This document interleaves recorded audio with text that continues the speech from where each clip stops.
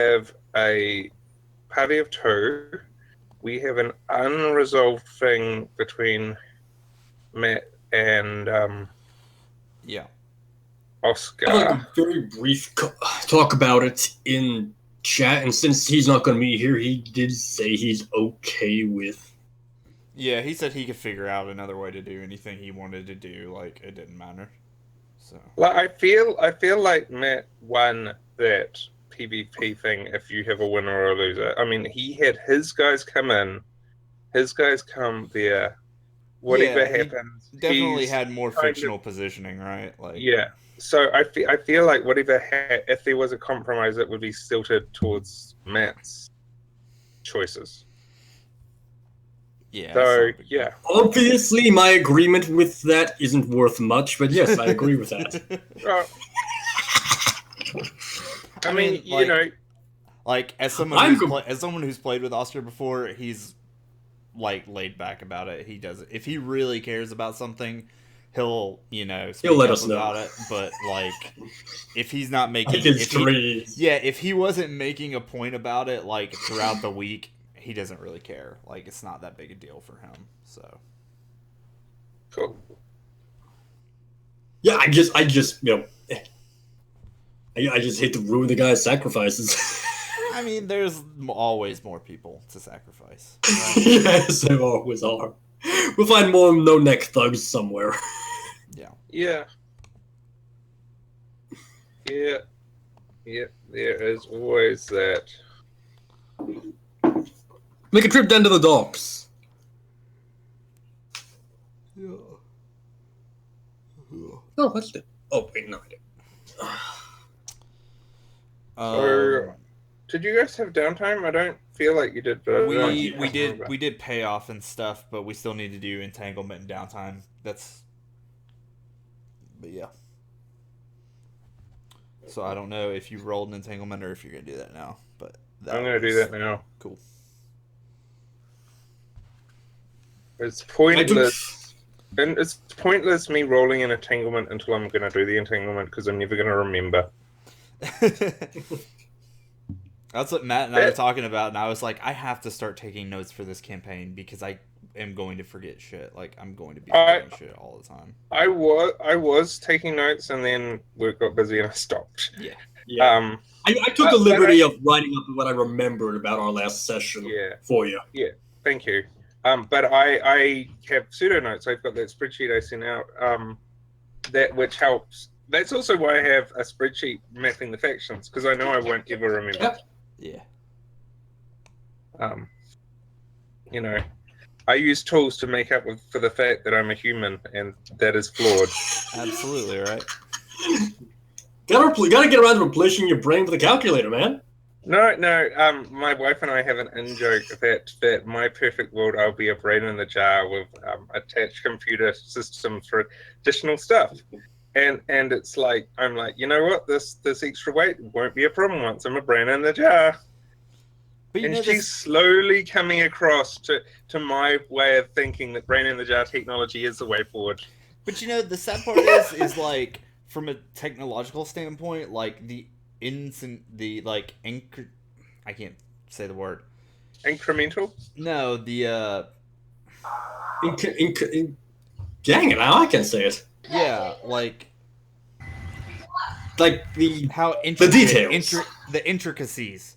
The intricacies of like the human body, like from a muscular standpoint, are like way harder than the program, like the logistics of like mapping out a programming computer thing, right? Like it's that thing where it's like we built supercomputers to crack huge encryption numbers and all of this stuff decades before we could build a robot that could stand up.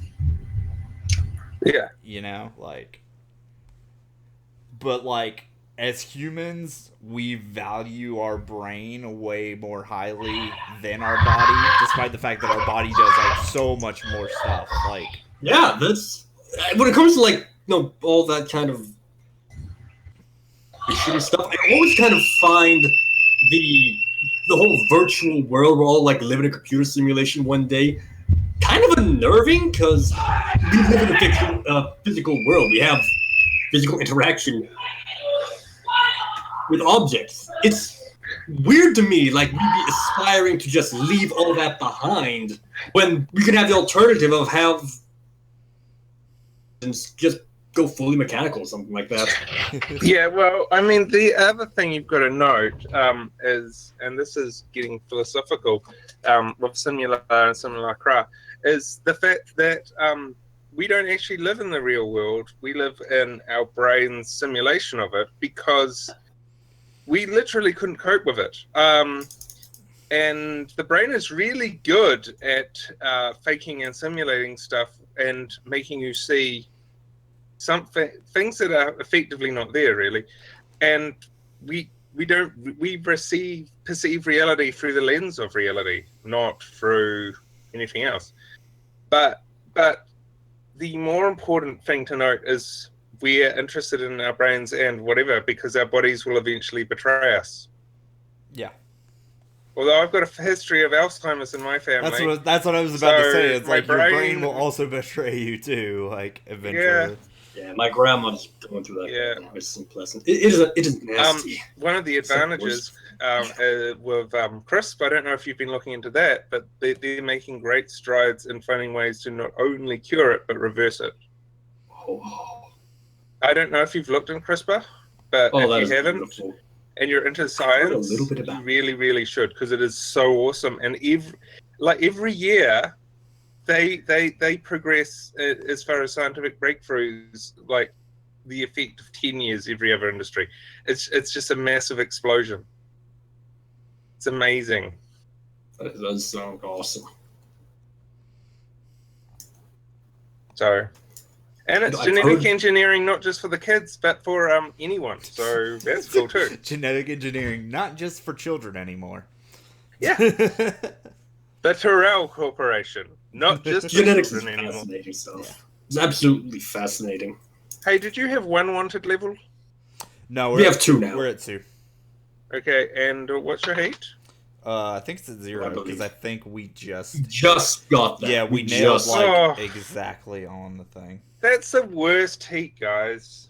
That's the worst heat. We kept. Well, the thing was, in the immortal words of Bane, we kept it at 6 heat for you last time because you love 6 heat so much, and then we had to roll over. Like, sorry, we couldn't get another 12 heat. So, do you have +3 faction with anyone? Silver Nails. That's it. Nails. Awesome. Oh no. Awesome. What did you roll? Hold on, I'm trying to consult my book. Yeah, it's they ask us for a favor thing, I think. Right? Yeah. I need to. While you guys do your downtime action, I'll think about what favor they ask for, because I want to ask you for a favor that 1 won't get you killed, and 2 is interesting. Yeah. Yeah, I can understand the first one, but what's so important about number 1 for you? Well, because I have been doing more. I feel like I've been doing more than the rest of the crew to try and avoid getting you guys killed. It's not total role reversal going on here. What have we doing? I mean, that's the case of every game I GM, where I know things and I'm like, you really don't. It's like my other crew unleashed a newborn chaos god into the world and wiped out half of Duskwall. Yeah. And I was like, you really don't want to do that? And they're like, no, I do. But you have nothing to gain. Yeah, but they're dicks. Yeah. Yeah. Okay. That sounds like my Shadowrun game. Just this past week. Seriously, they just went around burning down Dimmer Sisters' houses just because. Oh, that is going to end so well for them. Hey, we've done it. We've done it. They unleashed an a newborn chaos god, which went on a rampage and wiped out the lightning barrier. Yeah. and decimated half of Duskwall. It's a good move. Slaanesh, how fucked up was this chaos god? Very, because they interrupted the ritual. They're a little bit ahead of the storyline I've got going for on you guys. But they made up for it. They went and charged the city to help reinstate the lightning barrier using the spirit essences that they had. There you go.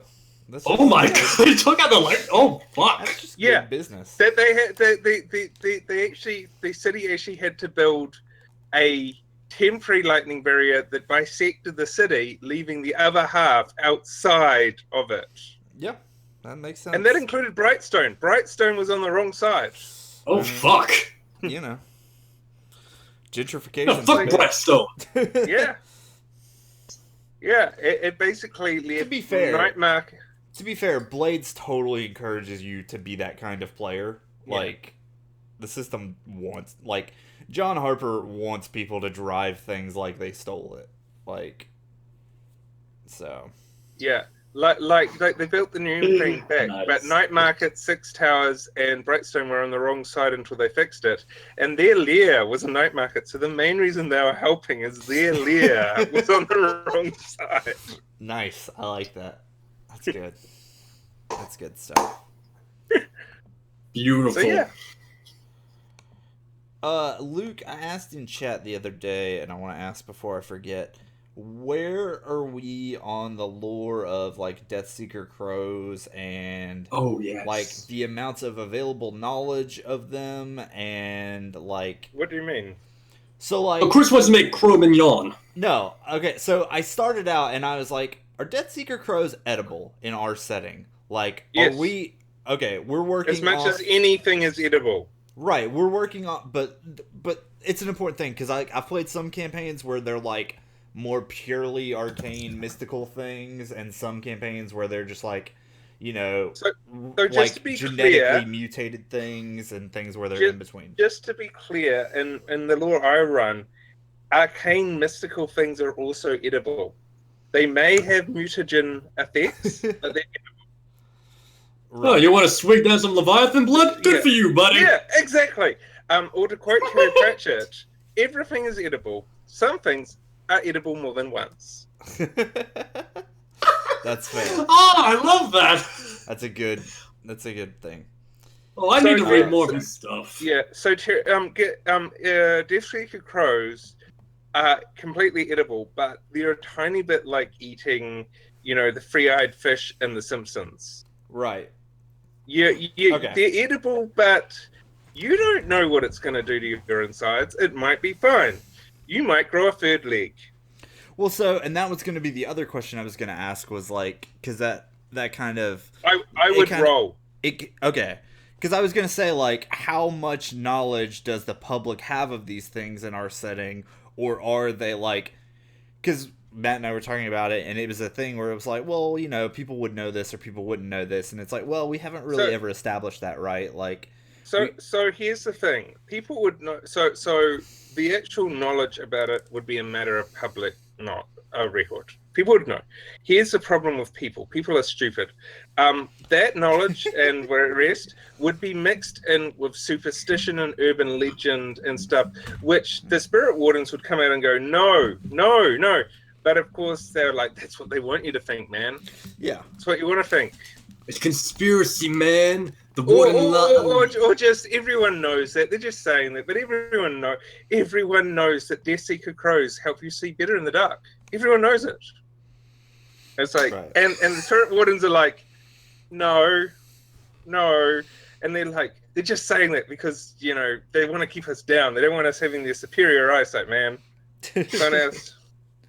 Someone else is like, I heard they make you go blind, and it's like, no. So there's a lot of misinformation and whatever, but because you guys are new to Discworld, right? Yeah. So you'd have to find out by asking someone. You could go into Charter Hall and look up, but I think that would be difficult for you, given that you guys don't really fit. Yeah, we're hobos. Yeah. Yeah. Well, no, you're dirty. Man. You're dirty savages from the Deathlands. That's true. I mean, Emmeline maybe, but she might be asked if she's lost. Yeah. Would me and Emily, especially like me, since I have an underworld background, would I know some of these rumors at least? Oh, you and Emmeline would. Well, everyone knows the rumors. It's a problem when you go and talk. You would know. You would have a fairly better idea of the difference between the rumors and the facts. So you would be able to distinguish all the actual effective lore stuff and that these are Death Seeker crows. But I mean, in the world of Duskwall, the question of a mythical creature versus a non is a hard thing to say. Like, if you were to ask me what makes a mythical creature, I would start with any one thing that is created in radiant light. But here's the problem. The eels are bred in radiant light, and they're your food source. The mushrooms are grown in radiant light, and they're your food source. So that pretty much means everything is mystical, which is why it's all mutated. Right.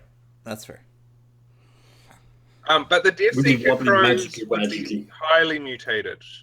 The public record thing was important, and also so, because in my mind, and kind of to a degree in the book, like, there's a separation of like things that fall in the electroplasm magic and things that fall in the ancient ritual god magic. So okay.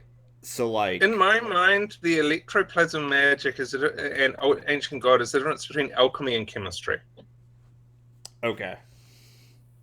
If you get the distinction. Yeah, I got you. Yeah. They're both the same thing. They're dealing with the same thing, approach. Just at different angles. Yeah, I got you. Okay. And one of them is charlatanry. Well, not really, because they were actually ancient gods, but I actually, in this analogy, think of the gods were the charlatans, not the people doing it. Because the gods were doing it for them, and it's kind of like, right. So the Sparkcraft and the potion stuff and the arcane stuff is tapping into the stuff the ritual stuff used to use the gods as middlemen for, and still does. Cool. So I've realized when Ask finally does this ritual, essentially that's going to give you guys the cultist crew upgrade, which allows your god to manifest in the real world. So that's going to be the end result of that. And I feel like, given the cost I put on that ritual, it feels like a fair thing to give you guys. Yeah, it's a pretty expensive ritual. Like, a pretty. Yeah, giving you guys a crew upgrade for a ritual is quite a big thing, but I think it's worth it given that it's a really expensive ritual. Yeah, I think that's fair. And Oscar really, and you know, yeah, Oscar's really motivated to do it. Yeah, so. he really wants it. I think that this is another case that he doesn't. It has a warning on it of stopping Ask before he can. It has a warning on it that keep in mind what your god wants probably isn't what you want. Yeah, he knows that. He knows that. It's just again. He knows that. He just doesn't believe it. Yeah, I mean, again, like Blades is a game where it's like, yeah, you're supposed to get yourself into trouble, right? It's more. It's like Luke always says, like it's going to be very interesting when he summons his god. It's going to make the game extremely interesting for all of us. So yeah. And I mean, that's why as a GM, I like to roll the dice a lot, because sometimes I'm like, okay, I'll roll the dice, I'll look at the charts, and maybe that'll give me an idea what will go on to it, because just coming it off from my head often is too hard. Yeah. Like, what's going to happen? Are all the trees in Dustbowl going to get possessed? Possibly. Is a giant tree going to emerge from the ground and go on a rampage? Possibly. I don't know. Treebeard's pissed, Joe. Yeah. Are just a bunch of people going to start turning up, hanging from the trees like gallows, hung? Possibly. Yeah, or is his god going to appear and pat him on his head and then go on his merry way? Yeah. Highly unlikely. Just leave Duskwall and be like, I'm going back outside. This place sucks. Yeah. I'm out, bitches. Yeah, exactly. Peace. Okay, so downtime actions. I'm gonna indulge Vice because I need to do that. Hey, can you see Macros? Yeah, I can still see him. Okay, I'm gonna refresh again. Macros? He couldn't see your camera. I can't see his camera. He's refreshing right now, so. Okay. Okay. There we go. Yep. There we go. Roll 20, ladies and gentlemen. Roll 20. Thank you. Quality engineering. Yep. We gotta create our own gaming website with blackjack and hookers. In fact, forget the gaming website. Since my last place of ladies of ill repute does not exist anymore, I guess I'm gonna wander down to Silkshore and find some ladies of the night. Cool. Silkshore gives you a bonus, right? Yep, gives you an extra die.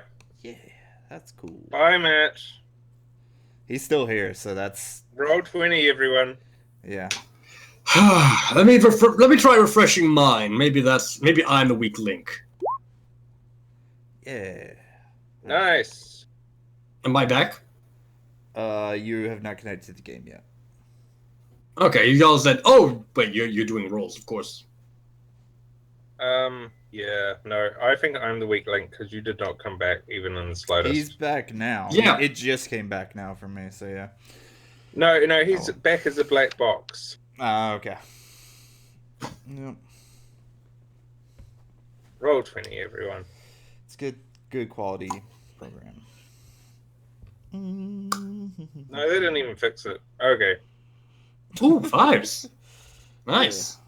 Yeah. I kind of didn't want a 5. What, is that an overindulge? I thought you were running low. No, it's not. I was at 8 stress. It's okay, but it's cool. at that tenuous spot where now I have to decide if I want to risk rolling again and overindulging or not. Free stress is fine. Just don't keep on doing. It's like the guy in my other one who's completely over whatever. He's a hunter. A hound, I mean, Yeah. and he keeps on popping sharpshooter, and then he wonders why he keeps on traumaing out. And I'm like, because every single engagement, you're like, and I pop sharpshooter, Yeah. and it's like, No, it is. and then it's like, oh, that costs 2 stress per pop. Yeah. But it's supposed to be persistent. Or no, actually, sharpshooter is different because sharpshooter is It's like persistent. a one-time thing. I roll that it's persistent throughout the scene. Yeah. So the covering fire isn't, but I essentially treat sharpshooter like either if you're shooting long distance or with pistols, or you're using pistols and doing barrages to give you scale, like not to be trifled with. Yeah, that makes sense. I treat it like the hunt equivalent of not to be trifled with. That's fair. And so I say it lasts the whole scene. Yeah. But once the scene's over, then you no longer have that effect. Yep. Same's true of not to be trifled with. Okay. Options for overindulgence. I can see you again, Matt, by the way.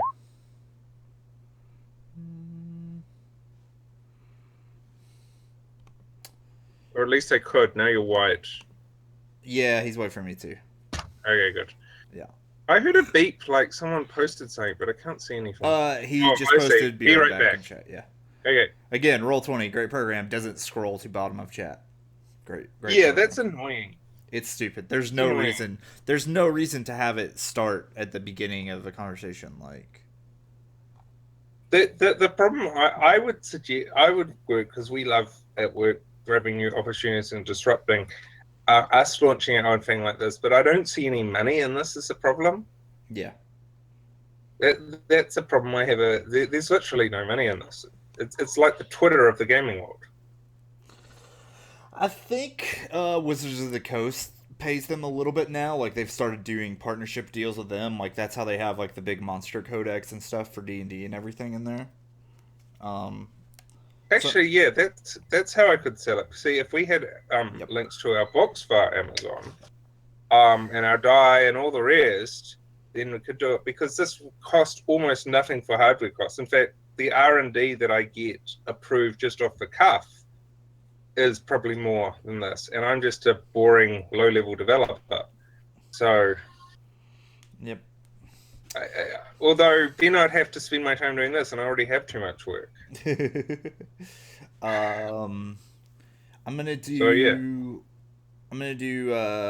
We took playbook training, right? Isn't that a thing we took? Yeah, I'm certain you did. All right, yeah, I'm gonna do playbook training because that's gonna give me an advance, which is awesome. Playbook training is so good. I mean, it's so overlooked often, but it's so good. Well, it was like I was talking to Thomas. It's like taking playbook training is essentially the same thing as taking any other training. Like it's universal, right? Because you can't move that specific 2 XP from your playbook, but you can move the other 6 XP you're going to get at the end of the session to any other stat you want and mitigate it with the 2 you're getting from playbook. But it's better because you do not get desperate rolls for playbook. Right, but you have that entire 6 XP like or more at the bottom. What I'm saying is you have for the whole thing so many opportunities to get XP, and you have desperate rolls, the end thing, and training. But for playbook, you have the end thing and training. So that means you have one less opportunity, which means that you have higher value returns for picking that because you're maximizing your opportunities. Right. We've got something called cookies. It's a box. I'm busy doing this. Okay. Do you want to come and say hello, or do you want to go? Hello. Hello. Hello. This is Jake. Hey, Jake. And he's off again. As children are wont to be. I said, as children are wont to be here and then gone. Yeah. I'll be right back. I need to use the bathroom. Okay, go ahead. I need to think about my advance anyways. Then your nigga don't pull me in the bloody cat. Oh, God. Oh, God.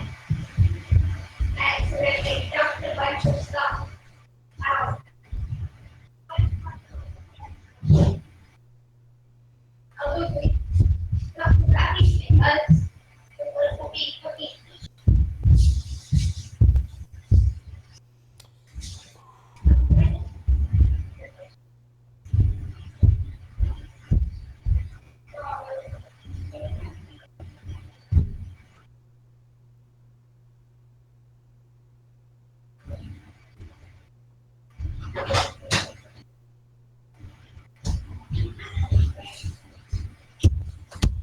You like sharpshooter, don't you, Matt? Like, haven't you been a proponent of that in the past? Hey guys. Right. So yeah, I was thinking the Whisperer and I was thinking about Matt's issues, but the Whisperer and the Leech are both high system knowledge skill ceiling characters. Where I think they're the best and they're my favorite, but then again, I spent the first week that I had the manual going through it literally with a fine-tooth comb looking for system flaws to exploit. Yeah. And I'm the type of person who builds that Munchkin character where instead of a bard, I have a rogue, sorcerer, warrior, multi-class. Maybe with a bit of warlock in there. I don't know. Just a dash of warlock. Just enough to get to level 3. Right. So I can do Eldritch Blast and exploit the leveling, tearing thing of Eldritch Blast. Yeah, of course, right? Yeah.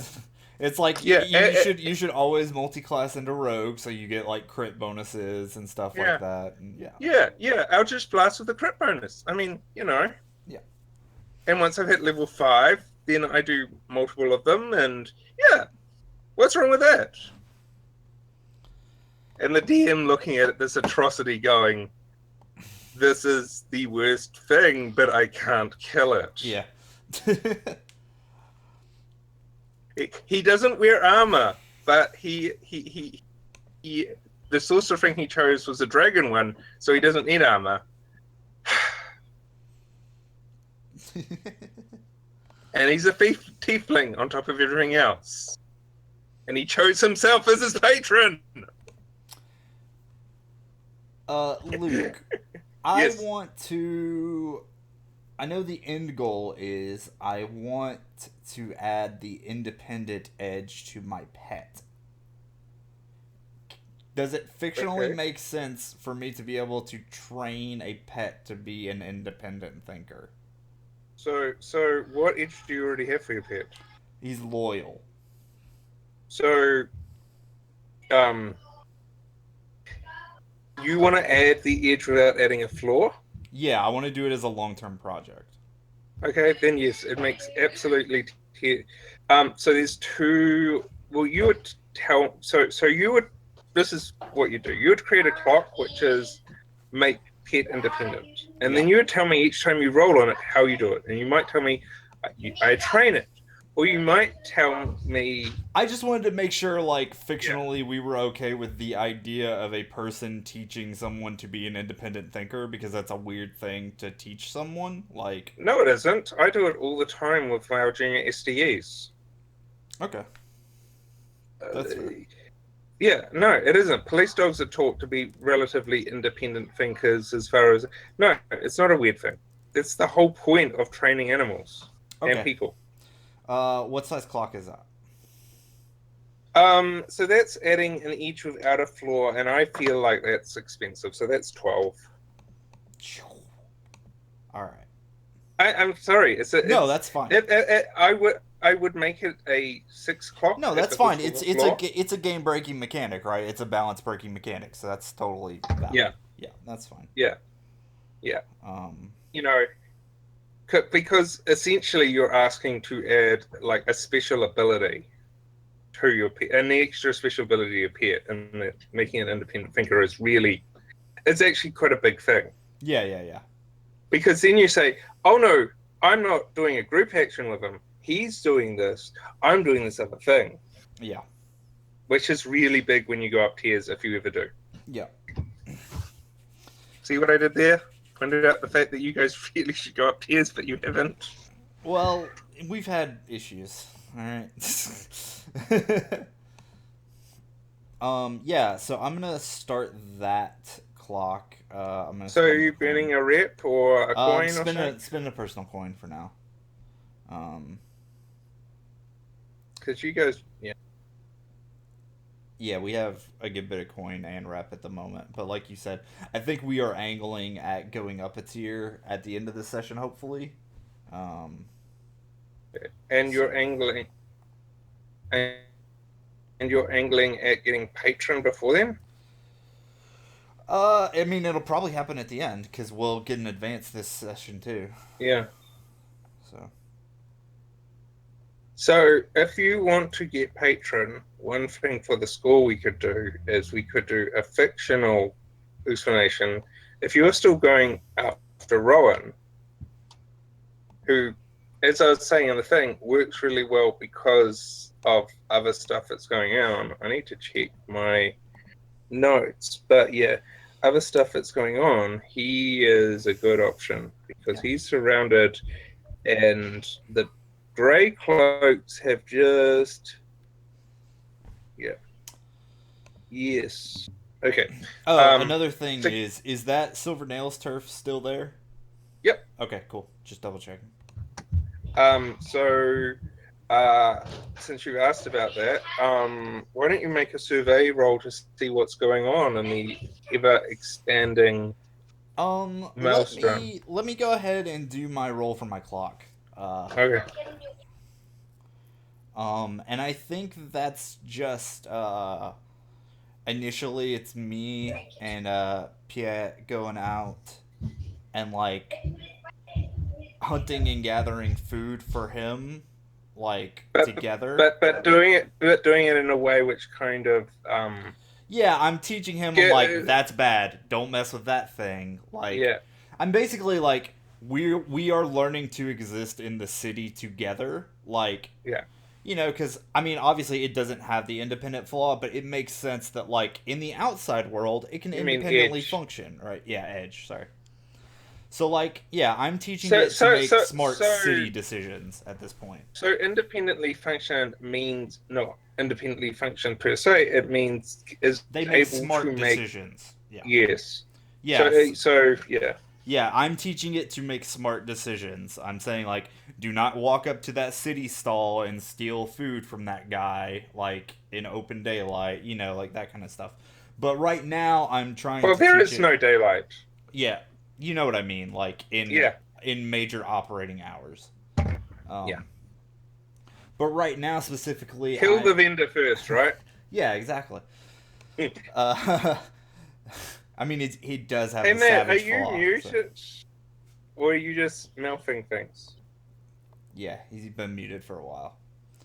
I didn't know if he was just I completely miming. forgot about that. I didn't know if it was an I- intentional thing either. So I was like, I thought Okay. you were miming, and then I realized I haven't heard him at all, though. Yeah. He's really dedicated to this bit.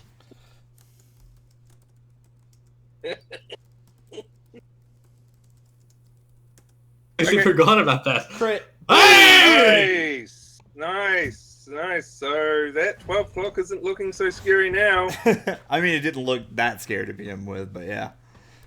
Like Six, I said, I do agree with, like, for the record, I do agree with you. 12 is absolutely fair for that. Oh yeah, no, there's no Yeah, question I about know. that. I know, but I was like, 12 o'clock, that's 4 downtime actions if he rolls really well. Yeah. No. So what stat were you rolling for it to get free? Hunt. Okay. Yeah. Cool. I just wanted to confirm that everything was on the up and up, and you went like... I specifically included hunting tactics in the description too, just to remind all of us of that. I mean, that's how the game's designed, that if you can fictionally describe how you use it, and it's done such that, it's actually my main problem with that, what is it, the slide ability, which allows you Rook's to, Gambit. because you can already do that. I know. Burning That's through why. stress. That's why I've never taken that ability as a slide, because I was like, this is redundant. Like, Yeah.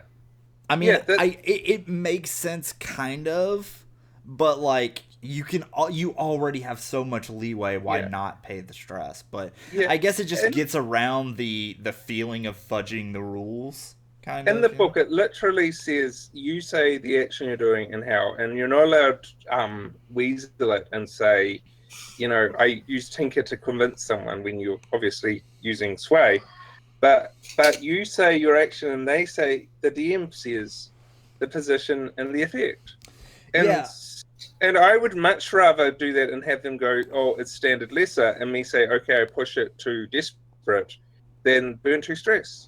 Yeah, I actually posted like on the G Plus about that like versions ago, and like version 6 or something, because I was really conflicted about it and like how it was useful and stuff. And even there, I never got like a satisfactory answer. Like the answer is some people like it, and that's fine. But I get frustrated every single time Emmeline uses it, because I'm like, you're gonna kill yourself unnecessarily.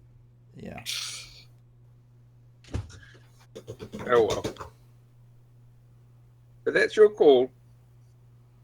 Forget the fact that most of your more effective roles that you've done have had nothing to do with combat. I actually looked it up, and like the thing is like, because I asked and I was like, based off the expanded sense of flexibility, because this is when John posted like the breakdowns of the actions that appear in the book now. I was like, doesn't this kind of devalue Rook's Gambit, right? Because you're paying 2 stress to roll a better skill, which requires you to fictionally reposition yourself anyways, which the nature of action rolls is you just reposition yourself that way the first time, right? Mm-hmm. And John's response was, Rook's Gambit doesn't require anything except 2 stress.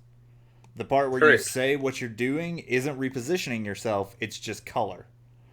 And I agree. And then he was like, and in any case, without Rook's Gambit, you can't roll Sway when you stab a guy. Like, and I was like, that's fair. Like, but my problem with it is people don't say, I'm using Rook's Gambit, I'm stabbing a guy and rolling Sway. They come up with some bullshit thing. I think if I was to take it, I would literally be like, I've got 4 in Tinker because I'm a leech. I use Rook's Gambit to go and command someone to do it, because that's how Rook's Gambit works. Right, but then even the book is weird about that, because it's like at the end of it specifically says, say how you adapt your skill to use this. Like, that's the part that makes me not like Rook's Gambit. If that But- one line wasn't in there, I But I would feel be like fine the with it. G plus indicates that just color, and you can just be a bad role player. Yeah, I guess that's John's intent for that Yeah. one. Yeah, it's like this week I was doing the roleplay, and I was like, this happens and this happens, and the guy just went, dude, I'm not going to roleplay that. I can't be bothered. It's been a long day. That isn't going to happen. Yeah, that's fair. And we were like, okay, that's cool. We'll move on. That Okay, is fair. so I'm keen to tell you what's happening, but I feel like and the survey's better because then it tells me kind of how much you know. Okay. Is this just a fortune? Yeah. Okay. It's just to give me a guide.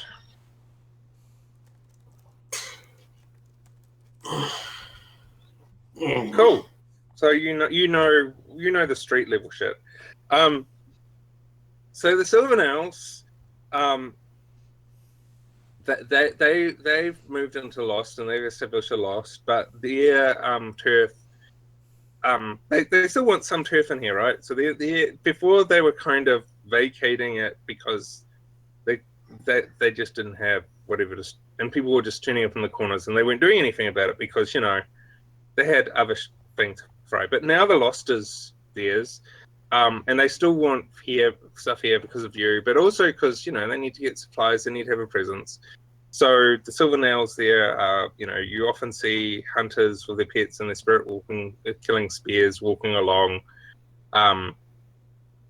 There were one or two things where the Horde tried to move in to the Silvernails. Oh, that reminds me, Silvernails, if I haven't made a tier 3 faction, are a tier 3 faction now.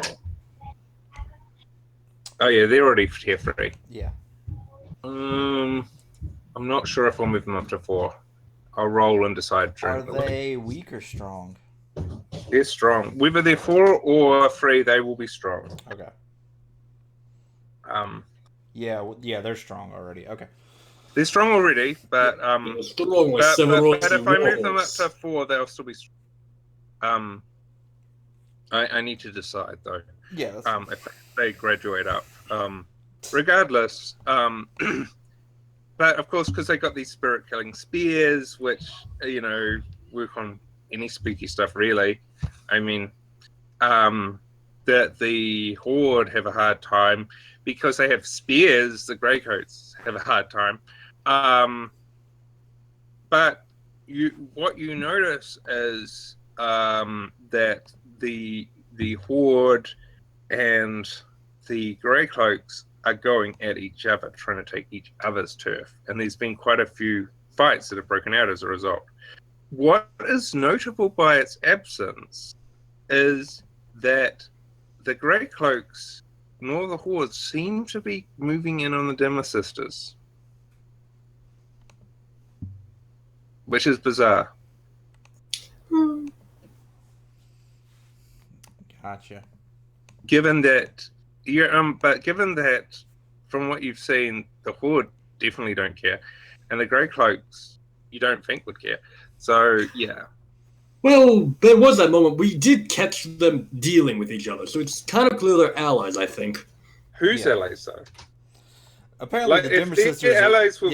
apparently the Dimmer Sisters are double dipping is what it sounds like. Well, you didn't get a 4, so I can't confirm right, or yeah. deny that. Yeah, the speculation as a player is that Yes. the Dimmer Sisters are double dipping. And that's the speculation I wanted you to have. Yes.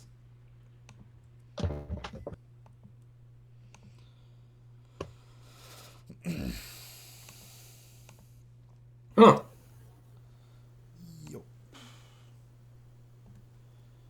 So I'm Back to good the for list. now on downtime actions. I can't think of anything else I immediately want to try and do. What was that speculation you were getting at? I missed that. I think I'm testing on a weird computer thing at the moment. The speculation is that the Dimmer Sisters are allied with both the Horde and the Greycloaks. Oh. Yeah. And that they're just Okay. they're Yeah. staying neutral in this and probably waiting to see who the winner is. But at the very least, they aren't being attacked by either, despite having turf literally in the middle of them. So there is something going on there.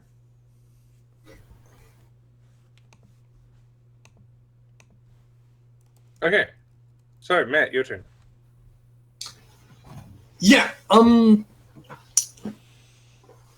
my first downtime action, since I still have all these lovely Docker prisoners, we kind of got, I guess, held at gunpoint in our base. Yeah, what are you doing with them? Like, what am I going to be doing with them right now, or how are we holding them? Yeah, how are you holding them? Because I imagine we've just got I think we got like Barbosa and Ral, maybe like one or two of us going around and once in a while, just taking shifts on them, having a gun trained at them. Okay. Maybe we got them tied up. So mechanically, just so you know, that essentially means your thugs are going to be tied up, so to speak, until you have dealt with these guys, because you're going to need your thugs to be round the clock keeping an eye on them. I don't know if Alakai is okay with them doing that. Well, then you need to sort out what you're going to do with them, or you need to have a scene between Alakai and Miss Higgins. I can't remember what her name is. Fictionally, this would be like exactly what happens the moment we kind of got them back to our lair. Right. And I will remind you that you have still inactive a devil's bargain that you will do your utmost to protect them. Yes, you can't just take them out. Oh yeah, to the canal and shoot them each in the head and just push them in. I mean, he did save them from the horde that way. Let's be real. Hey. Interested in doing that, I would not have let us bring them back. I have a better plan. I am going. There's another important note I need to make. You guys took the carts, so I'm willing to say, as well as the other generous thing, you have 6 assets in their one use of these carts that are pulled by hollows, who you need to feed and other shit. But one of the devil's bargains was one of the hollows was Nerex.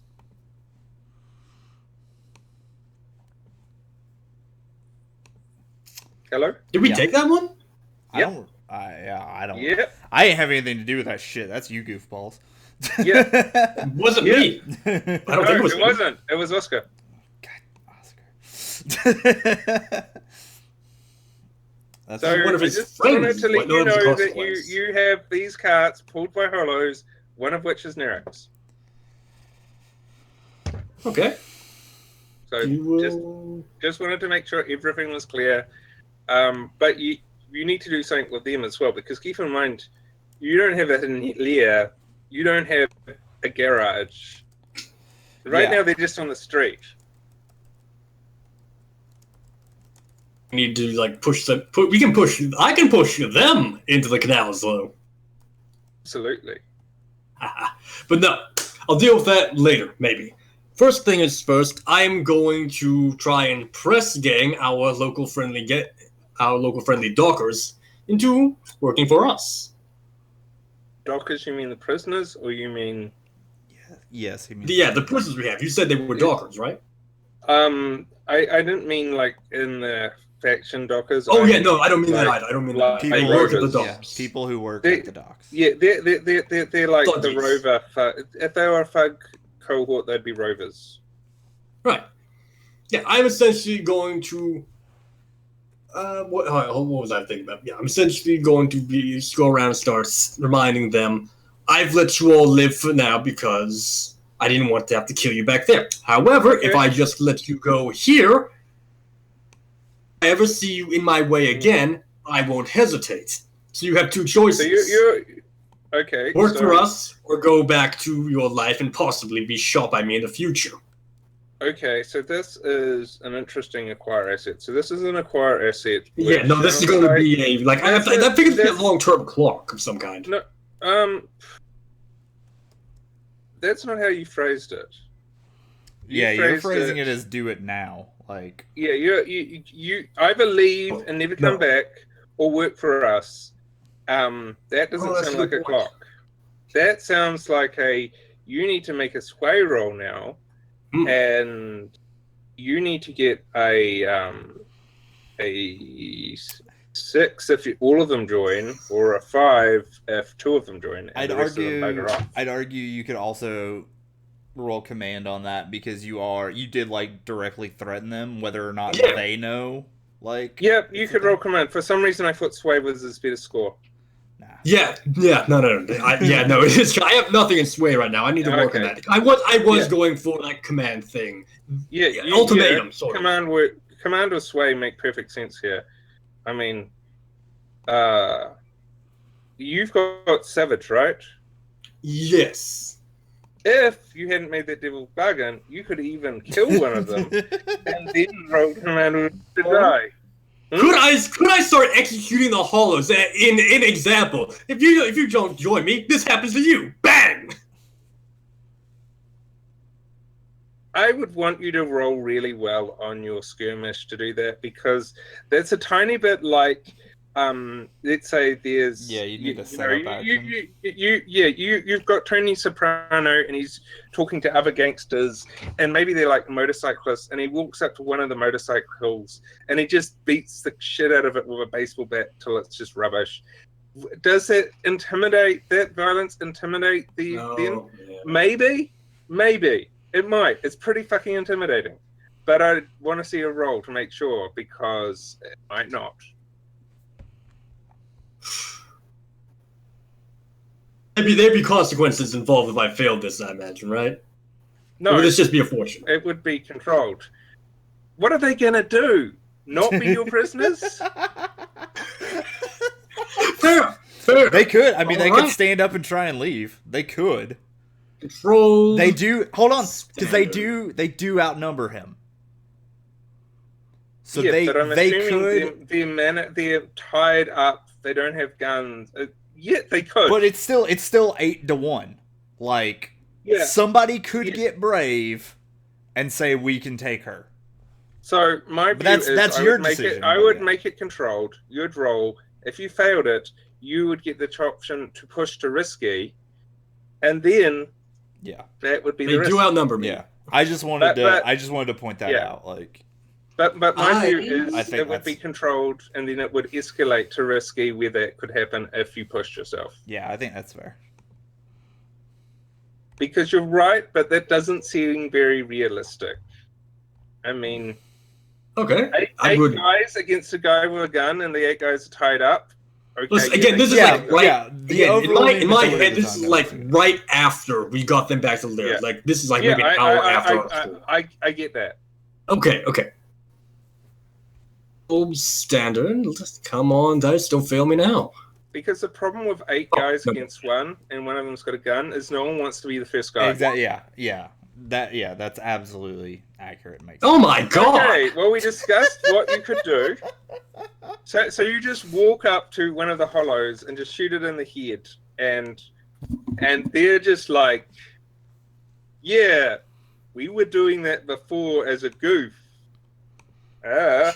It's like, well, wow, you shot a mannequin. I'm real impressed. Okay, yeah, I think I'm going to switch the. I think I'm just going to. Me pushing myself to make this a risky position and do that again, or just take a different action instead and just go full on to, okay, ultimatum time. You work for me or die. Yeah, well, those are your choices, yes. Going on. There's nothing to really be gained. Yeah, I'm just going to switch to the command role. Is anyone helping you? I don't know. Is anyone helping me? No. Okay, good. I like that. No. Hi, everyone. Myself this time. Emmeline just walks up and is like, oh, we're bossing people around? I'll help. Yeah, I mean, I guess I'm helping. Yeah, fuck it. Do what he wants. So, wait, are you helping me, or...? I actually really like that Emily just walks right into the scene, has no idea what's going on, and is like, yes. Although if I am going to do that, I do have to double check. Is my stress at 0, Luke? Did you say that's how that works? Yes, Okay, that's cool. how it works. What I especially like about this is you've never seen this woman before that you just walk up to and join. No. First rule of improv. Okay. First rule of improv, always say yes. You just gotta go. on that. Wait, Nice. I've got this is because Emmeline wasn't in the previous score, right? She's been out Nope. 2 weeks. Fantastic. On that, I have a devil's bargain for you, and this falls in the first category of Luke-style devil's bargains. It amuses me. The devil's bargain is, turns out, these guys are amateur thespians. Yeah. Okay. These guys actually do amateur improv and whatever. And it turns out that they know Emmeline, and they're in the same theatre group. And essentially, if you get this, you'll not just get thugs, you'll get a theatre group. who although, because you're What more organising could it, you ask report for? to you, kind of look up to Emmeline more, because she's kind of like the lead actor. Ugh. But it gives you another die. I like that devil's You bargain. should, you should I know you like You those would. you ones. should But totally you're not take the that, one who Matt. takes it. You should totally Yeah, I take guess that, it's up Matt. to Matt. That's really interesting. Like, As I said, the first It is. It goes against the it's entire same- reason I was happy you didn't assist, though. another Screw it. reason I'll I take hope- it and I will beat them into submission later. Well, no, they'll report to you. They'll just Yeah. look up to Emily. yeah, they'll fear you. They just won't respect Yeah, you. they'll fear you and respect her. So I'm getting the better deal here. They're fearing me. Yeah, clearly. Excellent. Clearly. Sure. Amelise You is can look getting at it what that she way. I'm wants. fine with that. Regardless, I have a fun time. I know, this is great. and you're To gonna be, do not to be. I am giving you that assist die. Yeah. Standard, and you said you were assisting me too, so that's 2 bonus dice. Mm-hmm. That's 4 dice. If I fuck this up, I'm just gonna walk away. No? Nice. Okay. So, you got them, and you got them with a 6. Mentally, I told myself if you crit it, you wouldn't have this clock. So you've got them as a 6. Oh, I'm good. But there is a 6 clock, because I'm being a quasi nice GM here.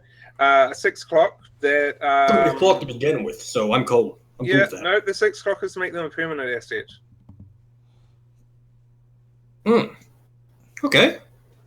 It's Okay. worth noting that none of this was actually downtime action, really. I just let you truck and trailer it in the back of the last thing, because you kind of. We left that and said we would do it with flashback or whatever. Oh, so are these the captives? Yes. Okay, cool. Yes. Do I factor in this 6th roll to that clock, or is that just That's creating just creating it. Okay. So until you fill in the clock, you can use some. You need to come up with the edges and flaws. You can use them one time, but when you finish the clock, you can use them. They're your quality though. So when you use them, you can only use 2 of them, even though there's 8 of them.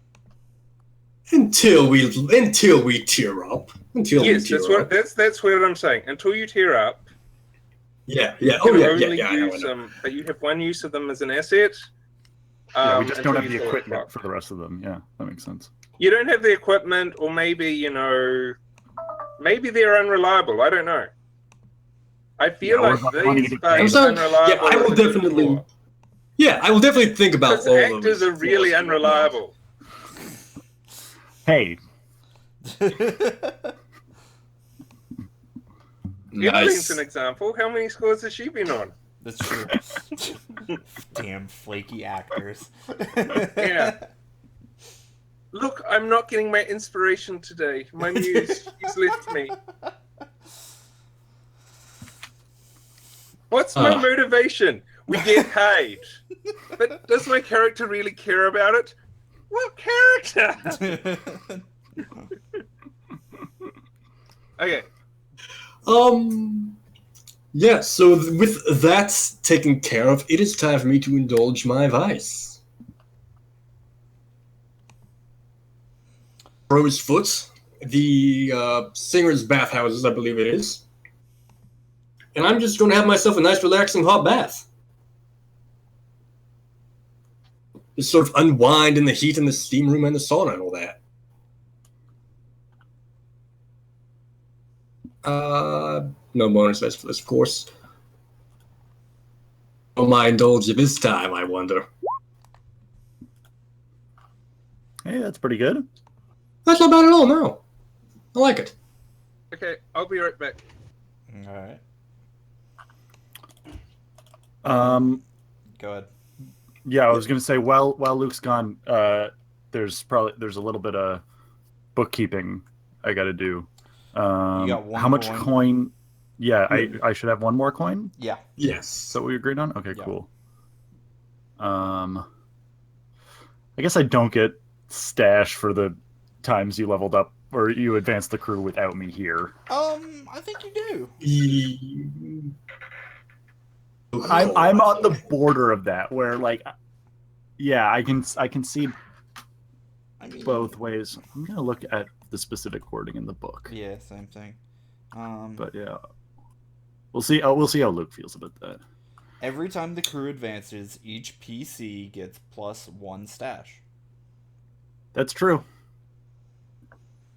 Okay. So even like So should Faust, I have- even Faust should get like it should go to each player character.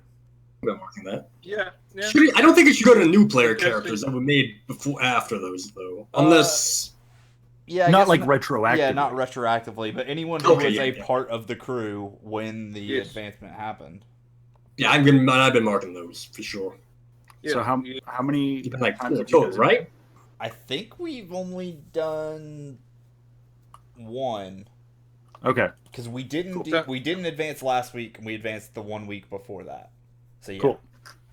Okay. That should be like I've been putting a few of those coin with him, whatever. So yeah, just a quick little thing, along with the obligatory upper back keep in shot. mind, that's just in your stash. Yeah. Yep. It's just you said you've been paying with those coins. You can't pay. There's a It's 2 to 1 out of your stack. yeah. If Yeah, you're no, paying with out of your stash, you need to mark 2 off because. Mhm. Yeah. I personally wouldn't. I'd just leave it in my stash, and Look. that's me. Improve your lifestyle, move up to a better, shoddy hotel room. No, have you spend that pinged money. up? No, Hmm? I don't think. No, I don't think anyone No, does no. does it. Not yet, anyway. Right. So yeah, because I want to find a kind of little anecdote thing. I guess Luke might get it. But as long as the obligatory upper back shot we see is Annalise is like settling down to like one of the bathhouses tubs. We get a shot of like her left arm, and there's a tattoo of this yellow snake coiling up its head like right before her wrist. Nice. Hmm. What is Emmeline as terms of descent? So In what? terms of what? What race? What peoples? Oh, she's from Akros. She's from Dustbowl. Emmeline? We have Amelise and Emmeline. Both Akarosi. Yeah, both. Oh, of them. Amelis. Yeah. Okay, so Yeah. that means she's okay. So she has pale skin and a yellow snake from pale skin. Cool, interesting choice. Yellow snake tattoo. It's a lot more detailed than like the thing she painted on the wall with all that paint. So it's not a prison tat then. No, it's not. It's definitely something else. Along with that, and sort of going into that, just sort of building off that, I think I'm going to my first coin downtime action and go to speak with my good friend Roland about selling those spirit essences we have. Because hey, someone's going to want to get high off that, right? You don't tend to get high off spirit essences like you don't tend to get drunk off battery acid. I mean, don't judge people. Someone will. And at the very least, it's what mixed with you mix it with seawater, and you can create quicksilver, right? No, not quicksilver. What is it? What is it?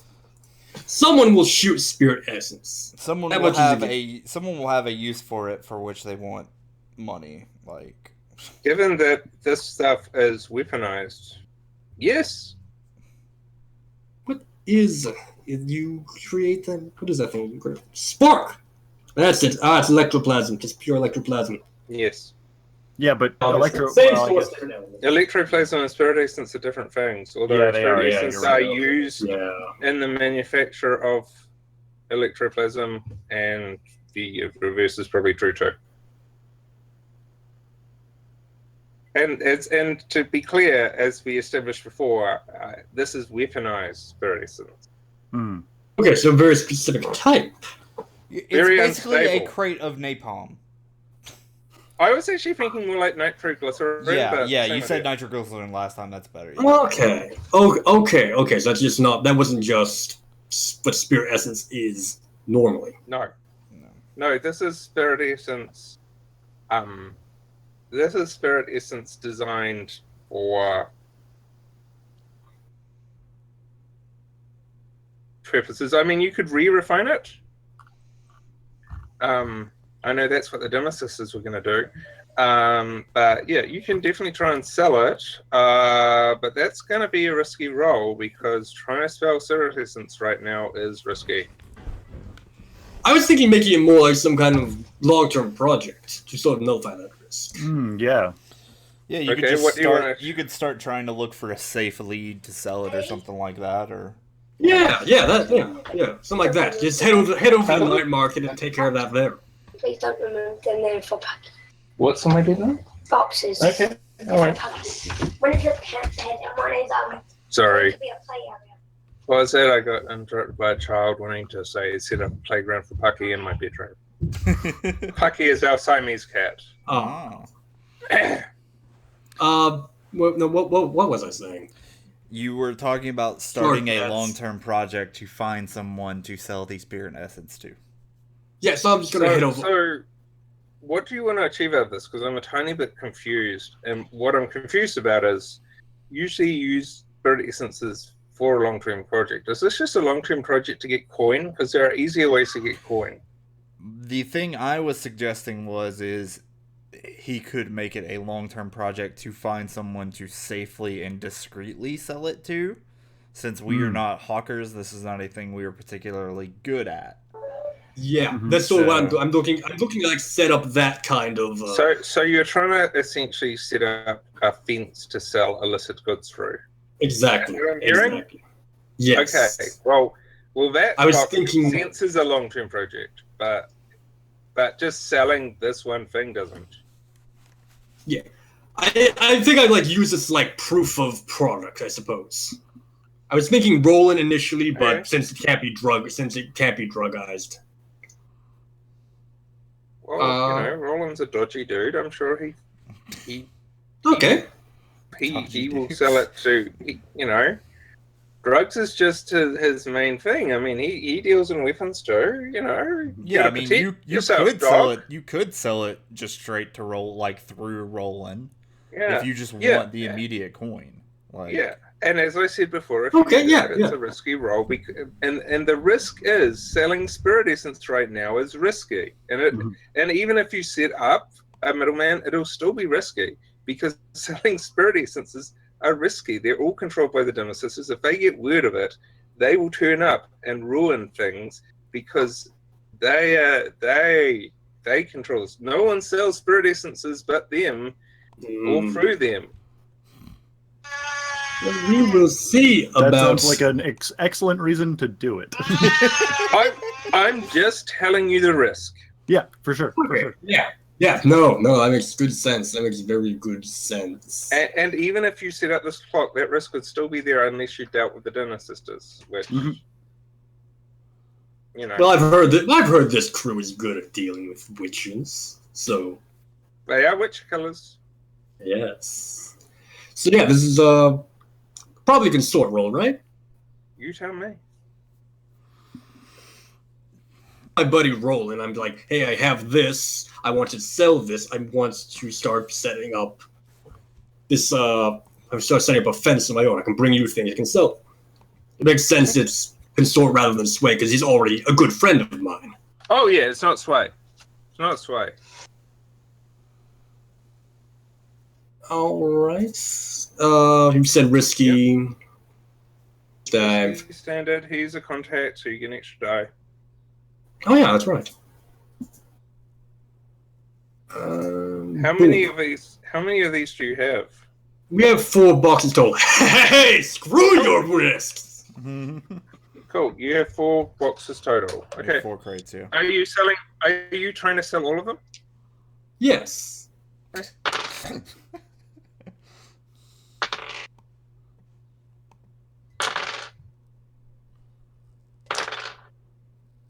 Okay. So you get 2 coin per box. Nice.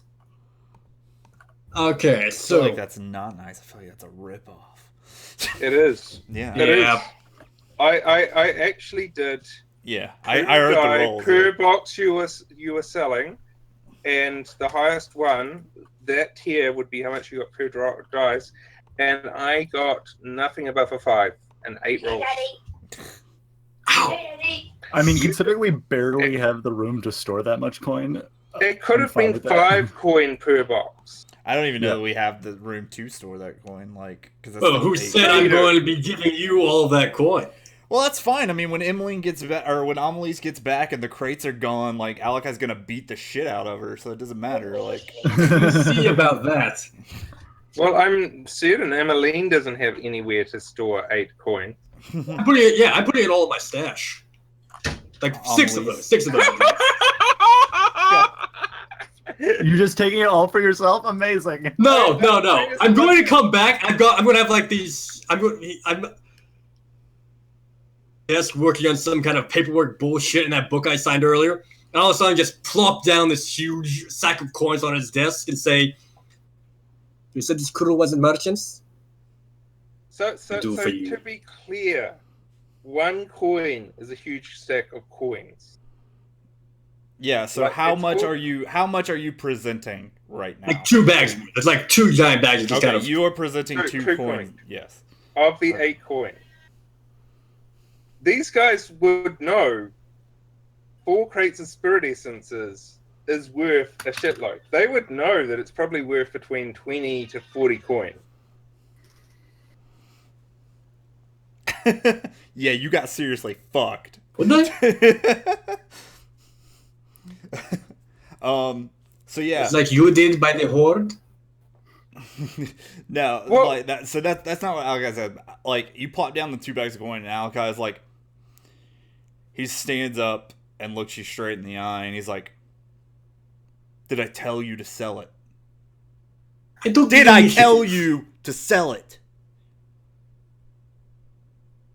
But what are you Did going to do I with it? tell you to sell it?" I have the feeling like if he was No. seeing fish, I'd feel really nervous. No, what? You didn't. No, sir. Sir.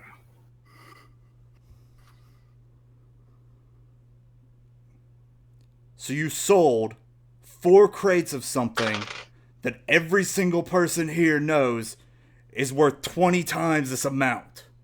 And you come back to me like you're important. The Dimmer sisters grasp on anything? What are you going to be? What are you going to be able to do with it? This is a miracle. It's without attracting their attention, no less. It's like, why would they even care about something so small? We might as well just given it away. And that isn't even the point. The point is, I didn't tell you to do it. And if I had, I would have told you to do it better. You don't get to come in here and do whatever you want and fuck it up and then get a pat on the head.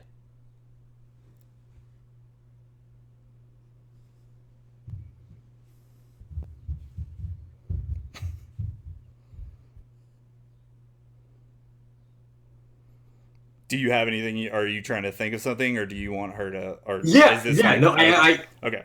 I just wanted to make sure, like, this wasn't an in-character pause. Like, because if it's an in-character pause, I know what I'm going to do. But if you as a player need to think, like, go ahead and take a minute. Okay, so what do you think? I rolled a fortune die for your crew, your gang, who I've established have very defined principles. Yeah. and the fortune roll was basically in my hand was do the fuck what I tell you to do. Basically was, you know, how strict are they on this? And I had 2 die and I rolled 2 6s. Fuck me. So they're watching and they very much expect Alakai to set some kind of example. Oh yeah, he's going to. What about my boys? Do they do anything? Your one-time use boys? You used up. You've got your hostages. Well, I would have to see. In order to answer that, I would have to see what Emmeline does in this situation. And then I was actually trying to decide if she was in this scene. Because they might not even be here either. I really want her to be in this scene. True, I'm not being here. I think maybe we're like outdoors, so maybe within hearing distance, but we're practicing our like the show we're gonna put on soon. And in fact, I like that your explanation, Luke, there for that Devil's Bargain makes something in my mind make a lot of sense, because I took a little something on the side as her last advance. And I think the way that she's making money is with this troupe. Like, that's how she met them and joined them. And so we're practicing for our next show. But like when it cuts to the outdoors and we're like, you know, doing our blocking and everything, you can hear Alakai and Amelie's shouting in the next room. So I think you guys are doing the Merchant of Wintercliff. Yeah. And you're rehearsing the Merchant of Wintercliff. Oh yeah, for sure. That well-known accuracy play. Yeah. I just like the idea that they're outside miming, and then like you hear screaming. And everybody's like, "Oh." I guess we'll give Matt a second to get back from his phone call before I beat the shit out of his character. Because it's worth noting how they respond. Although they fear Matt's character, they respect you. So the dynamic there is interesting, because this is how fear works, right? They're not going to step up for him. They're going to see how he does and respond in time. So they would step up for the person they respect. They would be cowed by the person they do not. Also, Emmeline wasn't here when Alakai had to beat the shit out of Ryle, was she? No, she heard about that though. I was there for that score. I just missed that downtime part. Right. But yeah, so she hasn't actually seen any of that like hardcore like authority stuff come into play. But yeah, Matt, I was saying, because of the dynamic, they would step up for someone they respect. They'd be cowed and back up someone they feared. So the way they would respond to that would be a fear-based reaction, but depending on what Emmeline does, they would respond for her with a got your back type relation. Yeah, no, that makes good sense. That makes very good sense.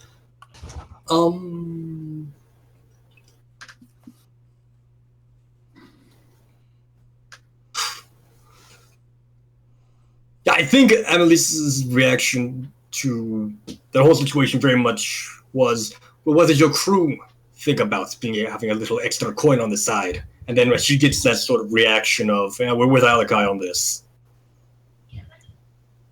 Yes, it's... Well, I mean, the gang is... They're mercenaries, but first and foremost, they're warriors. Soldiers. So they just look at her as if to say... And I think Ryle, she wins. In the battle between us and those Scoveland scum, we had 1/8 of one of these crates that we used to plant underneath their defensive line. And that turned the battle. We are battle. We are war. Why would we sell weapons? We could have used those weapons. I thought you were hard. I thought you were a warrior like me. Why are you selling our tools? You can't get them anywhere. And she goes off. She descends into talking a combination of Severossi and Taikarossi swear words that it's basically, when someone's so angry they revert to another language for their rant. Yeah. But she has a look at Alakai and just stops because she's like, I may have overstepped my bounds. I don't want to do that again. My jaw still clicks.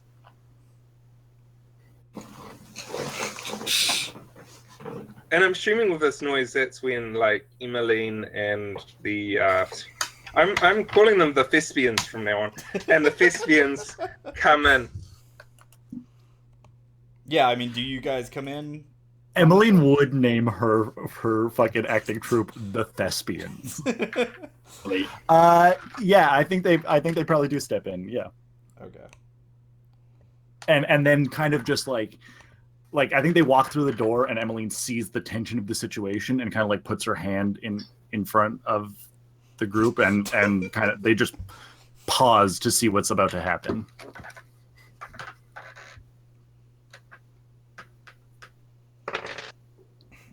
Alakai stares her down and he's like,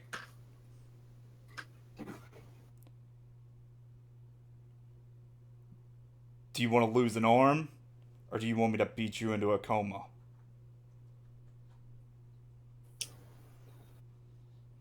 She kind of smiled. She was originally her smile fades like a scowl as Rob was talking. Get to the eye who goes down. He kind of reaches to her side, which got like a knife. Awesome. So there, you actually have, it was a gift from the Silver Nails, a proper Severossi fighting pit. So, I mean, at that, you guys pretty much find yourself kind of, because you got Rao and all the others, find yourself in the pit. And so you both have the standard single blade,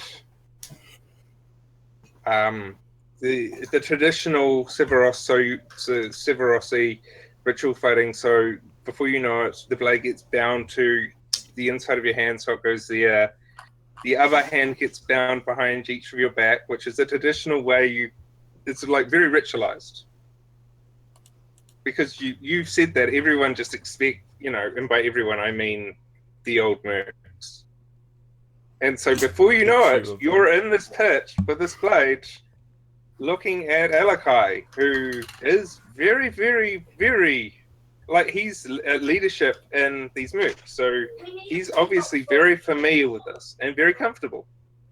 He's just doing warm-up stretches. And Emmeline probably notices, because she's seen him a couple of times now, without his shirt and stuff like that, from him swimming in the river and things like that, that his tattoos have been growing across his body. He used to just have this one turtle shell thing over his heart, but now he has this Polynesian style tribal lion mane that goes all around the collar and neck.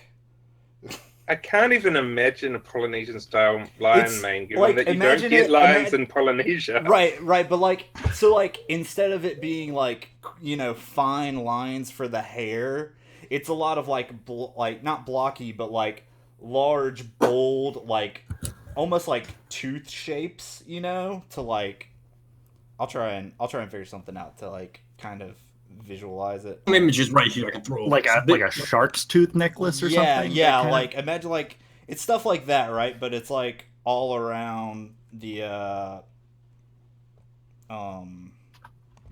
but obviously better done and more stylized and everything like that, all the way around and layered and spread in and out. Like I said, all the way around here. Okay, give 1 moment. So here we go. I posted in like this, but bigger and more spread out. It's in Discord. Yeah, like let's see. But like around his, was it around his collarbone? It's like neck and collar because it's like a lion mane, right? So it's like just this area right here. Oh, that second one is cool. Yeah. Mm. Yeah, it's kind of, but I was thinking like the one like where Luke posted where like it's the blade kind of style, like to mimic the curves of hair and stuff like that. But so the first one's a very traditional Polynesian one, but it has the same coverage of the bottom one. Yeah. Like that's just his entire upper body, and then he has like this turtle thing on his sleeve and like on his chest that goes down. And yeah, he's literally just like doing like squats and stretches and warm ups, like. So I'm assuming because he's Polynesian, there's a thing a lot of Polynesian friends I have where they have a turtle tattooed just this part of their hand here, such that when you go like this, it swims. No, seriously, that's a very Polynesian. Yeah. See, part of the thing to understand about Polynesian culture is they have this view that if you get scarred or wounded, if you tattoo over it, that will make that area stronger. Yeah. Yeah, well, that's why, like, and it's a little bit on a play, right? Because Dagger Isles it's an analog; it's not a straight 1-to-1. Right? I know, but like, I know. So he has a big turtle shell tattoo, like right here over his heart, and like that's a symbol of protection from like the world and the threats against him and stuff like that. And I like because that does kind of play into what you were saying, right? Where like, if something happens to him and he gets scarred and he gets tattooed over, like the turtle shell makes him stronger, you know, like it protects him. I like that. And I think like as you're getting ready, rushed and looking flushed, is if Faust has arrived with Ebe, who is this Dagger Isles medicine woman who is your contact, because they know that whoever loses is going to need her help. and Faust, because he you know, the old man. Yeah, the old man. Just before the fight starts, I do want to say, before we cut to the fighting pit, or maybe in a flashback when we see Emmeline. Actually, I don't think Emmeline's at the fighting pit. I think she would have been like, "This is stupid. I'm not involving myself in this," because she would have tried to de-escalate the situation. Probably like, I don't think she would have been able to, because it seems like you guys were set on this, but she would have said something to be like, "Listen, we don't need to fight it out. Like, use your words, be adults," kind of thing. Right. This is a silly argument to beat the shit out of each other over. So yeah, she would not be present for it. I wonder how Ryle responds to that, like Ryle and Barbosa, because they're very like they're still company people, right? Like, so I mean, like, are they more concerned with this like transgression than her like not being a part of the group kind of thing? So Emmeline's always been slightly out, but she's shown by her bizarre and quirky ways to be helpful in a pinch, like for example when she has value. And so and but not just that, she has value, but they're used to her, and they're used to her quaint, naive views. Yeah. And so they just give her a pitying look, like you'd give you know, it's kind of like we have these interns and graduates at work, and they go and say stuff, and we're like, that's adorable. Okay. Like, she might even turn to Emmeline and go, never change, dear. That just lightened up this whole situation. Yeah. I'm going to laugh about that for weeks. I'll be sure to tell Amin that while we're giving her stitches after Alakai has cut her up. And I think when she gets that look or like scoff from the group, she quotes the principles of the Chimera, and she says, "The lion defends the whole and lets no part be severed," which is one of the principles. This is not what we're here to do. And Ryle, I think, responds to that, and she's just like, "Don't worry, dear. He won't sever anything. He'll just cut it up a bit." And I think at that point, she kind of shows, and there's a scar running here, and she's like, "This is when I tried to convince Alakai that I would be better at leading the Mercs. Everyone has to go through this. One day, you may feel that you are worthy. One day but no I rush, will dear. beat you. No too. rush. But no rush. This is a very important coming of age for her. She'll be one of us. Assuming she doesn't bleed out like a little bitch." And Emmeline's like face sort of like drops, and then she rolls her eyes, and then she just like leaves. She like goes back out with the thespians. I don't think they follow you. I think they respect you, but they want to see what happens because they're terrified right now of Emmeline or Amelie, and so they want to see. I should not have made these names so similar. Yeah, you might want to like change her name. Yeah, she's now Bob. What's her surname? Because I'll just start referring to her as Jeanette. Jeanette, yes. Yeah, I'll just start talking to her, referring to her as Jeanette. Yeah, that works, that's probably a lot better. And so, like, Emmeline would like be like, "We got to practice," and when they don't come, she just like, like she just I can't think of what she says, but she just kind of like looks at those guys like fucking idiots, and then just leaves. Because again, they respect you; they don't fear you.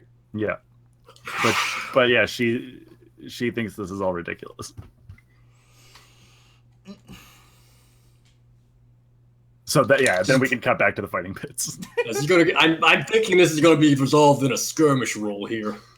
I was thinking about that, and no, I can see arguments. You guys tell me what you're rolling. You don't have to roll the same thing, but I can see arguments why this could be a hunt, a prowl, a skirmish, or a wreck. Because you're kind of stalking in a wreck, or even finesse, especially finesse. In fact, finesse, I think, has finesse would probably be the best effect, right? Like, yeah, because you're actually finesse like, in has a duel. effect. Yeah. Yes. If it's formal like that, yeah. It's formalized, so it's formal.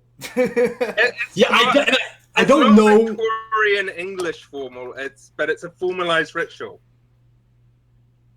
which you don't know. Yeah, that's true, and but skirmish for that reason was very much because even if it was a formalized ritual, I don't think Amelise would give. I think Amelise would give a damn about that. Like when Thomas was trying to cite the whole law thing before you interjected, I was thinking she was going to jump in and say, "Fuck your law! I'm going to cut this old bastard up." Yeah, well, at the time, I thought she was talking directly to. Well, Ryle was involved with her, so. Yeah, just kind of look over and it was a rare chance where I got to roleplay, so you know. Yeah, I like that. I didn't want to bother that, and you pretty much you settled everything really good. So yeah, that is sort of my thing behind why she'd be rolling skirmish for this, because she's not going to be playing fair. She's going to be like she's going to be stabbing at your legs. Yeah, I'm just explaining. Okay, so what are you rolling, Chris? Hunt.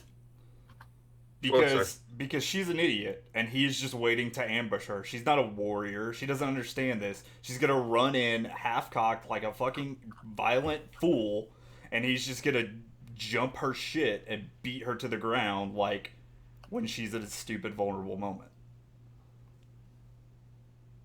Okay, so the way I'm gonna do this is we're gonna have two clocks. One for each, 6 clocks each. Oof. Yeah, we're going to set the effect based on what's happening. If you guys meet effect, so then, and we'll do them like fortune rolls. So if you guys meet effect, then nothing happens. If one of you has higher effect, then the difference will be how many sections get marked on the opponent's clock. When the opponent's clock is full, that person is in trouble. I say in trouble because I don't know how you guys are going to replace that, and I don't want to jinx that. Yeah. Okay. But right now, you're both standard effect. Finesse would be great.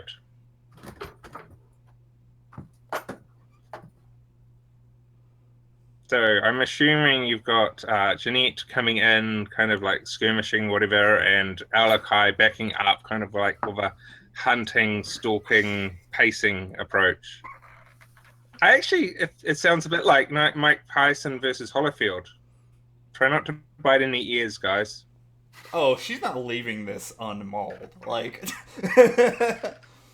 it was a joke because of the ear biting incident. Yeah. But yeah, because one of them, right, was a brawler and very in there, and the other one had reach and was kind of stalking. Yeah, how like tall is Alakai then? Because I'm thinking it's like one of the rare opportunities. He's short. He's short. He's like 5'4". Like this is going to be one of the rare opportunities where Amelie is actually fighting someone close to her stature, her height. Then yeah, and it's funny because you called him old. And he's like 5'3", he's like 2 years older than you or something. Like he's 24. Like he's barely older than you and like an inch taller than you. But I'm assuming because he's trained, he's using the down daggers more effectively, which gives him more reach, which is how he's doing the hunting thing, because he knows how to kind of flick it out slightly and how to do it, rather than you where you're just, they're bound, but you literally grab the daggers that are bound and like, I'm going to stab you. Yeah, like a lot of slashing, a lot of like reverse, flipping around, reverse stabbing, going for like the legs, thighs. All right. And Chris?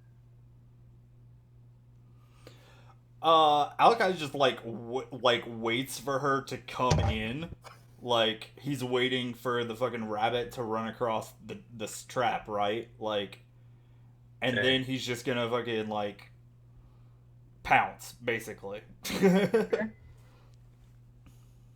Okay, so let's roll, guys. Yeah. So we're risky. Standard. You said the starting effect was. So it's not technically risky because we're doing it like fortune rolls, but it's standard effect. Yeah.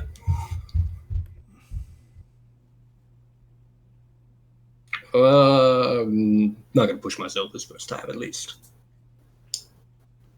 If you did push yourself, you should push for effect. Would this count as, based on how I described it, springing a trap? Yeah, and yeah, this is definitely an opportunity for this, man. Mistakes were made. Yeah, because I think I'm gonna use my advance to take ambush, so I get an extra die on springing traps. Using that now? I mean, this is a trap. I don't have to spend stress to do it. I just get an extra. What I mean is, are you marking that on your character sheet now? Yeah. Yeah. Okay, the way you said it, I thought maybe you were playing at the end. Okay. No. I mean, I was gonna say it's up to Matt to make that call, but I mean, let me know, Matt. Like, no. Between my shitty role and that ability, I think it makes perfect sense. Like you said, she's just charging in. Cool. All right. Okay. So that's one portion on the clock. On my clock, or no, on Jeanette's. Okay.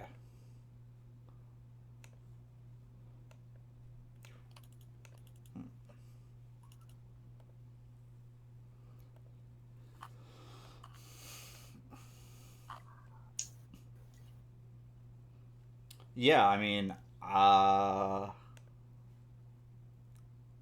yes, just stab. No, fuck you. Stab back. All right.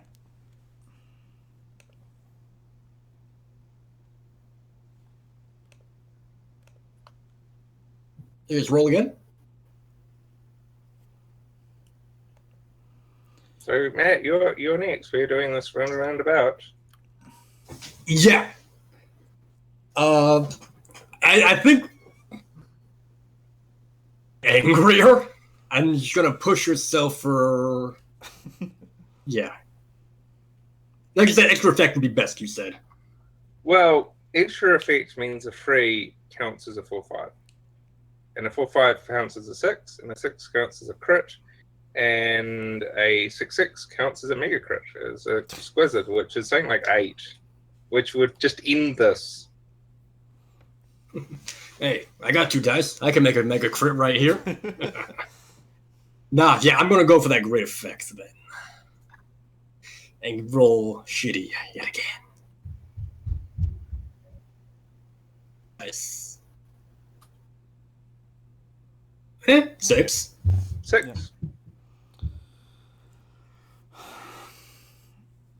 So I think you like caught her in the side or something, maybe like the back of the shoulder when she tried to duck down and like stab you in the leg. Yeah. Back up. So I don't know if you'd be able to roll ambush again. Well, if I describe it as this, maybe I can. Oh no, that's just my initial thing. Because trap sprung, she got, but who knows? You are sort of the because like you technically are the more advanced fighter here. I've done fencing before. You can follow ambush up by ambush up by ambush with an experienced player. It's easy. Yeah, and I think I think that qualifies. Yeah, and I think like they're running in. I think she rushes in and like swings and flails and like the knife catches and maybe like does she look up and smirk like satisfied with herself, or is she just in pure anger mode? Like I think it would depend on how deep the knife catches, and with this 5 I mean it's a 6 because you went for great effect. Oh yeah, that's right. So yeah, definitely. She's definitely like, what now? Yeah, so like she looks up and smirks, and then she just feels Alakai's other hand like grab her wrist and hold the knife like in his leg, and like then just sees his fucking head fly face first into her nose and like headbutts her and uses her attack to hold her in place. Like he lets you come in and stab him, and now he's just gonna headbutt you and beat you, and that's another hunt roll is what I'm going for. So Because this sounds like, are you pushing yourself? Because this sounds like you're describing also taking stress. Sure, I'll do that. Fuck it. Well, it's just the way you described it. It sounded like it. So it's Yeah, I mean I'll do that. That's fine. I like that move. Plus, it looks better. Yeah. This is still controlled, right? Like nothing. Yeah, I mean they just I just noticed in the updates he actually added control to the action rolls. And you didn't have it before? No, it didn't have it before. It was just desperate. It was just controlled was. Never mind. Yeah, sorry. But he added extreme and zero effect to the effects too. Oh, cool. Cool. Yep. Yeah, I noticed that too. That's a crit. Fuck. That's a crit. That's 5. That knocks her out. No, because she has 6. So it's a difference. 3 minus 5 is 2. Oh, okay. We're doing the difference. Okay. Yeah. Okay. All right. Son of a bitch. It's gonna be a rough fight. Well, I think it's a really badass thing because it would knock back and kind of stun, but yeah, you kind of do that and then you just hit that her. I mean, if nothing else, I want to break her. It's an impressive move that everyone takes note of. Yeah.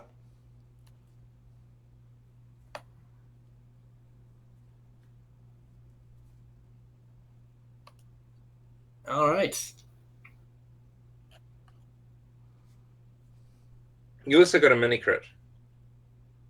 Yeah. Yeah. Oof.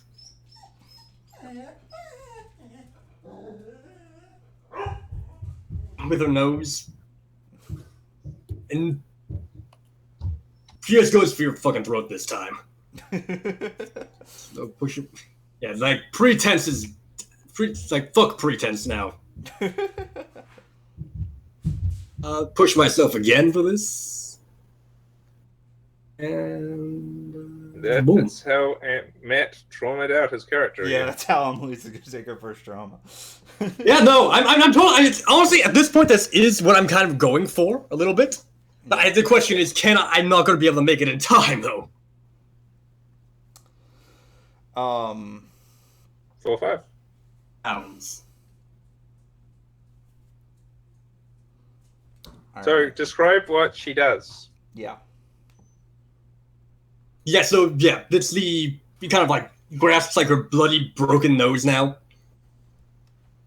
Just, like, running down across her mouth, through her teeth. And she just, like, flips the knife around, just tries to stab at his throat, but I'm guessing you can kind of block it back with your arm or something. Or whatever you're doing. She's trying to shoot in his throat, maybe it misses and hits his shoulder instead again. Can I make this? Is there any like? Okay, because never mind, because these are all controlled anyway. Or maybe you hits through your arm. Can I make it barely risky? flushes your arm. Can I make it a risky roll? Like, Yes. yeah, The risk will apply just to you. So if you make it a risky roll, so like I could take harm from failing, like even like outside of outside of resolving the conflict. That's absolutely. Yeah. Okay. Yeah, I'm gonna do that. You can also resist that risk. Yeah, I'm gonna do that. So I'm gonna push it to risky. Can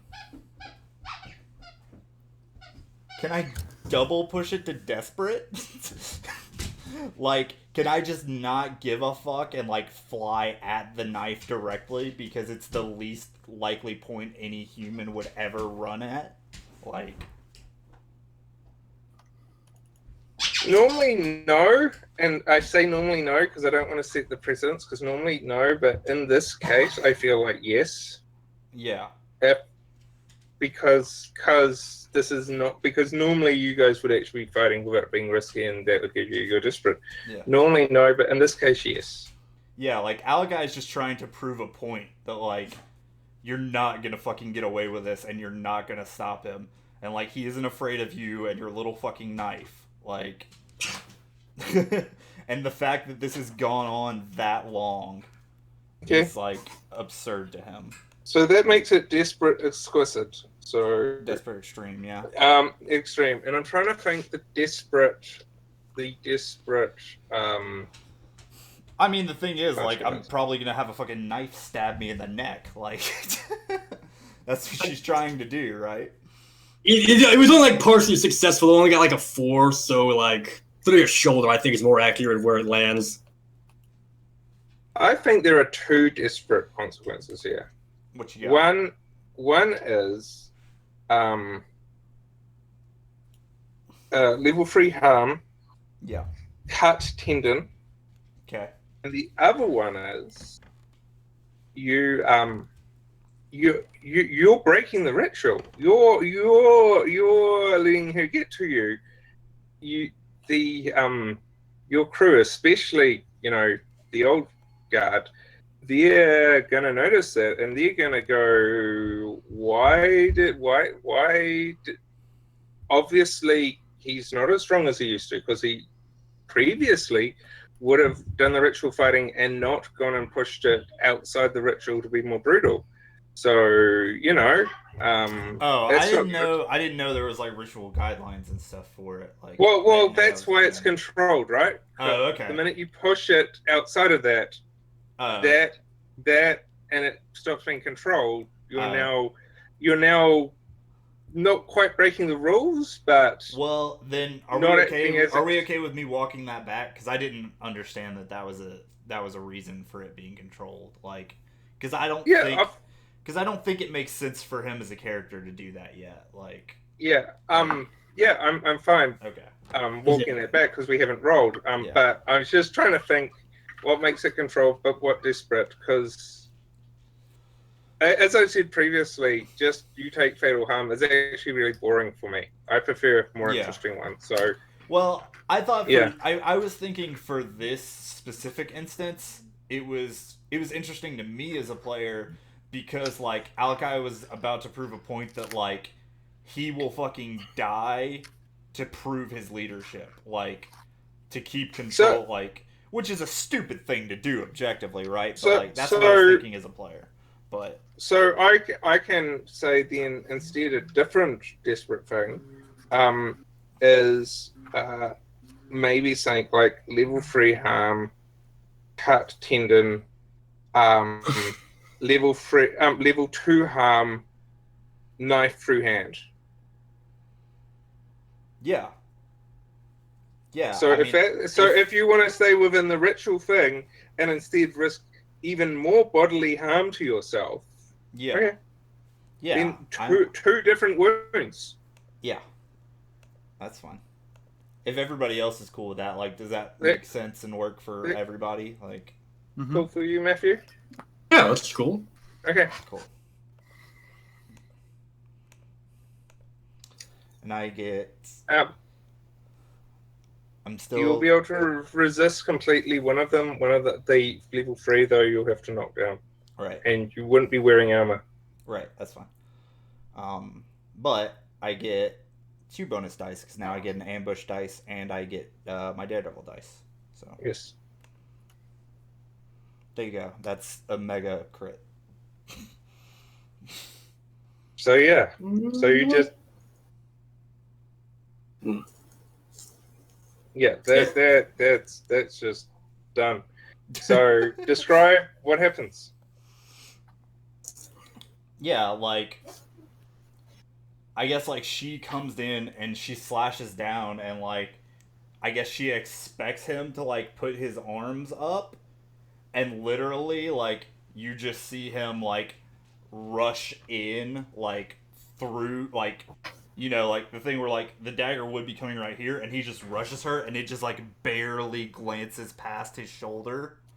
Like, it should have hit him, and it should have killed him. But it didn't. And he just grabs her and lifts her up, like, with... and, like, even holding the dagger in his hands. And he just starts repeatedly fucking smashing his forehead into her face. And, like, in between... I'm trying to think of how he would phrase it, but, like, he's telling her not just to give up the fight, but, like, you're gonna submit to me now. Like, I am your leader. Say it. Say my name. Yeah, exactly. Yeah. And I mean, like, that's up to Matt, like, how she does it, or if we need to do more rolls, or whatever, but, like, that's definitely what it is literally, like, he's just going to smash her face in until she says it, or can't breathe. Like... Well, obviously I'm going to be resisting the damage, and hopefully that's going to put me to trauma at this point. No, you don't get to resist it. That's why we have the clock. Oh, damn. Sorry. Yeah, no. I was okay with the clock filling up. I did the clocks because I knew you guys would do the resisting thing, and it's like with that, it would just make it go longer. Yeah. Yeah, that would just be a waste of everyone's time. No, you don't get to resist this.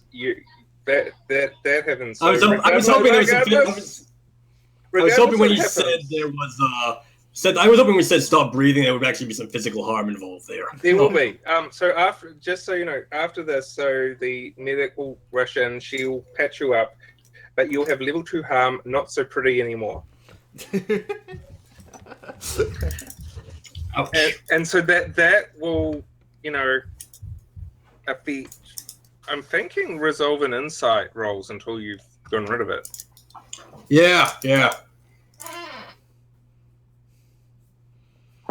But yeah, like, does Jeanette submit, or do you just take it and go fucking unconscious and someone has to pull me off of you? As is becoming theme. Yes. Yeah, no, I think there's definitely that moment like, say my name. Yeah. And she just Alright. your face, and yeah, she's down. Yeah. And then that's when the Physica comes in there and does the best of Patch, but you're not great. Probably you're out. You're unconscious probably for like 2 hours, which is super bad for you. That's not healthy for your brain. Yeah. Yeah. And all the rest. But you've patched up. Your skin around your face is completely piebald. Purples and browns and pale spots. Yeah, maybe right now you got 1 or 2 teeth that are kind of cracked. Yeah, you don't look pretty, and you feel like shit. Lovely look from my character's description. I mean, you can heal it away, obviously. Yeah, I know.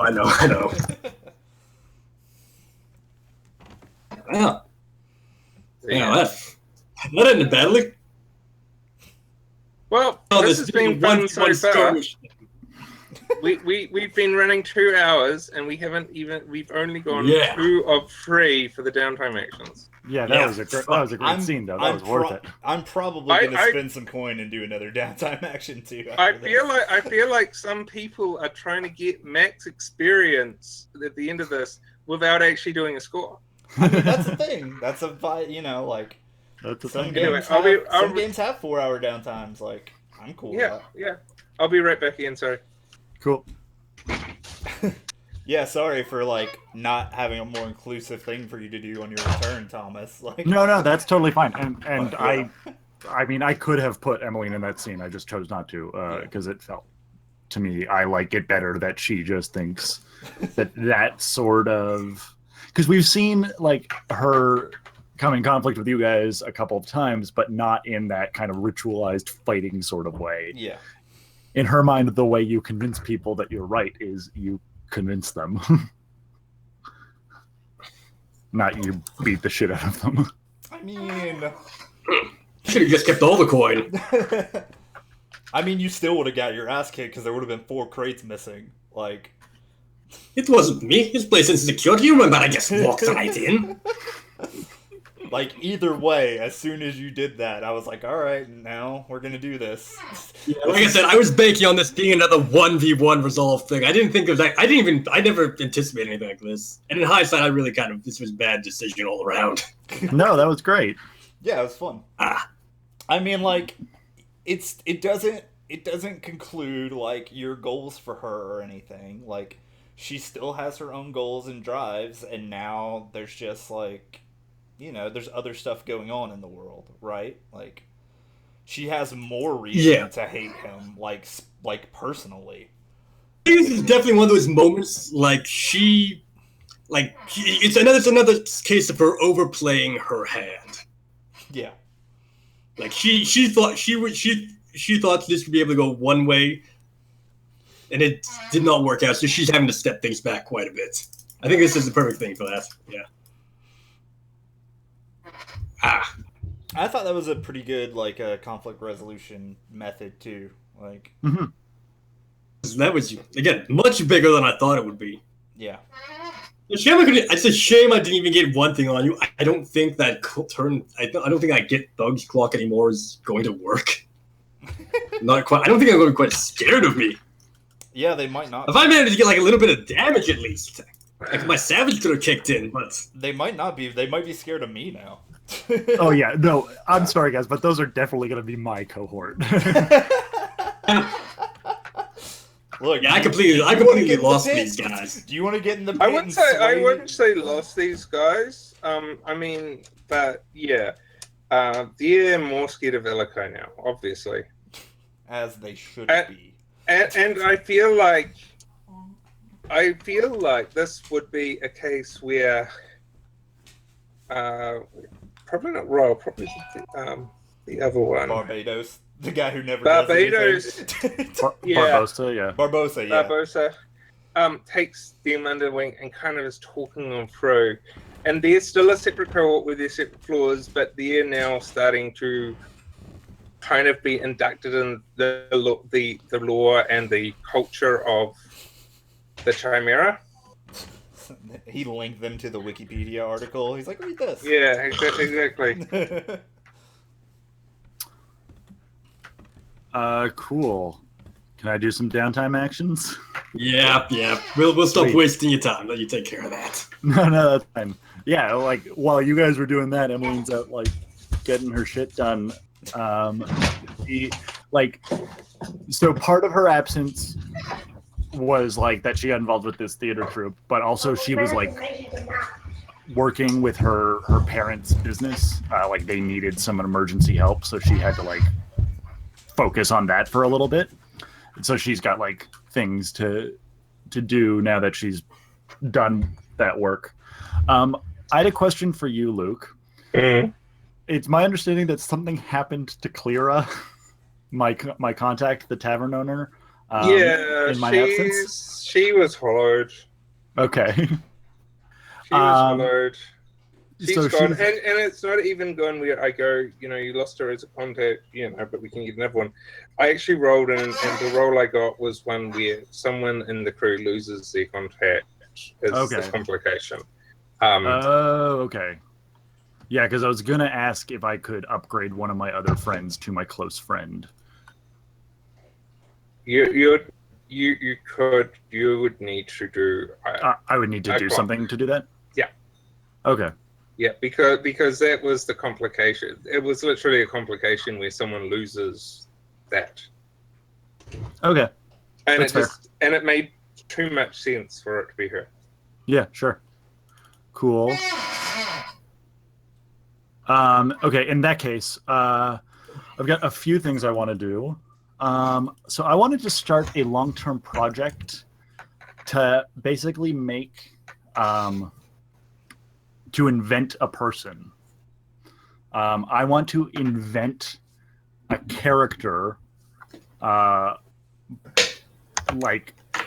an alias for Emmeline to take on, like a threatening, imposing sort of like figure where like she could pretend to be her and people would have heard rumors about this person, be like, oh, don't fuck with that person. What does this mechanically give you? And I ask that because you can just do that. You don't need a clock. You don't even need a roll. You can just do that. I want it. Well, the idea of the project is that I want it to be so that this person, I'm creating this person from whole cloth. And so I want it to be that when I say I'm pretending to be this person, I've established that already people know who that is and are frightened of them. That's in my mind why it would be a project.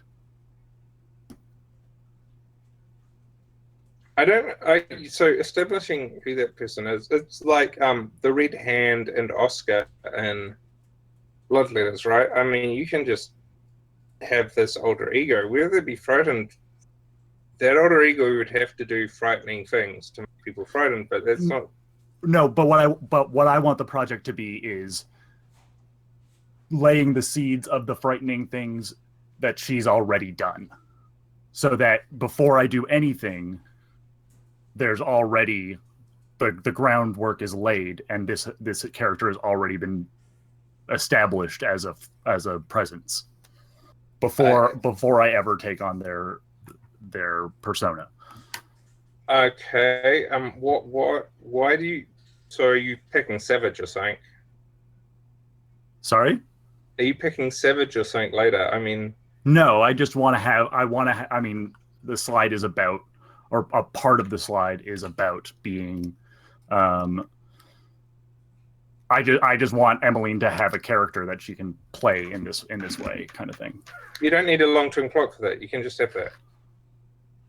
But essentially, what I'm saying is, I'd like to have I'd like to do a project to put a stake in the ground and say that is a real thing, so that. Okay, what I'm saying to you is, you can do a long-term project if you want. Okay. If you insist, or you can just have it. because that sounds like something a slide would just have, like a alchemist would just have their bandolier of shit.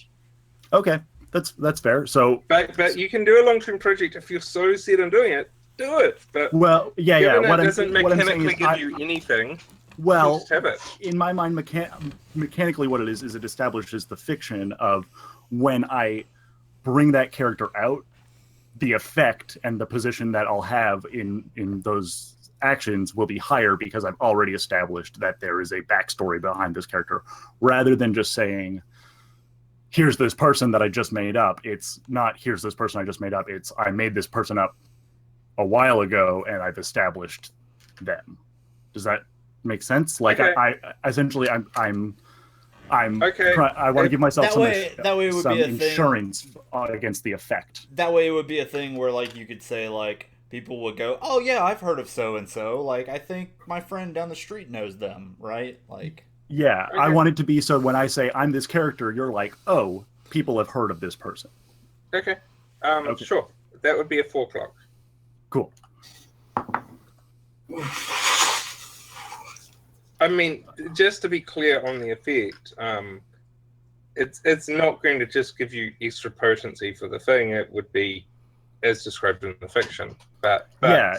You would get what you want, which is rumors about someone as a distinct human being, people talking about them in hushed terms, not knowing it's you, a Clark Kent Superman thing where you go and change and you're in it, you'd get that. But whether that increases your effect depends on the story. Yeah. Of course, depend. But I want, yeah, exactly. I want it to be like they're this a is somebody distinct they've human heard of. being. Yeah. And they got rumor. They got Kaiser Soze-esque rumors about them. Exactly. Kaiser Soze is a good comparison there. So her name is going to be the Vidam Salkara. Vidam Salkara. Yeah, Vidam being like in my like a title. Yeah. And she's Severosi, and in my mind she's kind of I want to establish her as like backing, like the backer of the Chimera, like from Severos, like she's associated with the gang, but she, like, people are like, oh, she's come to Duskwall, or she is here sometimes, and she's this like really like manipulative, powerful, like no nonsense kind of imposing noblewoman. I'm feeling more and more Kaiser Soze was a really good example then. Yeah, exactly. No, that was the perfect thing. And so I think what I'm going to do to work on this clock is like consort. Like I'm going to go around the places I know. Obviously not the Nutty Sign anymore, but pubs in I'm now how you described it. I've had a thought, and it goes like this. So okay, you will and we'll just have a chart, another clock, which is Kaiser Soze chart, which is a 4 clock itself. And when you fill your 4 clock, you get 1 on that, and that means that whenever you're doing something where you're depending on Kaiser Soze, we roll a fortune clock based on how many pips you have in that clock. And so for the next clock, that's a 6 clock. Next pip is a 6 clock. Next pip, that's an 8 clock. And the final pip, to make it 4, would be a 12 clock. So this is like your reputation as Kaiser Soze. So it starts, but whatever. So it starts as kind of like rumors, and it kind of builds. Yeah, okay, I like it. I like that. So I'll call one build up the reputation, and then the other represents the reputation itself. Yeah. And so basically it just goes 4, 6, 8, 12. Okay, cool. I was considering Fibonacci numbers, but that sounded too mean. And complicated. Sorry, I forget other people don't have to work on them for estimates. No, I mean, I know what the Fibonacci numbers are, but it would be hard to do with the clock segments on the character sheet. Yeah, 7 and then 5 or 8 or 11. Yeah. Cool. So I'm going to roll consort. Sure. And so, yeah, I think we just see a montage of Emmeline like going around to various people she knows and just over Maybe beers, like bringing it up casually in conversation.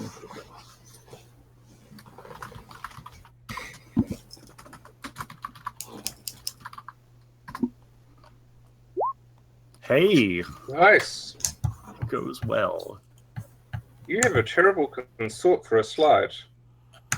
Because I got Rook's Gambit, I Yeah. usually rely on Power Sway. level that shit. I've the only dots I've added are Skirmish, Attune, and Consort.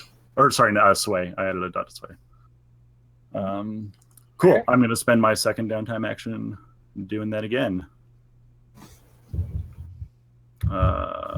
Same deal. So whatever you get over, you can put on your 6 clock. Okay, cool.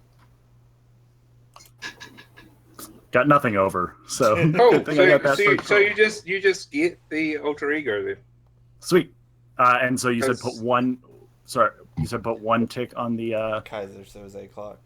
Kaiser Yeah. Soze clock. Cool. Yeah, so that represents the fortune die when you're in that alter ego to see have they heard, what effect is this going to have they heard, because you're doing this for this Kaiser Soze-esque rumor mill reputation, right? Mhm. And so it can have up to 4, and each one indicates a die for what is the impact of this Kaiser Soze-esque. Yeah, that's perfect. I love that. Okay. I think I'm gonna spend some coin on training, but before I do that, last time Emmeline was in a score, she got this. A couple things happened. A couple Devil's Bargains. Oh yeah, and you got cursed. consequences. Yeah, I she got a mark cursed. on my hand from the Dimmer Sisters. I want to Yes. know if anything. I got bit by a Tamer sister. Has anything like No. has that led to anywhere or anything? No. Okay, not cool. yet. It's fine. But Don't don't worry worry. about it. Don't worry about it. Don't Yeah. worry Okay, about it. It'll cool. be fine. Don't seek And any then also- treatment or explore it. It's fine. Yeah, I don't it's know fine. if this was the same thing or something different. You but don't want also to waste time on the study rolls and that shit or anything like that. It's not No, doing okay. anything. It probably is Yeah. just a cool tattoo. Like, Yeah, Yeah, exactly. exactly. She's just got this It- cool tattoo now. It's fine. In my I glow in mind, the dark. You have the odd traumatic nightmare now, but it's fine. in the image I had of the tattoo in my head was like 3 moons, each one smaller than the next. Because I don't know if any of you have noticed this, but it's one of my favorite touches in the book. But the only time the phrase Dimmer Sisters is mentioned in the book, other than the faction description, is in a description of like the light in Duskwall. And it describes the moon as having like echoes sometimes in the sky, and they're referred to as Dimmer Sisters. And so I like the idea of a connection between the Dimmer Sisters and the moon itself. Yeah, it is not known what causes these pale Dimmer Sisters to appear, but occultists and natural philosophers have no shortage of arcane explanations and scientific hypotheses. Yeah, and so I think I'm just going to do some training. I'm going to spend a coin to train my playbook, and a coin to train my prowess. Nice. And I think both of those come down to just like her practicing, acting routines, like theater routines, stage fighting, and that kind of thing. Okay, well that works because we've already established you're spending your time doing that. So yeah. Sweet. So that's all So my downtime stuff. does that max you out on your playbook? No, but it gets me close.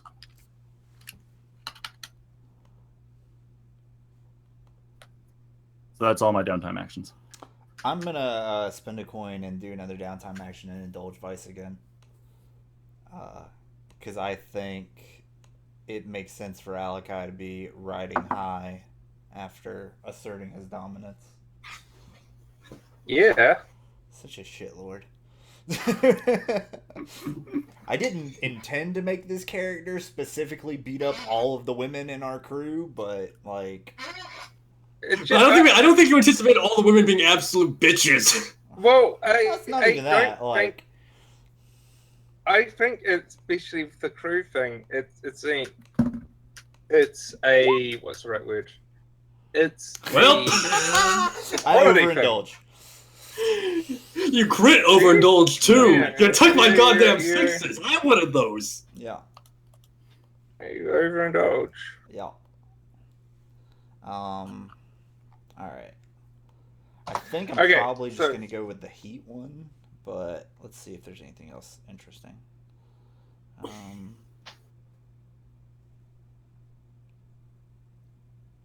Would people hate me for giving as an additional entanglement? I don't care. No, all right, not at all. Let's let Luke roll an additional entanglement. Yes, because we're on the boring entanglements. Yeah, that's why none of us minded. We're here specifically to torture you. Honestly, cooperation is my favorite entanglement. I think it's the most interesting one. That's what we have. Yeah, I'm not sure how to do it without killing you guys. I mean, you can always save it. Like, you can just pocket it. We can add a note to the crew sheet that we have it hovering in the air so we don't forget. I mean, we always have, like, if we get that, we always have the option of just losing rep or losing status. Yeah. But we're pretty stupid. We might just take it and try and end up dying.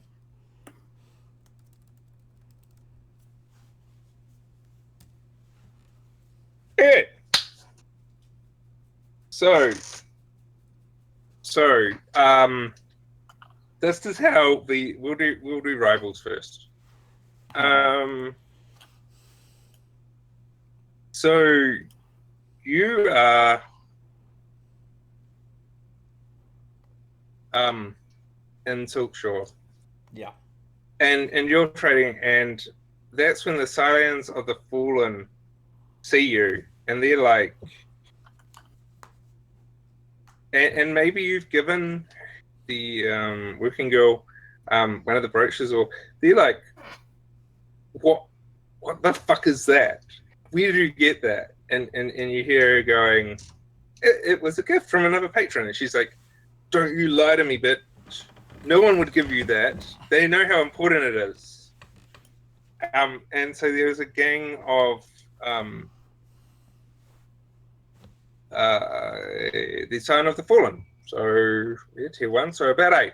And they're kind of, it's escalating, and she's kind of pointing, and he's like, where the fuck did you get that? Where did you take that?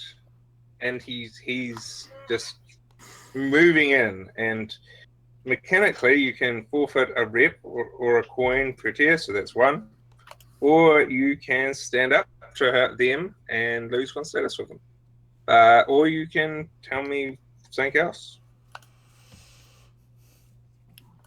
Lose the status. Fuck them. That's exactly what he's gonna do. Alakai, like, doesn't that put us at war? No, not with the them. Scions are neutral. Like, we haven't actually pissed them off yet. Ugh, why haven't we? Yeah. We're slacking. We're really slacking. Yeah. Because you're too busy taking on factions well in advance of you. Yeah. That's true. You punch up, and if you're gonna punch up, you might as well punch up as far as you possibly can. Yeah. So far that you can't actually see if your fist hits or not. Yeah, sometimes you sometimes you get a chair and a running start, and you just jump and punch and hope you hit something. Yeah, it looks cooler that way. Yeah, exactly. Yeah, no. Alakai's gonna walk up behind, like, the one that was like... Have you guys seen the first season of Spartacus? Nah. No, I gotta watch it. That gave me a vision of a scene that happens in there, but if you haven't seen it, I won't spoil it. Yeah. No, Alakai's gonna walk up behind the one that was like, don't you know how, like, or the one that was talking about, like, how much this is worth, or, like, how important it is, or whatever. Yeah. And, like, and as intimidating a presence as he can muster, like while being behind someone. He's just gonna be like, "It's worth about an hour."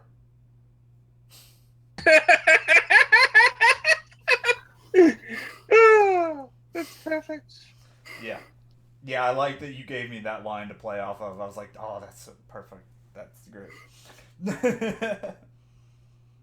Okay, so the guy turns around to kind of staring each other down. Do you want to make a command roll for that or badass statement? I can, sure. This is where it's gonna go wrong. What's my position? I think it's risky standard.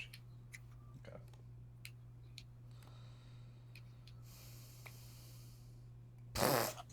I knew that was gonna happen. I had rolled too good the rest of the day. Yeah, so he just looks at you and just goes, you think you're a funny man, and just full Glasgow kissed headbutts you in the face, blood running down your nose, level 1 harm. Can take it, can give it, but can't take it.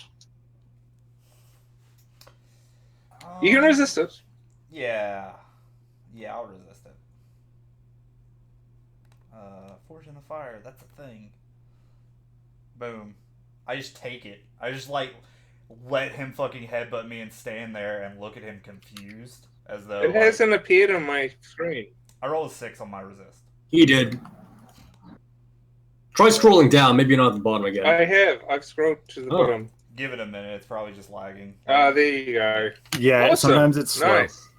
But yeah, I let him headbutt me, and I'm like, "Excuse you? Like, were you?" You almost took a knife to the shoulder. Fuck this. Alakai's like, "Do you need me to teach you how to headbutt?" I don't really say that, but Yeah. Okay, so That's not a headbutt. This is a headbutt. So you can escalate this, or you can just leave it like it is. I mean, you've taken the -1 status. Yeah, I mean, if it's a thing where like the dude headbutts me and it doesn't do any damage, and then they just kind of awkwardly file out, I'm cool with that. Fictionally. Yeah, well, I mean, it's a public place. I think they're a bit like, we're gonna remember you're a punk and you're gonna die a punk, and just right. They're talking shit and like kind of like the rich who are trying to be gangster do. Yeah, I got you. But my point is like they leave. Like Alagai is going to stand his ground. Like he is not going to leave after this headbutt. Yeah. You know, like he's going. Yeah, to, no, they leave. Yeah, then that's they fine. leave because they don't want to start stuff there, because as hard as they think they might be, they don't want anything that can be pinned back to them in a public place, because it hurts. They're just rich boys. Yeah. Yep, that's cool.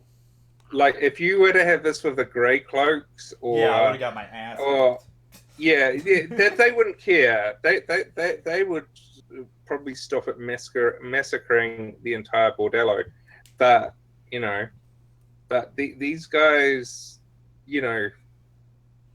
that they at their heart, they're rich boys who are trying to find their way again, who care about reputation and all the rest, and have no balls and all that trash. Okay. Like, you feel like the most that one might do is challenge you to a duel, which wouldn't be great for you, given that it wouldn't be your fighting. Yeah. But they wouldn't do that because they're too haughty, and you're obviously street scum. Yeah. Yeah, I'm not worth the trouble of fucking with right now. Like. Yeah. And later on, they're going to go back and tell the story of how they had me and make it sound like it was a big deal.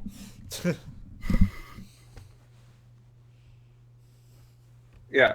Well, that's where the -1 rep comes from. Status comes from.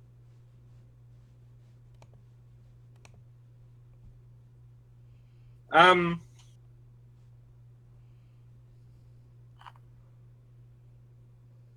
think I'm gonna save the entanglement till later. Cool.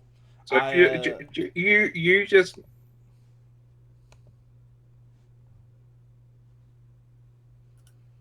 I added a note to the bottom of our crew sheet saying that we have a pending entanglement for. Oh, okay. Oh, that's good. I'll also actually put it here on the map. Yeah. Okay, yeah. That way, it's more visible.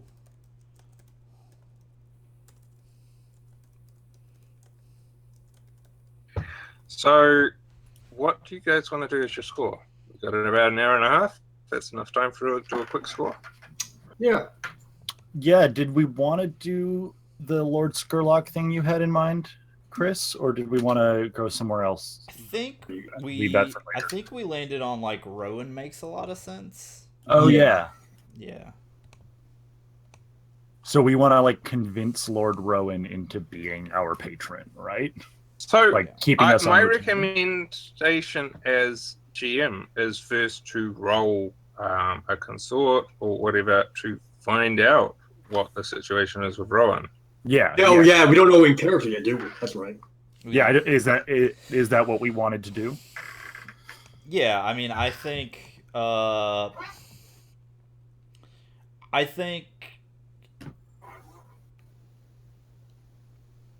know I have a way to do it, but I'm gonna have bad dice to do it. So if anybody else has anything they want to do first or whatever, they can. Well, what's your idea? Because I think Alaka has to go get another tattoo now. Because I got another special ability, and so I was gonna go get a tattoo from my good contact, Lilo, tattoo artist, who does all of my tattoos, and I just don't use fictionally enough.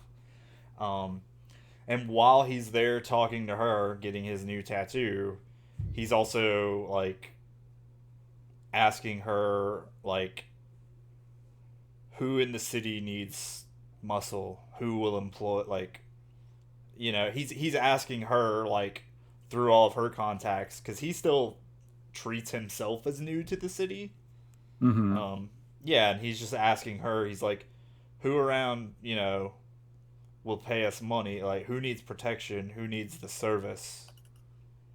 That kind of stuff. So. Okay, well that's a roll. Yeah. I'll just do a consort. Standard effect, I guess, is fortune roll, gather information kind of thing. Yeah. Yeah. Okay. Cool. Yeah. Blue, nothing. She's a contact, so you get an extra die. Oh, I get an extra die. She's a cont. Yeah. Yes. Yeah. You get an extra die. I mean, it's still a one, but yeah. Yeah. So don't worry about it. Okay. That's Well, fine. no. So on gather information, a one isn't nothing. A Yeah, one you is still- just vague. Yeah. Limited information. Yeah. Yeah. Yeah. And so she says, well, out your way, there's rumors that you know, there's a gang war going on, but also the noble houses who are still in the area are concerned about something, and they're looking for people who can help protect. They're also looking for people for shadows to help them possibly conceal some information. But she doesn't know much more than that. But she does know the noble groups of the noble houses still in Six Towers are looking for people to help out, both in protection and there's something. They don't know what, but they're trying to hide something from someone. Alakai is like, as she says this, and he's like, he turns to her, he's like, these houses, he's like, the nobles in this city. In the Are they- district, six Yeah. towers. Yeah, well, he's specifically talking about the city because he's new to it. But he's like, are they trustworthy, or are they the kind that hire you and you have to go collect later?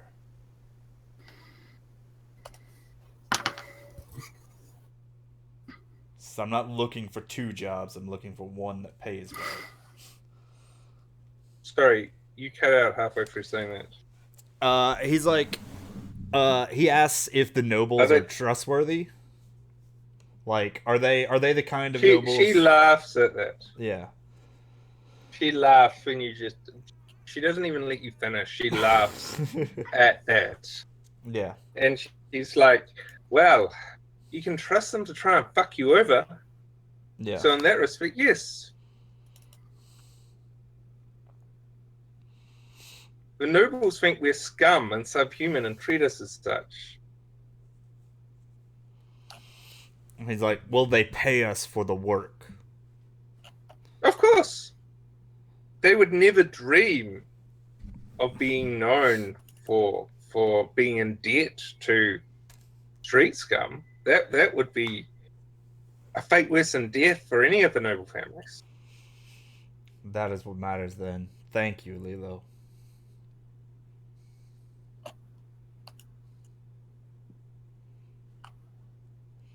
Yeah, that's all I've got to do there, unless anything else pops up. Yeah. So I think. And he would come back and like bring that back if. That helps. And so I think after that. Okay, so does that give us enough to know that, like, fictionally, that like Rowan is the well, house we're looking she for specifically said nobles in our district, so. And we know Rowan. Okay. Yeah. So I think Emmeline. We know Rowan is one noble in the district. I don't know if we know of any others or whatever. Yeah. And I think maybe probably as a group we would have talked specifically about, you know, we've seen Rowan House there. We know that it's in the middle of this gang war. So we would have, like, amongst ourselves, talked about him or them as the people we're targeting.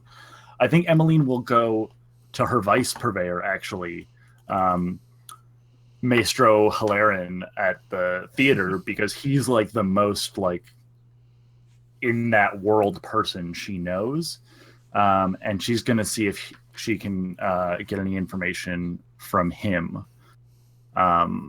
So like she'll go and not indulge her vice, and he probably like thinks she's there to watch the play, and you know brings her in the backstage.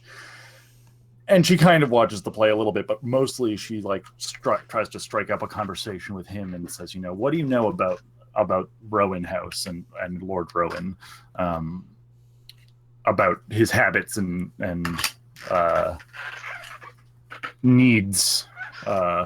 What's the standing of House Rowan, kind of thing, in the city? I mean, you wouldn't. He's a city council member. You wouldn't need to check that. You'd just know.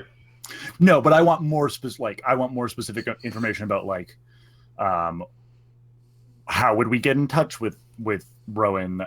What specifically might Rowan be in need of right now? Like more leads to go on than what Alakai got. Specifically, like how would we get in touch? Like how would one set up a meeting? I guess is what she's looking for here. Okay. So I'm gonna roll consort. Is there a position in effect here, or is it just a fortune roll? It's a fortune roll, but you can roll consort for that. Okay, cool. Yeah, let's just see those.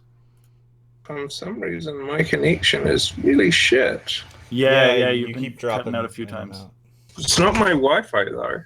No. It's actually my connection to Discord and also Roll20. Your voice has been mostly fine. It's only the video I've seen cutting out. Yeah. Your voices for me have been terrible. Oh, okay. I might just turn off my webcam.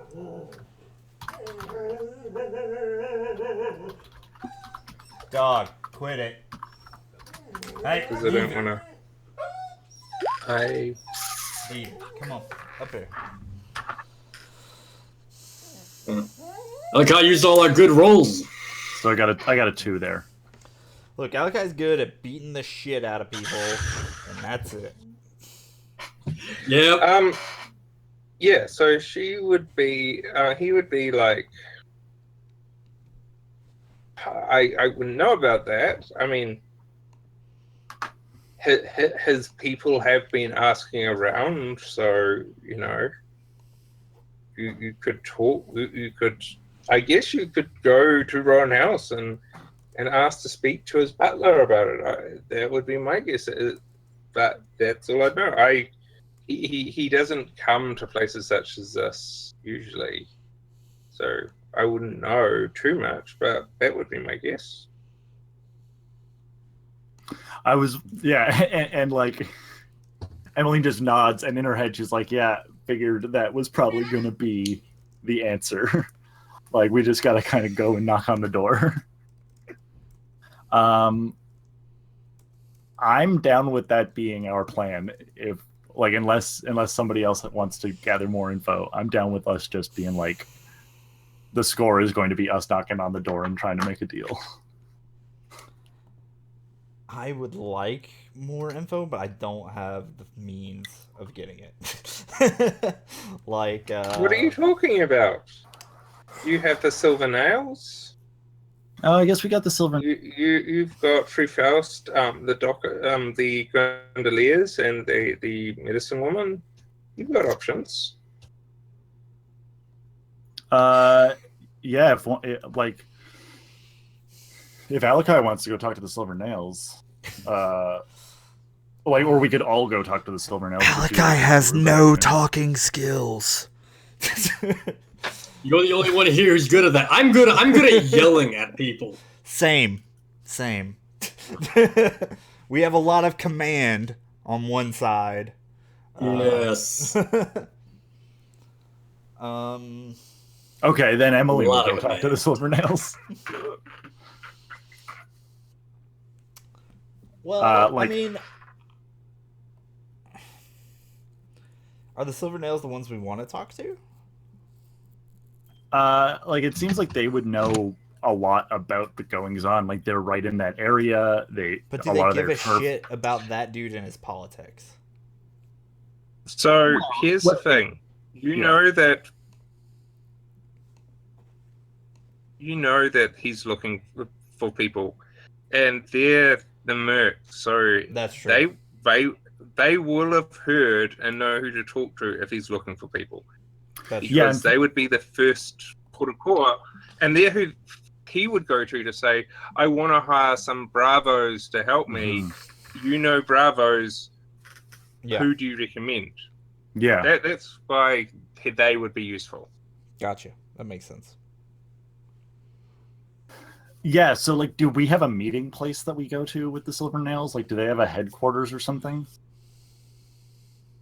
Yeah, they have in the district kind of a standing camp they've set up for fire pits and various things, which is kind of, that you'd go there and because you're quite welcome. You would come in there and you would sit down and break bread with them and talk about them. Okay, yeah. So if we have that conversation about like who, like, we need to find more information about Rowan, what are we gonna do? And like Emily like suggests the Silver Nails, and if the other two are like, I'm too shy or whatever, or like they don't feel comfortable doing it, she'll go by herself. I mean, I'll go with you. I just don't have the fucking consort to like do it. Sure. I'll come along as well, actually. Okay. And so are we talking, like, because Keller is our contact and he's with the Silver Nails, right? Yes. He's... Yep. Yeah, okay. The blacksmith. Yeah. The blacksmith with the Silver Nails. Okay. He is. So let's talk to him. Yeah. Yeah. So yeah, we do what you described, Luke, like break bread and start up a conversation, and like, Emmeline probably like brings up like, so have you guys been like, has anyone reached out recently to hire you for jobs or whatever, like broaching that, like trying to get him to bring the topic up kind of thing. Yeah. And roll. Time to roll. Is it a group action or one person? It's just her. I think it's just me, yeah. Okay. I can assist you by like Sure, yeah. you know. I'll do the same. Well, I can only get No, one assist. only Right? one. Oh, Yeah. Okay. I mean, do you want to, Matt? Are you still trying to trauma, or are you? Before the end of all this. If you want it, then you can take it. I was just gonna do it. Yeah. I don't have it, so yeah, that's fine. If you want to help. So I have a devil's bargain for you. Okay. And it goes back to the earlier thing, and this is so stupid.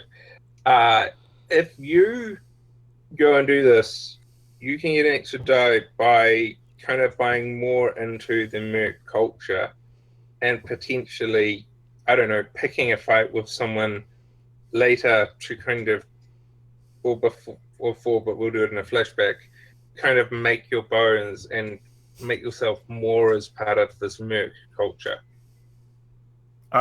Emmeline would do that. Yeah. I'm not understanding what it is. It's like, what is it? So like previously with the fight between you and Matt's character, right, Chris? Right. She was like, no, this is stupid, and Ryle was like, no, it's a rite of passage. We all kind of do, that this is part of being in the Chimera, being part of a Severossi merc band. And I'm saying, well, and she was like, no, this is stupid and left. She could try and make her bones, make herself have more face and rep by picking a fight with someone weaker there and doing one of these as a flashback after this. Oh, okay. To be more part of, to kind of take one of those first steps into being more... Right. She needs to sell her legitimacy. So Yeah, exactly. Yeah. Okay. Yeah. I like that devil's bargain a lot, but I don't want not ready to. yet.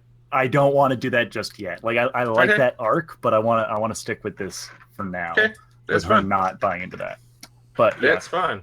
cool. That So works too, because that then ties into this kind of thing. Maybe you if this doesn't go well, you'll be like, well, I feel like this would have gone well if I was one of them. yeah, exactly. And sorry, how is Emily's helping Matthew? So the situation again is we're doing what? We're Talking like, with someone from the Silver Nails, right? yeah, we're talking with Keller, just trying to get information from him, like probably sitting around his like blacksmith's forge. I think maybe in lieu of you taking that Devil's bargain where you try to get deeper into the merc culture, he sees Amelise's busted up face, and it kind of works via proxy. Yeah, It's like you're not a real merc, but you keep good company. Yeah, maybe he like sees her and he passes you Just wiping more blood. from his face. some kind of weed in a pipe, which is a mix of marijuana and an opiate, and she's like, "Smoke this, I'll help the pain." That Alakai is a son of a bitch when you get on the wrong side of him, isn't he? And kind of chuckles at you. yeah, I like that kind a lot. of half kind of scowls. Cool. Yeah. Ah. Take a puff on the pipe and then instantly feel a lot better. Okay, I'll reduce my harm by 1 then. No. No, I know. So that's an extra die for the assist. You're taking the stress for that, Matt. Yeah, I've already marked it And down. then an extra. Oh, do I get an extra die from him being our contact? Yes. Yes. Cool. And is this a fortune roll or is there a position here? No, there's no proposition. Okay, cool. So 3 dice.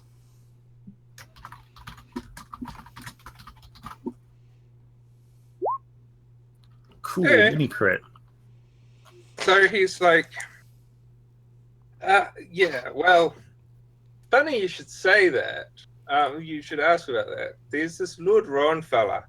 Now, I don't know if you guys noticed what with the Horde issues and all the rest you had later, but there was a bunch of explosions across the town, and those blue coat officers, everyone died and there was explosions everywhere. And since that, Lord Ron, he's been nervous as hell. He's been like a deaf land chip dog, I guess I'd call him, like chipmunk's dog hybrid, checking on his dash. He's been saying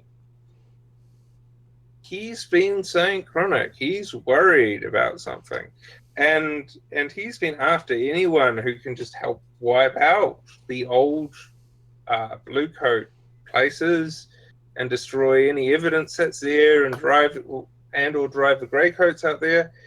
And he's looking for someone to help do that because they're obviously looking at something you don't want them looking at.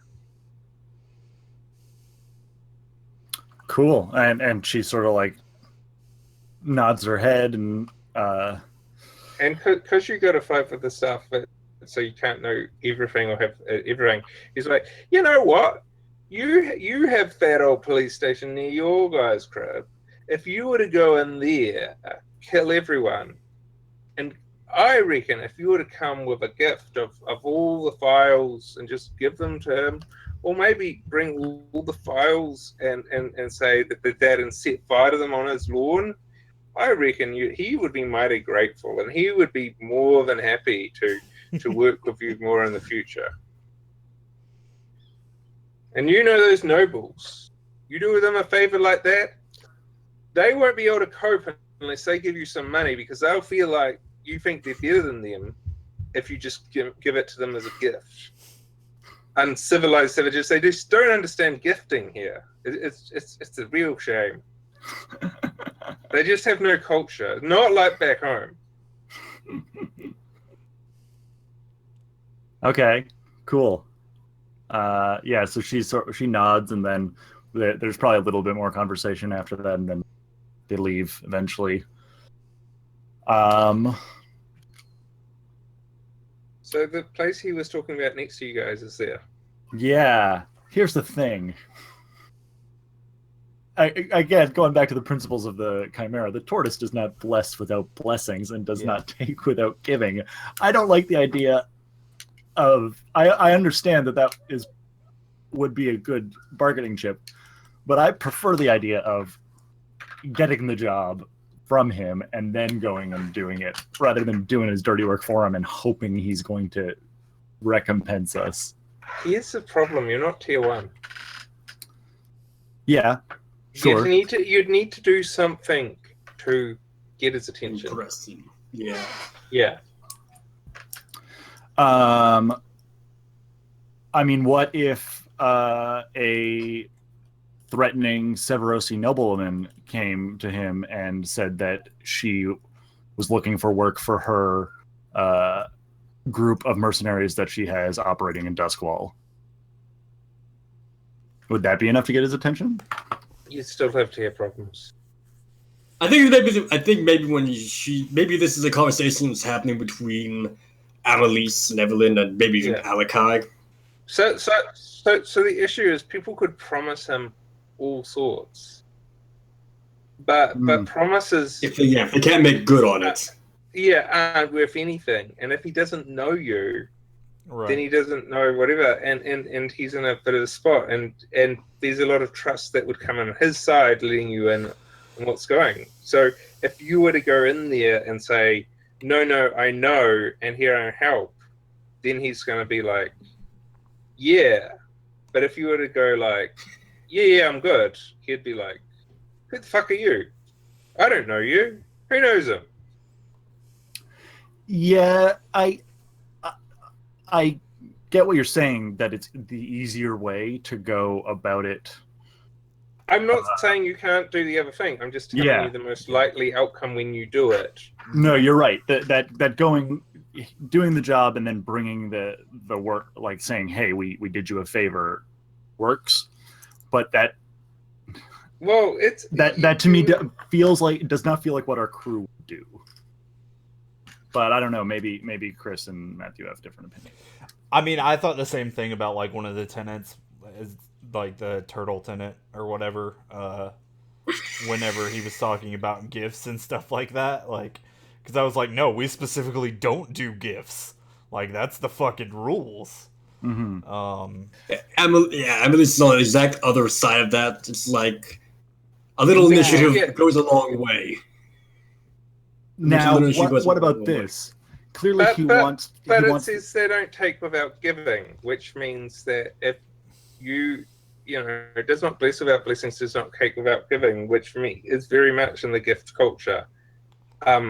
So I guess the gift culture is very much like there is a requirement that you give, and there's an unspoken requirement that you get given in return, and the scale of the gift is very much a face thing, and so I don't know. I don't know that Alakai would extrapolate it that far. Like, I agree with your logic as a human being, but as a player, like, I don't think the character would extrapolate that far. Yeah. For me personally, I think in Emmeline's mind, that translates to don't work for free. If I remember correctly, that is exactly that was the original pitch. Was. Now, she does propose this though.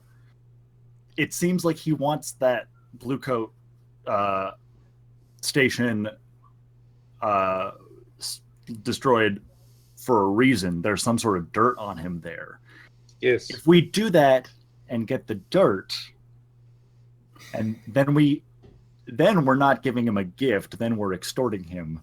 And that feels a lot more potent. That was right.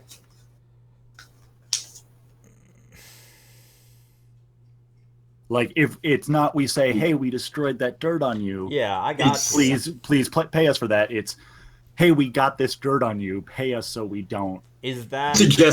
If you suggest that, Amelise is all smiles and all nods. She like that's a good sound.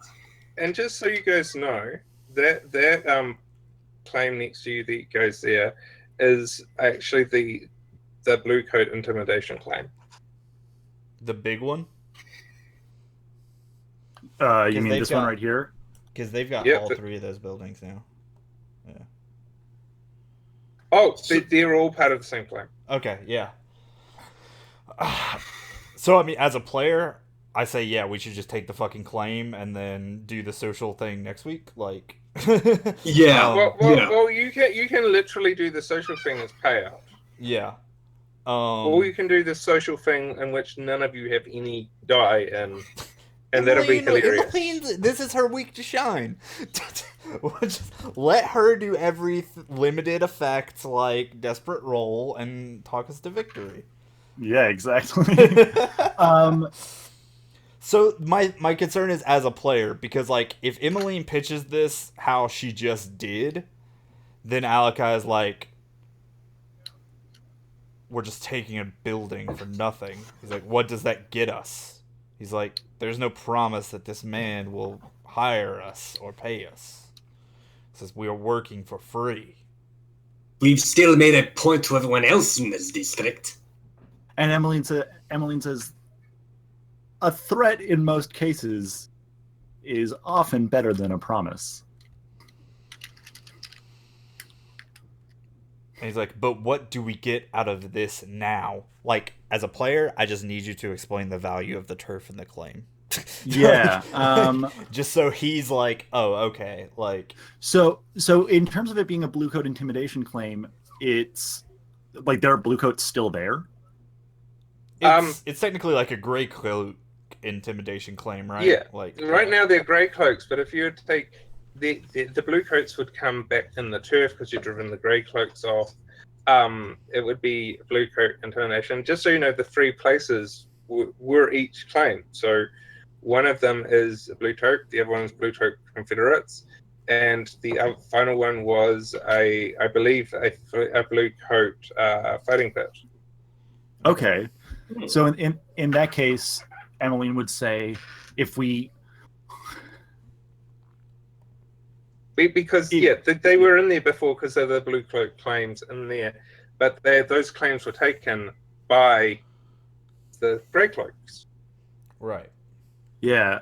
So she says, if we cut off part of the Grey Cloaks turf and let the Blue Coats come back in, that splits their attention, gives us power over both the Bluecoats and this potential dirt on Rowan that we can use to get him to leverage his assets in our favor, while our enemies have had their attentions split.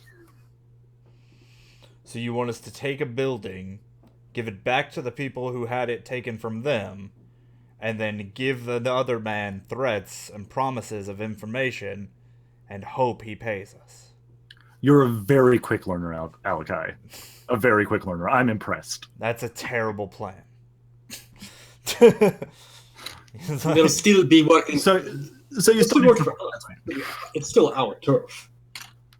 Yes, it's your turn. Yeah. The problem with the way Emmeline explained it is that she said we were going to give the turf back to the Bluecoats. That's his problem with it.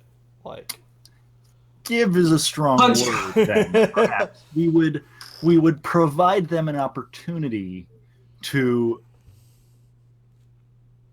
to gain ground in their fight against the Grey Cloaks. And so I think, in short, exactly. They work for us. Barbossa's watching this and he's like, I don't know about you though, but those dodgy ass Grey Cloaks, having them literally, I could throw a stone and hit them from here. That's close. Bothers the willies of me. I just want to stomp them to make them know to get the fuck away from my face. I'm just tired of them being so close to our house. Can Barbados always use the phrase "the willies" like in every conversation he has, please? If I remember, sure. The willies. Yeah. So he's just like, forget why we benefit. I don't like those scabby motherfuckers being so close to me. Alakai's like, they haven't done us any favors by being here. He looks at, he's like, favors? My fucking arm's only just healed. Don't you remember when they shot me? I agree with Barbossa. At the very least, we drive them out. We make a point. We have City Watch on our payroll. We have nothing to lose here, whether or not we get the information. Alakai doesn't actually acknowledge her. Like, he just walks past her. And when hitting hard, you're not very bright. When he walks past Barbossa, he's like, let's go throw some stones. Cool. And then when he gets past Ryle, he's going to stop with her and turn to her, and he's like, the mouthy one, you're on her. Don't let her out of your sight. Don't let her do anything that I don't tell her to do. And Emmeline just like quiet, like, did you whisper that in a way that she could hear? If Emmeline wants to have tried to hear that, that's fine. Like, it's definitely not like a large public spectacle thing, but I'm okay. Like, yeah, it's a thing. Or at least like she sees you pull Ryle aside and can sort of extrapolate, maybe. Yeah, I'm fine with that. Like, yeah. So she just smiles quietly to herself and like whispers, like, "We'll see what happens." I'm just gonna run to the washroom quickly before we do engagement and stuff. Yeah, let's all break. Let's all take pee breaks.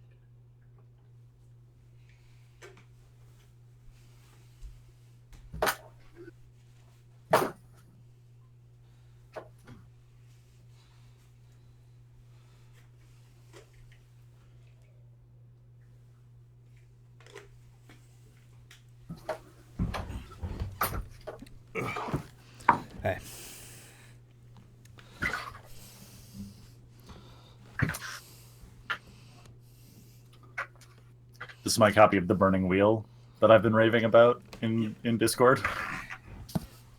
Spent like the last several days reading it. Have you ever played any of the other versions of like Luke's games, like Torchbearer or Mouse Guard or anything? No. I've seen some actual play of them and looked a little bit at like the sheets and stuff, but I've never played any of them. Yeah. Cool. It's very cool though. Yeah, there's a lot of stuff Luke does in his games that I like, and there's some stuff that I'm just like, man, like you went like Shadowrun deep in this, and I didn't need it. Like it's a deep, like this especially is a deep game. I mean, it's a almost 600-page book. Yep. But for it's interesting because like thinking about game design, often the principle you go by is like the most complicated things should be the most important. Like you put the most like learning weight on the things that really matter. Yeah. And in Burning Wheel, it's like no, the most complicated parts of it are the least important parts of it. Like the most important parts are really, really simple. Yeah. Which is just interesting.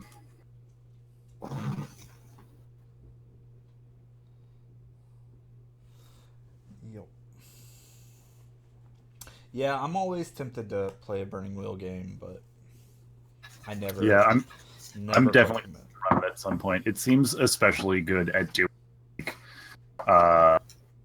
Game of Thronesy sort of It's totally made for that stuff, Like, yeah. and I really like that kind of fiction. So I'm gonna need to. Yeah, run it at like some there's point. there's that part in the book where he talks about like there's four types of like Burning Wheel campaigns, where Yeah. it's like an intrigue or like or like a whatever. quest or Yeah. yeah. And it's like that system specifically does intrigue like so well. Mhm. But, yeah. Yeah, after I'm playing like 3 games of Blades right now, but once One of them frees up. one of them frees up, I'm gonna try to get Burning Wheel going. Yeah. I don't know. I feel like Burning Wheel and Apocalypse World were things that Blades built on and refined, and going back, I would end up hacking Blade stuff back in there. Like, Blades is definitely my favorite system. Like, yeah. I think Blades has evolved on the other mechanics of other systems to a point that I love. But like there's some appeal for the just crunchiness of Burning Wheel for me. Like Is it like, really crunchy though? I don't consider Burning Wheel a crunchy system. I think Burning Wheel is crunchier than something like Blades in that like Burning Wheel demands more you can't like it seems harder to avoid things in something like Blades gives you a lot of control over saying like these are the things that matter, and the other stuff I'm just going to kind of give it to you, or we're going to elide it. Like the way the score and downtime structure works, like there's only certain things we care about. Whereas Burning Wheel, like from the feel I get from reading the book, it's like if you need to make a test for something, you're not really allowed to dodge it, and if you don't succeed the test, you don't get the thing.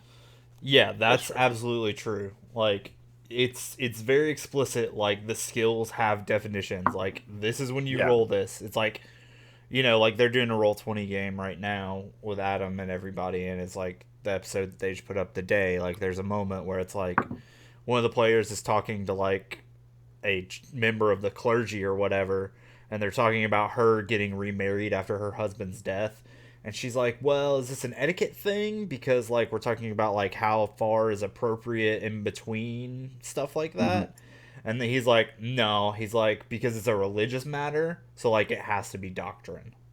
Yeah. Like, there's a lot of moments like that where it's like, Blades is very specifically, it's like, yeah, like, or not Blades, but Burning Wheel is very specifically like, you are testing this thing. Like, this is what this test is for. You can fork in etiquette. Like, or husband wise or whatever, like that gives you a little bit of wiggle room, but just like the specificity of that And I also think Burning Wheel gets kind of crunchy, like when you start getting into the actual like wound mechanics and wound levels and steel and fight tests and yeah, like and sorcery. it's not and all it's that, not the like, crunchiest by far, but you know. I just always considered it one of the more narratively driven. It's not Pathfinder. It definitely is about telling a story first. Like, but it's just the thing is it's about it is narratively and especially very character driven, but the way that is driven, there's a lot of rules for how that works. Yeah. Anyway. Yeah. Shall we kick over this break lunch? So just before we start, does anyone need to go right on the end of the hour? No, I don't need to. No, I'll be all right. No, I can push it to like 5:30 or something like that. So. Okay, just wanted to make sure before we started. Okay, and the other thing I'll mention is one thing I want to play at some point is Dogs in the Vineyard. That looks a lot of fun. Same. I would love to. I've only heard of it. I don't own it, but it seems really cool. Yeah, I like Dogs in the Vineyard, and its fucking dice pool is ridiculous, but everything else about the game I love. Yeah, well, at least it's not Shadowrun, right? I mean, at points it almost is, but yeah, it's not yeah. quite that bad. But I mean, there is the point where you're just like, I just rolled 30 dice, and now I have to like, ration these out over a 7-turn conflict, and it's like. See, I like that shit. I'll go and show you why I don't have a problem with that. I mean, like, I just like I understand it. Like, I don't know. No, I mean, like, I understand why one would not like it, but like, I was reading like I said, I haven't played Dogs, but like, I was reading through Burning Wheel, and it's like just lists of like when you gain dice for things and how certain things work, and I just love. Yeah. Tiny little rules. Nice. That's just why I don't have a problem with that. Yeah. You want 30 dice? Here's 30 dice. Yeah. Yeah, it's just... My problem is definitely, like, just every system I play that's like that slows the tempo down more. Yeah, that's fair. And that's frustrating. That's fair. Yeah. We actually got these die because my wife was organizing the thing for my kids' school, and we needed like 200 die, so we just bought them. And it turns out they're really cheap. We just bought them for like $20. Yeah, if you just buy regular dice in bulk, super cheap. Yeah, and unlike my D&D dice, which I insist have to be transparent because that's more random. We've done the thing with the saline to prove it. The other ones are naturally weighted.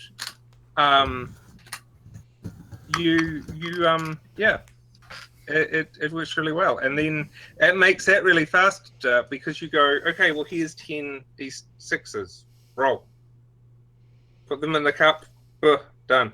Yeah. So engagement roll, or we need to do it's an assault plan. Yep. Sounds like it. Load. Let's pick load before we do engagement, because we never do that in the order. Oh yeah.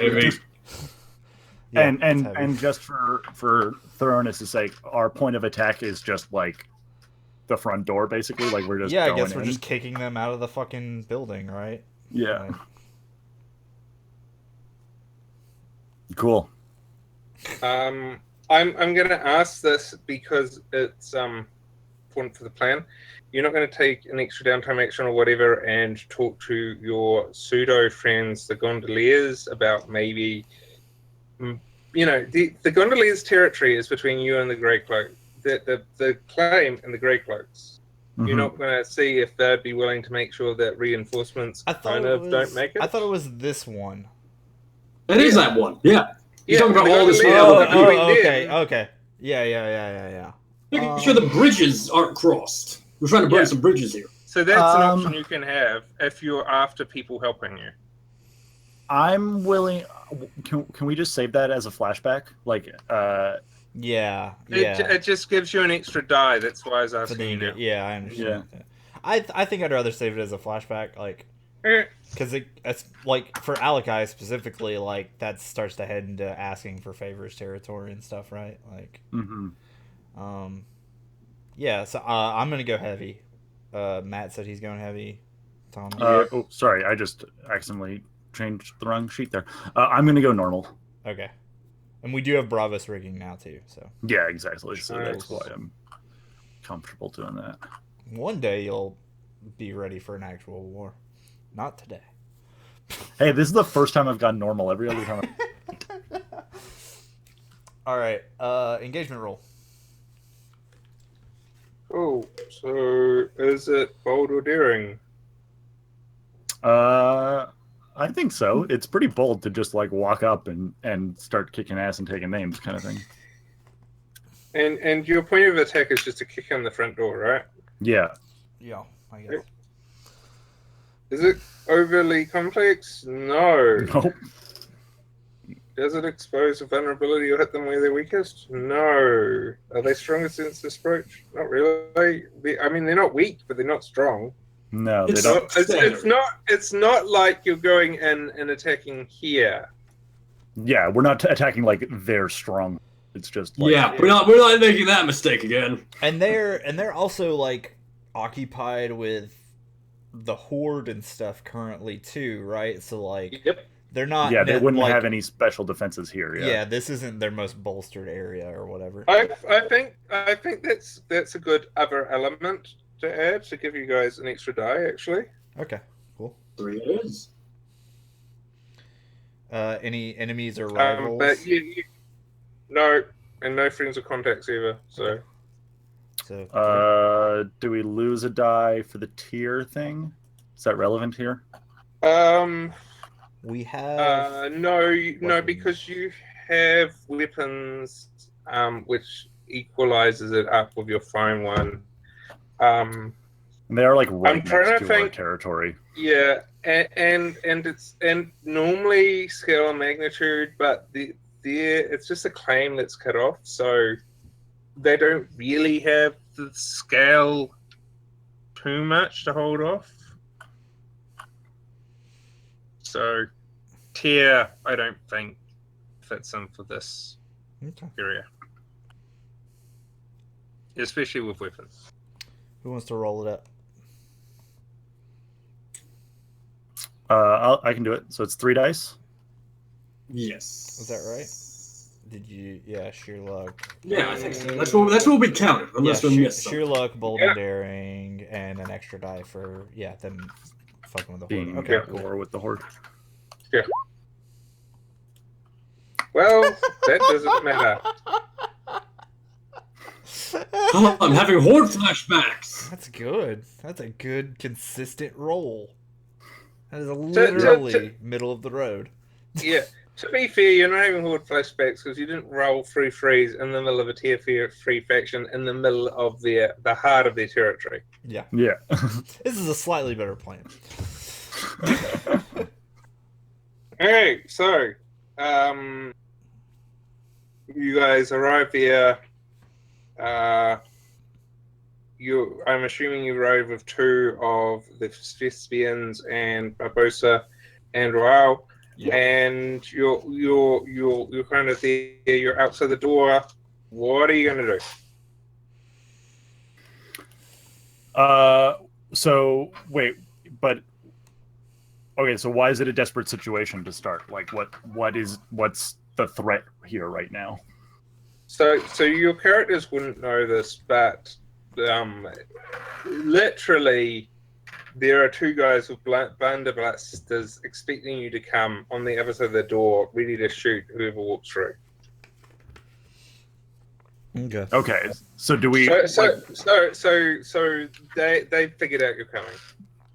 Okay. They've seen you getting ready to go. They looked out the enough, and window and were like, "Hey, Yeah, they looked hey, out the all those guys window. are walking over here." Yeah, they looked out the window. I think they have guns. They haven't So had I've- enough chance to get the rest of them to come and set up a trap, but it's enough that they've at least the guys who are there have kind of set up a trap to foil any assault. I mean, I feel like if we didn't know that, we would have just kicked down the door, right? Like, Yeah. I know, but you asked, and I answered. no, I know. Because you don't know that. Just the players know that. Yeah.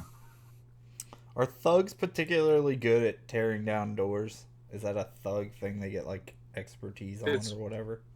I do have a point in Feels rec. like that falls under. Thugs are yeah. good at wreck. Yes. Do you have blood brothers? Yes. We do have blood brothers. Yeah. What else Yeah, are your we- thugs? They're rovers. They're rovers. Yeah. Okay. Oh, were you using your single use of the Thespians. thespians? Matthew? Yeah, I was going to be bringing them along. So Okay. Do we want to plan give is like? do a little. Do we want to give them names? Those people.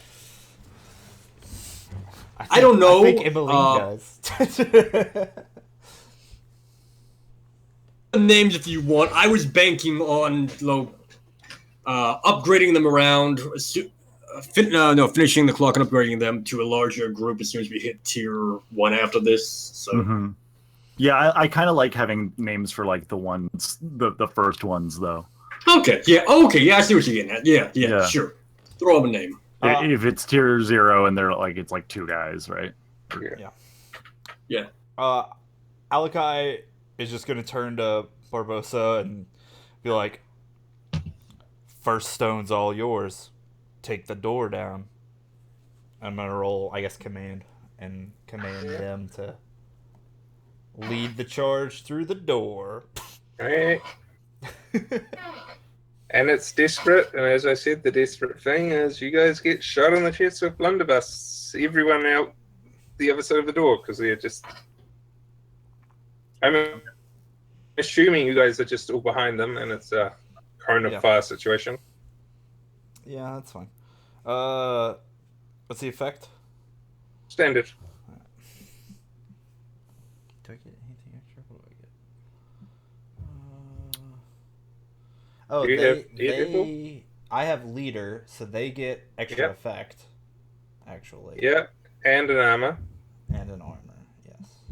And there's blood brothers, so +1 for teamwork rolls. Does this count? Because leaders for combat specifically, does this count?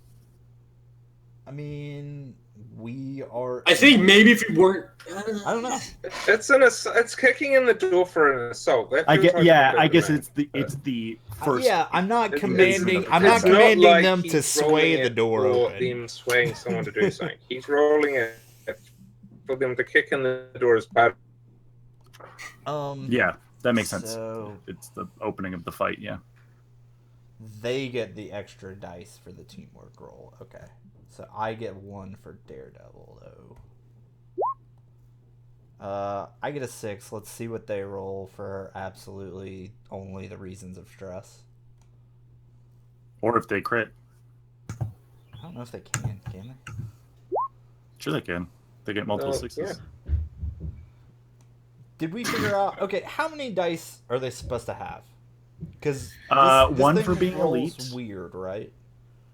So So you get so when one you for being click, elite, one for blood brothers. Yeah. and one for leader.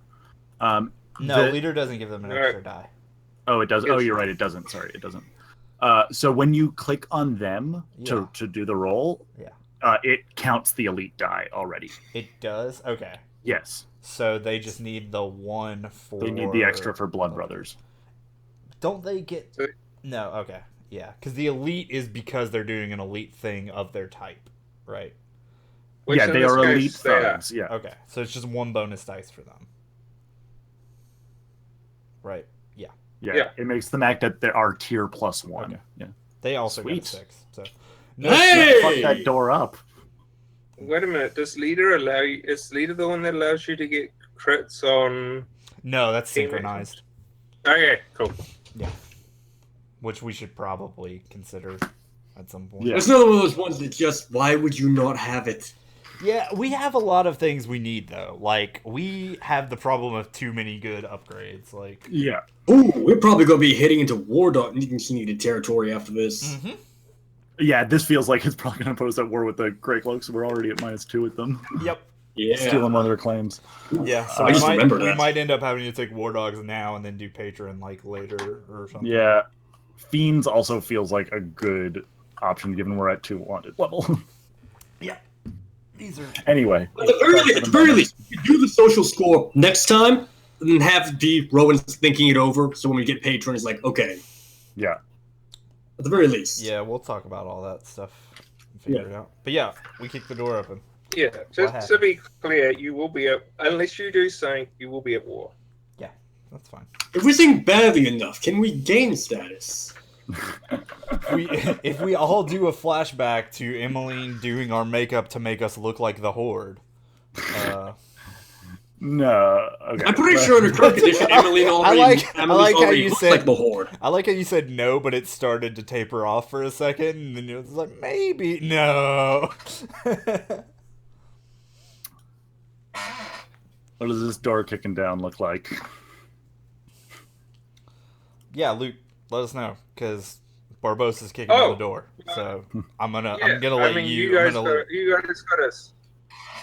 You guys got a 6, so I feel like they bash in the door, it goes flying. The guys are on the other side with shotguns. Once told me.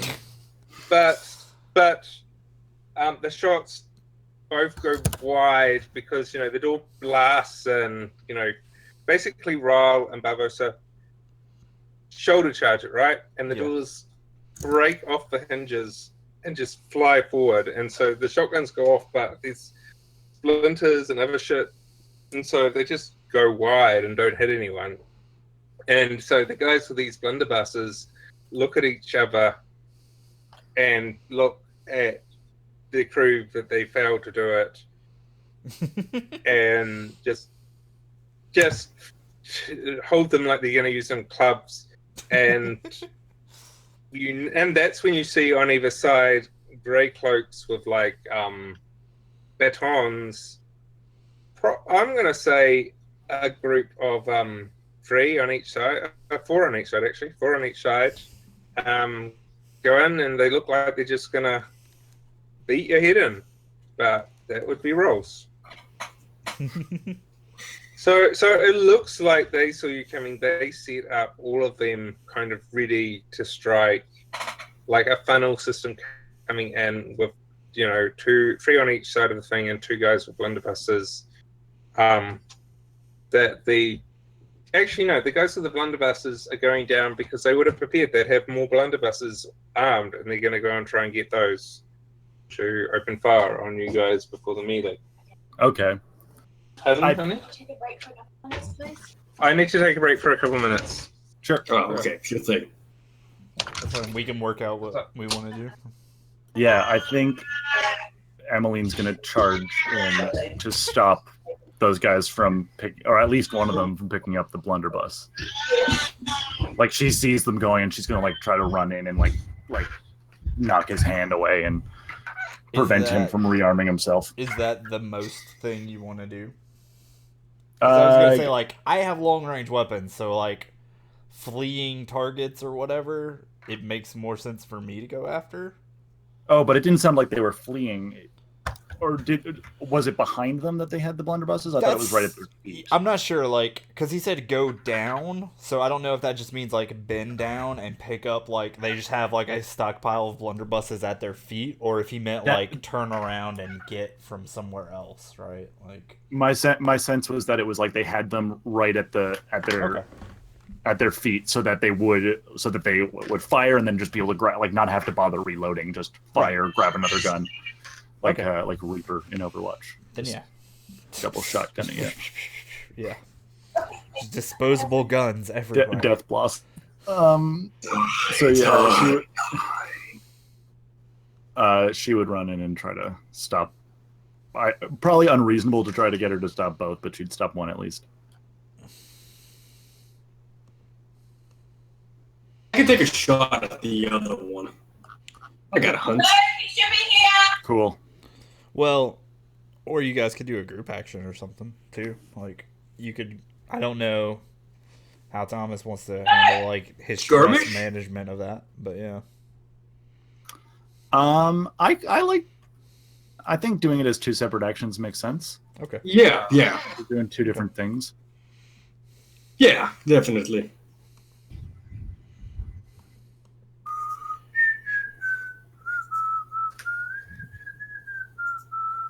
Hey, yeah. What's that? You get something for me? Yeah? It's Thursday. Was 33 grams. Yeah? Because Daniel has a chocolate milk. All right. Daniel has a chocolate milk. Yes. What up? I don't know. It's great. Oh my god.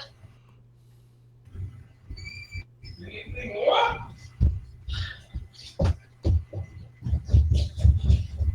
That's right. Let's come out with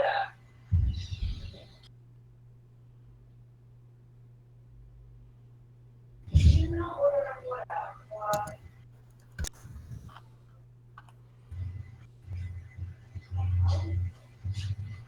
So what are you guys thinking for thespian names? Oh, I thought of some. Yeah, it's all you, man. I like using aliases, so I was gonna do 12s as one of them, and Ruby.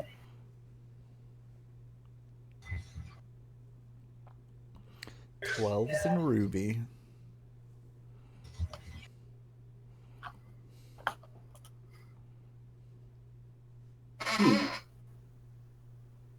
I wonder if he's good at playing Mercutio. I am totally next downtime starting a long-term project. These guys into rooks, not I'm surprised we didn't like give them rooks instead of rovers.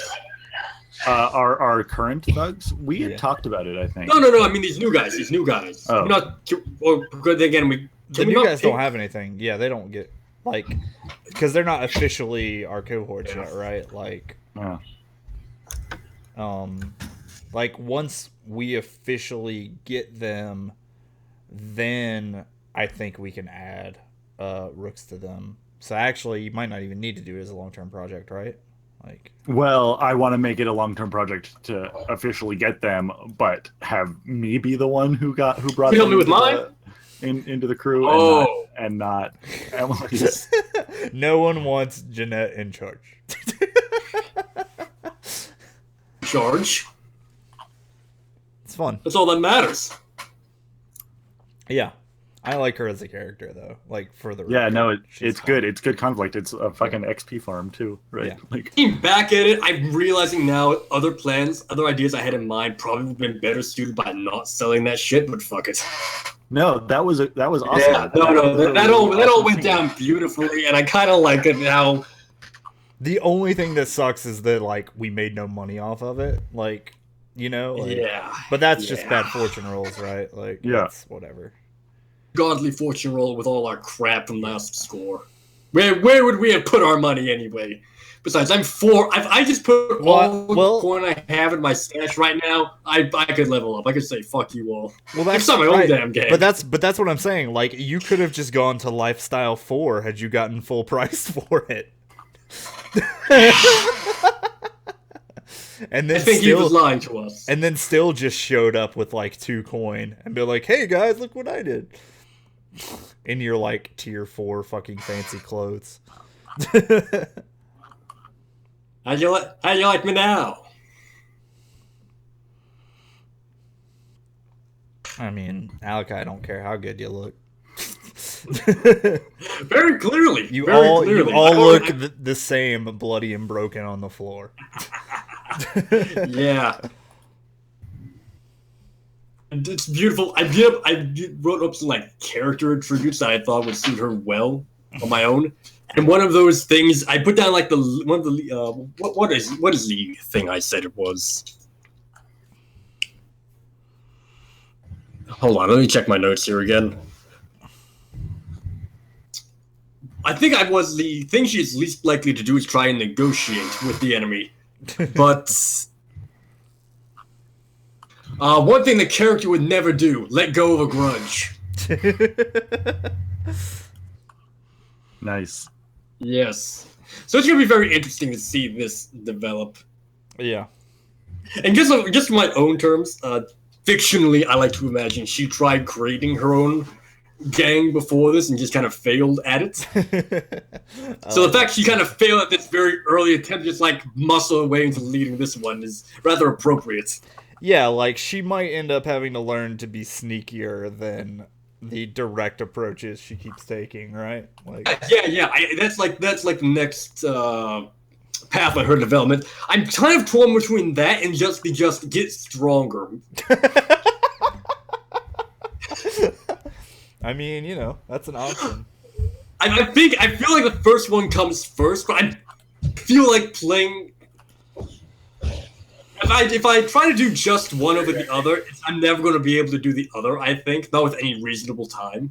Yeah. So I think it'll be a matter of finding a way to balance out, kind of working towards both. I'm pretty much already set. I'm putting every single point I get. Anyway, so. If she never gives up a grudge, you should angle to get Vengeful as a playbook advance. Definitely, again, fills in with her backstory. She's got a. Yeah. I think I wrote down she has like a list of people she remembers. I was really considering Vengeful at the start of this episode, and then. It's a great one. I know. More XP. Yeah. But we haven't gotten to anything like. Where Alakai really has a grudge against anyone yet, so like I didn't feel like I was gonna trigger it very often. Like if maybe this had gone the other way, that'd be a good thing. Yeah, maybe. Yes, one would have expected. Oh.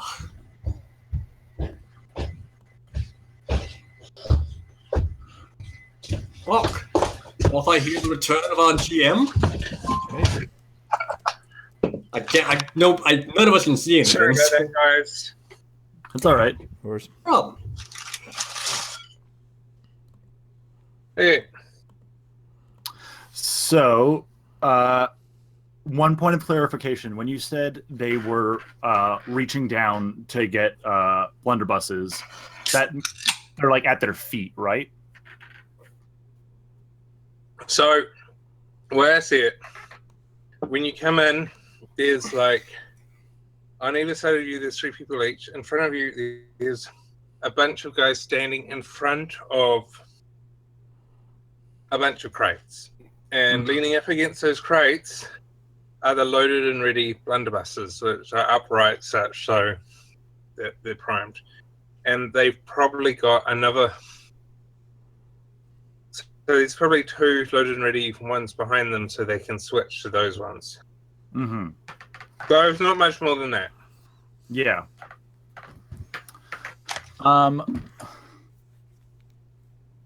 So I think Emmeline's going to... What we had talked about was that Emmeline was going to run in and like knock... As one of the guys goes to reach for Blunderbuss, she was going to like try to run in and knock him aside so that he can't get it to fire at us. And then I think Emily's was going to fire on the other one who was reaching for a gun at the same time. Yeah, I've decided though I'm going to try like Looney Tunes it and shoot the bullet into the barrel so it can't fire instead. No, I'm going to shoot him in the fucking head. Okay. I was going to point out, but that shows a distinct misunderstanding about how blunderbusses work.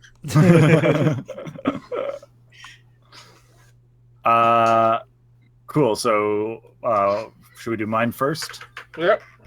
I'm going to be using my Rook's Gambit to roll Sway here in place of probably Prowl would have, or Skirmish would have been normally what I'd roll. And I think look over there. Well, yeah, I think, but I think it is like she is not like when we step in, she's not the most threatening person, clearly, of this group. And so she gets like a second of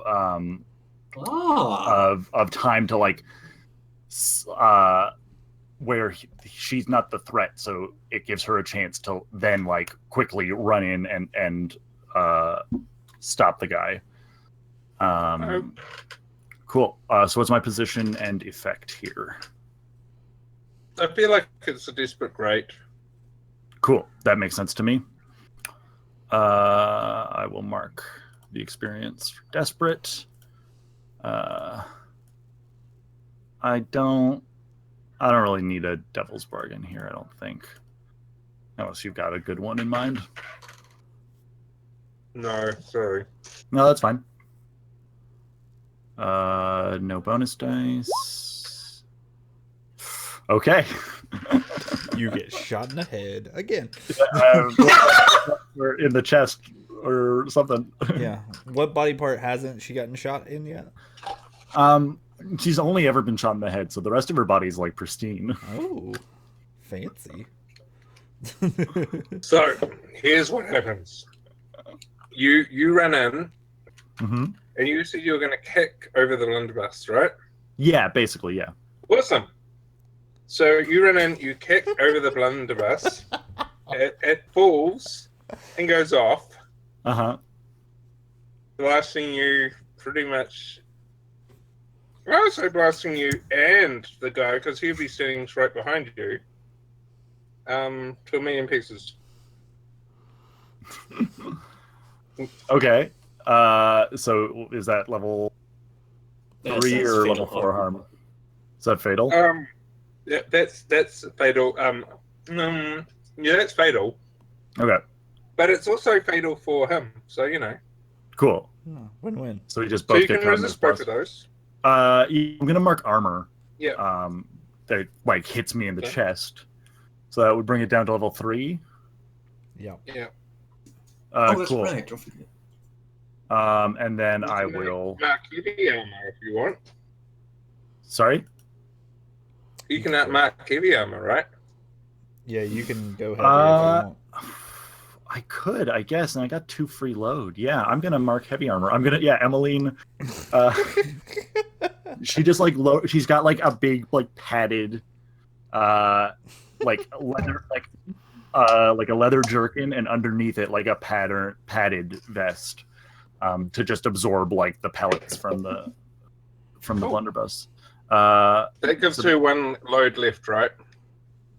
2 should be, I think, or is I it should have 2 left. Yeah. Because of the Bravo's What's- rating. What's the medium load? It's 5. Normal is 5. Okay. Yeah. For some reason, I thought it was 4. No.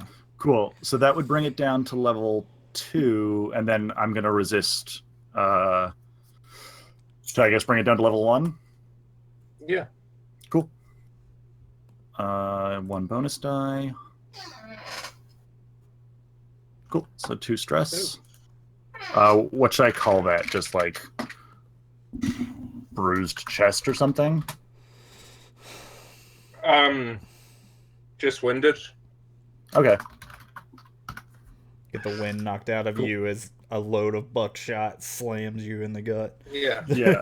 Yeah, but I've got a vision like you get shot back by it, and like one's like, "What? Oh my god, are you okay?" And you're like, "Yeah, just winded." I like that. Cool. So that was me. Yeah, and about the same time she's doing this, Jeanette is just going to do what she did at the same time. When she was shot with a crossbow last session, just pull up a pistol and shoot one of the other guys. One of the other guys, or one of the other. With the blunderbusses, yeah, with the blunderbusses. One of the other. There's like only the- one blunderbuss guy left. Oh, yeah. Okay, yeah. Unless you want to resist that as well. You can resist that as well. If you want to save the other guy's life, which you don't want to do. No. For some reason, I thought they said there were 4. No. There's 2 No, blunderbuss. this- There's 2 blunderbuss guys, and then 4 dudes on each side of So- the room. So there's Yeah. 8 more Yeah. guys and 1 blunderbuss. Yeah, Just no, so I'm you shooting. know, I'm you just get- going to like just The quick close, shot the the bell other goes guy. off. Yeah. Quick shot the other blunderbuss guy. Yeah, That's that gonna would be desperate standard. lovely. Oh. Don't fail me now.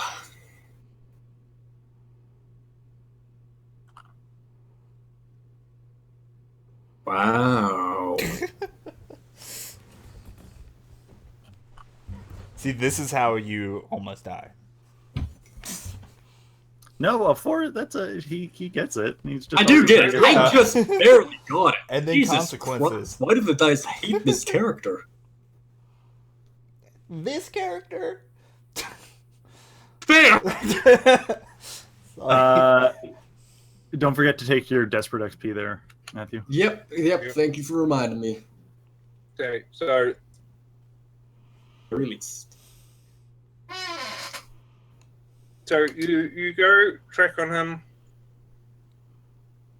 go and fire, and your hand cannon, with the rushing missile have been cleaned or whatever, the barrel explodes. So it shoots a bullet, he's dead, but the barrel explodes in your hand, meaning you've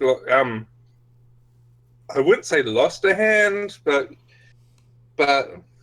your hand is pretty much gone to shit. Getting level 3 harm, bleeding out through the wrist. Yep. Prowess resisting that. I get a bonus die. So if you resist it, then I'm assuming your prowess resist. Actually, how are you prowess resisting that? I think I see this weird spark before after it fires, like shit, drop it. Like quicker reflexes. But the weird spark would be, it was because the barrel, whatever. It's not like you fire and then a spark and explodes. Fire it, and the barrel explodes as part of the normal thing of it being a gun. Okay, I'm fine with you prowess resisting it. I just don't know how. Yeah. Maybe instead then it's like you as you're squeezing the trigger, like you feel like an odd vibration, or like that the weight is off in some way. Okay. And then that's when you drop okay. it. Then okay, yeah, a bit earlier. Gotcha. I'll buy that. Okay. Maybe it recalls funny as it's going, just as it's starting to explode, and you kind of. And then, and maybe in the theme of the overall Overwatch references, I was planning to just drop it anyway because it's a single shot pistol as it is. Yeah. So. Yeah, drop it a bit faster. A bonus die from this resist. Nice. Good one. You don't take trauma. Not yet, unfortunately. Yep. No, I didn't want to trauma out this early. This isn't where you want to take trauma. Yeah, you wanted to take trauma before this. Yeah. Or afterwards.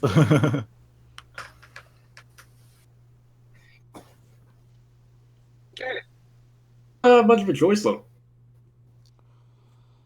So, I said great. So, you shoot him. Not standard. You shoot him. He's going to get the gun. He's hit, bleeding out. It's distracted him enough that he hasn't gone down to get the blunderbuss. Instead, he's now trying to get behind the boxes. He's bleeding. He's not in a good way, but he's definitely not dead yet. Oh, that's his mistake.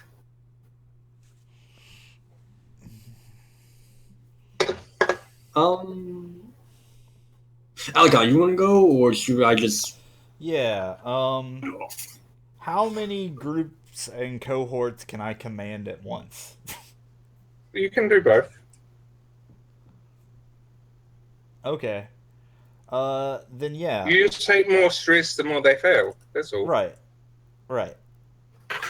Yeah, I'm gonna command Ryle and Barbosa, like...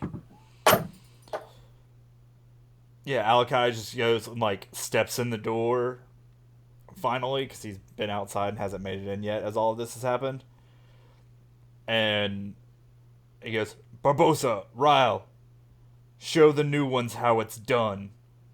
And, like, and then he turns to them and he's like, do what they do. And then, like, yeah, he's gonna command the 4 of them to just rush one side of the fucking thing. Okay. So obviously it's desperate and great effect because I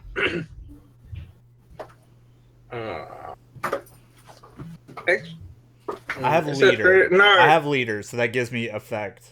Anyway. yes, So. yes, but that I think that just equals it out. Okay. Is they're tier 2. Yeah. And fine. I was going to say scale, but there's 4 of them, and there's 4 in total in the gang. So Right. I think it also evens out the scale. So I think Okay. what that results in is it being standard. Okay. And these guys are 4 clocks. That's So they're two 4 clocks. okay. You could add them because I keep on buggering it up every time I add it, Yeah, I'll get it. and just label them left and right. Will somebody roll the cohorts for me, and I'll do the clocks real quick. Sure, I'll take care of that. Which cohort are you going to roll for? I can roll for the other one. I'll roll for my little buddies. Just was it 1 dice for them? 2 dice? For the ones you're The thespians. the thespians. Thespians.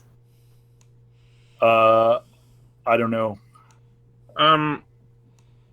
Was it 0 dice? It should be Did we 0, do- probably, right? Yeah. Did we discuss whether they get the benefit of blood brothers before they're permanent or not? Makes sense for them too now. We were saying they don't get the extra type, probably, like because they're not your cohorts. I kind of lean towards they don't get the extra die, even though If they don't get the it's extra here. type, if they don't get the extra type, they don't get the extra die. Yeah. Yeah, because like the implication of blood brothers is they're blood Part of brothers. your- Like you yeah. fought. Yeah, the part of the before. group. Yeah, they're part of the group. Yeah. Yeah, like leaders just says like when I command a cohort, so like leaders can apply, but yeah, I think it's Yeah, leader seems like it would apply. Yeah. Yeah. Okay, I'll roll for Ryle and Barbosa then. Yep. Are you also on this? I'm assuming you're commanding your peers.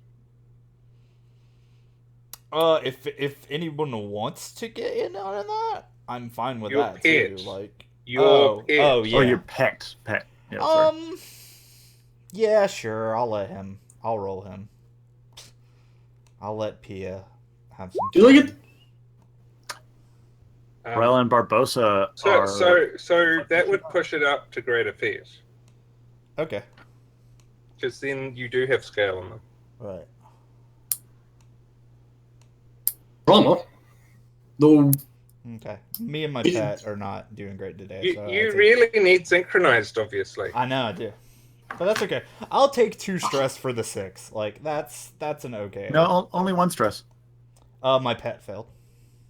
Yeah, Yeah, and your pet was the you- only one that failed. Oh yeah, I didn't. You got I a forget 4. a 4 is not. They a got fail. a 6. They got a 6. I always and- consider a 4 a failure because like it's not perfect, guys. Yeah, yeah, that's something I've noticed. A lot of people will get a 5 and they're like, oh, okay, or 4. They're like, oh, and it's like they're the same number. Yeah. I know it's- people react way differently to 4s and 5s. I agree. Just and it's just weird because they're the same thing.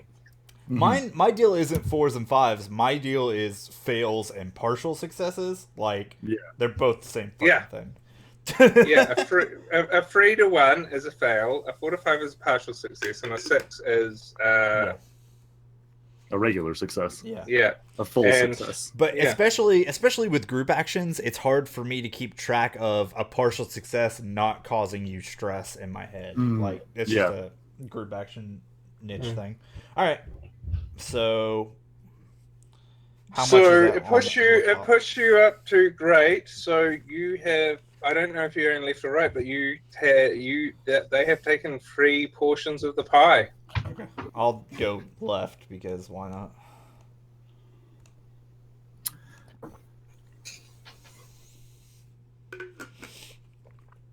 All right.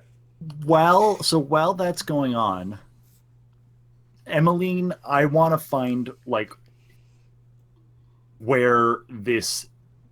I want to survey the area to see, or it might be survey, it might be study.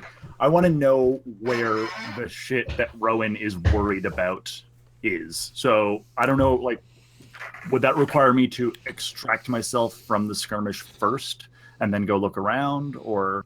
That would require you to extract yourself from the skirmish first, go into the records and evidence, spend a couple of hours studying. Okay, cool.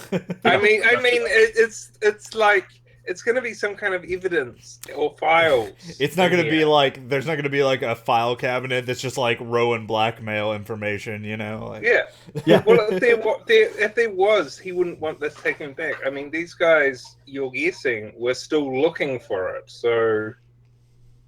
Yeah. Okay. I'm fine with that. Like in my mind, that's like you guys are going to finish the fight. While the fight is finishing, I'm going to go upstairs, and then once the fight is finished, I'm going to stay upstairs, like, basically. I want to find that information, because that feels like You're seriously going to just abandon these guys in the middle of the fight? I mean, honestly, I guess I have 1 point in skirmish, but yeah. They feel like they could... It seems like they can handle themselves, and they've already established that I'm not the fighter, so... My God. I like it. I'm down with it. I want to make sure that we get that information. Yeah. Do you have any traumas? What traumas do you have? Reckless. Okay, I really feel like we should remember this because this does feel like a reckless action. Oh yeah, that was the first reason why I wanted to do it. This sounds like something to remember for the traumas or whatever because of your thing negatively affecting things. Yeah, and I am winded, so I'm gonna use Rook's Gambit again to sway to get myself out of this skirmish. And there, it's like I'm going to pretend. I mean, you're not in the skirmish currently. I mean, you got blasted back. I guess I did. Yeah. Okay. Do I need to? No, you don't. You can just leave. Oh, okay. Sorry, I thought you said that I would need to get myself out. I turned the phrase. Okay, in that case, I'm just gonna go, like, is there like an upstairs or something? Is that what you said? There's an upstairs where kind of like the officers used to plan and stuff. There's the cell, there's cells. If this is laid out by most places, which you think it will be, there would be evidence and cells locked up downstairs or the offices and records upstairs. Okay, I'll go upstairs then. Okay, well, we'll take care of that after this then. Okay. Because that'll take some time. Sure. And you won't get to finish this if all your cohort are dead and they come up and shoot you. So, you know. I mean, I'll jump out the window and with the information, so... That's true. Technically, so you just need us to stall them with our dead bodies for hours. Yeah, for sure. Yeah. For sure. I mean, these fights normally go on for hours, right? Yeah, totally. Anyway. We'll just have to make sure if we die, we do it blocking the stairwell, right? Like, yeah, just phalanx of dead bodies, then, you know. Actually, I'm... So it didn't take me a roll just to get upstairs, but could I... Did somebody... If I don't roll, do they know I went upstairs? Yes. Okay, can I... Prowl. Can I try to make it so that they don't know that I went upstairs? Sure. That would be... Normally that would be a prowl roll. Yeah. So in this case... So, yeah, I'll use the Rook's Gambit again to... Act sneaky. Exactly. I'm gonna I'm going to pretend that I'm still in the fight and then basically bluff my way to create a diversion and then run away and have nobody notice that I left. So here's the thing. Okay. You're winded, which means lower effect. So yeah, for sure. It's lesser. So you're gonna have to do this twice in order to sneak out without being noticed. Okay, is it like a clock or is it just two? Like it's going to be 2 actions? Just 2. I mean, you could create a clock if you want, or just do 2 actions. Yeah, okay. No, 2 makes sense. What's my position? Desperate. Okay, it's already desperate, eh? Oh, yeah. I can push myself to put... Remember all those phrases? Yeah, I could push myself to get that effect up, but it won't do anything. Okay, so the second roll here is going to need to be with my regular prowl skill.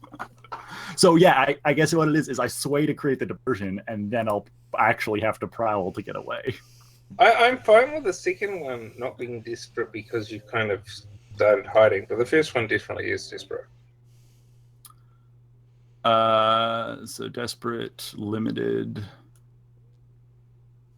no bonus dice. Wow! Bam. Crit, baby. So yeah, you're up and out. You're fine. You don't need the second roll. Yeah, sweet. Such a good actress. Nice. Okay, cool. Like, Alec, I was gonna have a talk with you, but now I feel like he's convinced as well that you were just fighting. Yeah, exactly. Like she as she walks up the stairs, she's like throwing her voice and being like pretending that she's still in the... I like the idea of her. Look at that, you scoundrel. I like the idea of her throwing her voice in the style of the dude from Police Academy, where she's also making sound effects. Yeah, like yeah, exactly. And you marked your XP, right? I did mark my XP, yeah. Okay. Yay. So you got the combat still is going on. There's one guy with a blunderbuss who's hurt, and there are two gangs. There is going to have been one guy with the blunderbuss that's hurt, but I'm just going to, since we've engaged in the melee now already, just kind of walk up to him, stand over him, and stab down at him with my cutlass, my exquisite hand weapon. Okay. So that's desperate standard. Alrighty. That's the upside of all those trees. It does mean that there is a lot more XP. Yep. That is very true. Make every roll desperate roll. No bonus dice. Well, if you did things to lower it, like setup actions, then I would change it. But usually you guys don't. You just go ham. Yeah. No, that's what I'm saying. I want every roll to be a desperate Yeah. roll. Oh, okay. I thought you were No. naughty. Desperate rolls are gravy, man. That's gravy on the mashed potatoes. I do kind of wish I had gone with my original choice. That can't be right. Can it? Yes, no. What the fuck? I mean, that's the reason why one might not want to. Yeah. So you go and stand over him, get ready to stab down on him, which is when you realize that although you hit him, he still does have the blunderbuss, and he just grins at you and fires. That's why I have armor, damn it. Yeah. That'd be level 4 fatal, right? Yeah, heavy and armor. Yeah, I would say that would be level 4 fatal. Head is now a pink cloud. Yeah, his aim is off. He tried to hit me in the chest. Armor blocks it. To resist, not resist. I think it can resist this without traumaing. Don't you only have one stress? Yeah, but she's gonna get 4 dice to Yeah. roll. Yeah. It is true. You might get Yeah, a crit. You might clear I- stress. That's true. You got a better That's right. chance of That's trauma. ideal. I'm not gonna push it that far though. Honestly, let's be perfectly honest here. Given my rolls today, I won't be missed. But no, you rolled well on your resist. Like, that's the one thing you're consistently rolling well on. So. I mean, that's like last score Emmeline was in. She got 6 consequences on her, and I think I rolled a 6 every time I resisted. Yeah. I was 1 away from trauma like the whole session. One trauma. There you go. Goody. Yep. So that pushes you over? Yep. Awesome. Right on the money. Oh, God. All right. I think I got trauma. I just start throttling this guy. I picked vicious because we have enough reckless. I think. So I picked vicious. So I think what happens is he shoots me. I just drop his sword. And I just start trying to throttle him, but we just a little too evenly matched. So it doesn't really come down to that. Someone will still have to come over and kill him. Okay. I'm fine with that then. I wasn't until you said that last bit. Yeah. Sorry. I think it makes a little more sense in this situation than just trying to drop unconscious or whatever. Mm-hmm. I just noticed that Alakai took soft as his second trauma. That was yeah. That is a bold choice. I like it. Yeah. That is the hardest trauma to play. Yeah. It's a shame he didn't try to play into that when Emily's came back against fun choice. No. Yeah, I mean, I could have just killed you. Like, yeah, that's true. Hey, no, you did play into it. What am I saying? I could have just killed you. Like, I even gave you the option of whether you wanted me to cut off your arm or get beat to a pulp. Like, very accommodating. Yeah, that's the thing. I mean, she's very attached to her arms. So, Chris, it's all on you. I mean, and all the fucking cohorts we have running around. Yes, but I mean, one person is traumatized out, the other person has gone off to read. Yeah. She's waiting in the wings to act as reinforcements. All right, I'm gonna lead. Can I do a group skirmish and have the cohorts finish off the group on the left, and I can just beat the blunderbuss dude for Amelise? Is that fair? Yes. Okay. Yes, Then, yeah. yes. I mean, there would be scale problems if you were to attack the group on the right. Yeah. In exactly. fact, I think you'll be skirmishing with all of them, so you're going to be desperate standard. But the guy, Melissa, it can just be a brand melee. So I mean, the effect, because there's only one pie left, can be killing the guys, wiping out the gang on the left, and killing the guy for Amelise, leaving just one gang left. I'm not gonna kill the guy I'm fighting. I'm just gonna knock him out. But, Sure. Like, so you're going to knock... But Ryle and Barbados, like, the cohorts can kill their gang on the left. That's fine. But, like, the dude Amelise is over here trying to fucking strangle. Like, I'm just gonna walk over, like, shove her out of the way and knock him unconscious. Like, that's the goal. Yeah. Okay. So what's... I feel like there's a devil's bargain here that has to do with the thespians, but I can't quite think of how to formulate it. I mean, I'll listen. I'll hear them out. Like, it feels like something like they either, like, get... either, like, they get a taste for it, or they get not a taste for it, and it's going to make it harder for us to get them as a cohort. Like, they really go in for it and get, like, kind of, I mean, basically trauma, like, they take trauma, basically, and are like, oh, we don't want to do here's this. the thing for the thespians. That they did that, but you got them due to combat like this. So Okay. it's not as if they're college kids. They're not pure thespians. They're like dock workers that are thespians on the side, kind of. Yeah, thing. in fact, if you've seen Tangled, my view for them is they're a bit like that bar of cutthroats who then break into song. Cool. Yeah, okay. Then that devil's bargain doesn't necessarily make sense. Is there any other devil's bargains though?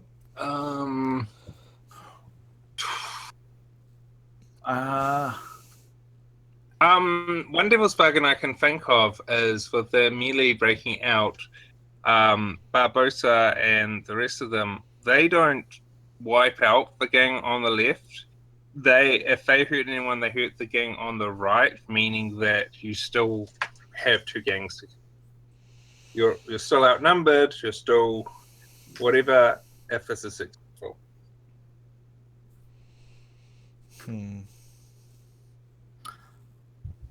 Because like the other gang is getting in there and they're fresher, and so they focus on holding them off. That makes a lot of sense. That makes a lot. I would take that. Okay. So what was this? Was this standard or limited? There's four. I think you had said standard.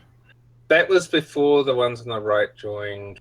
Okay. I'm gonna say I said great. I'm gonna say because it's standard because you have the pet, you have the two cohorts, and the ones on the left are hurt. So it's standard. And I have Desperate leader, so yeah, standard makes sense. Yeah. Yeah.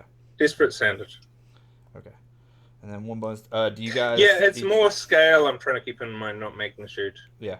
You guys want to each roll one of the cohorts, and then I'll roll my pet. Sure. So doesn't matter. Boo. Ryle and Barbosa don't do a great job there. All right. Well, the thespians do. Let me roll the pet. No, they don't. They roll 0 dice. So they got a 1 there. Oh yeah. Okay. So 2 stress so far. Okay. Yeah, I'm with the. And was that crit yours? Yeah, the crit's mine. Yes. Yeah.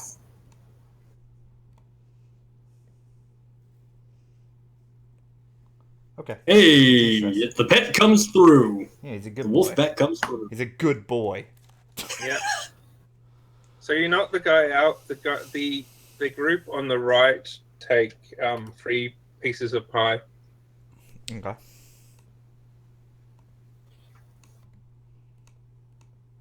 Oh. Damn it. That's me messing things up. All right.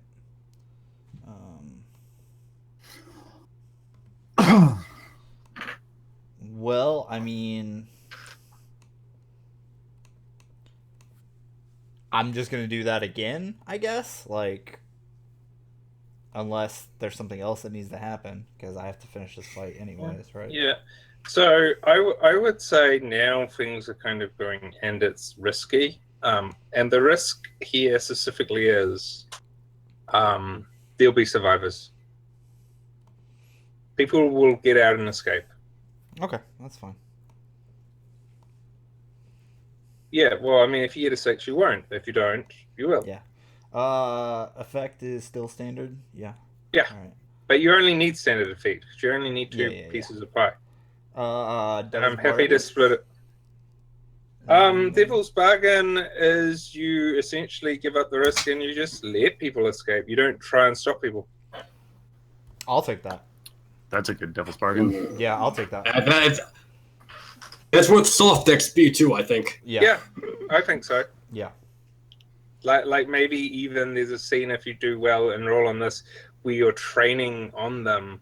Like if you get a 6, you could say you're training on them, and you're like nah, and just there's like a take moment the of shot. hesitation. You could have taken the shot and hit him in the back of shot him in the back of the head. Yep, that's exactly what happens. Yeah, and you're like nah, and you just let them go. Yep. You guys want to roll the cohorts again for stress purposes? Ooh, and Ryle and Barbosa do well there, so I want to know how they feel about you. Yeah, you going soft. That's another 2 stress too. Yeah, that's fine. Yeah, I guess you did overindulge. Yeah. Okay. So did Ryle and Barbosa see you being able to take the shot or not, or not? Because it's completely your call with it. They notice because it's still a bit of a melee. It's whatever. They could have not seen that you didn't take the shot when you could have, or they could have totally seen.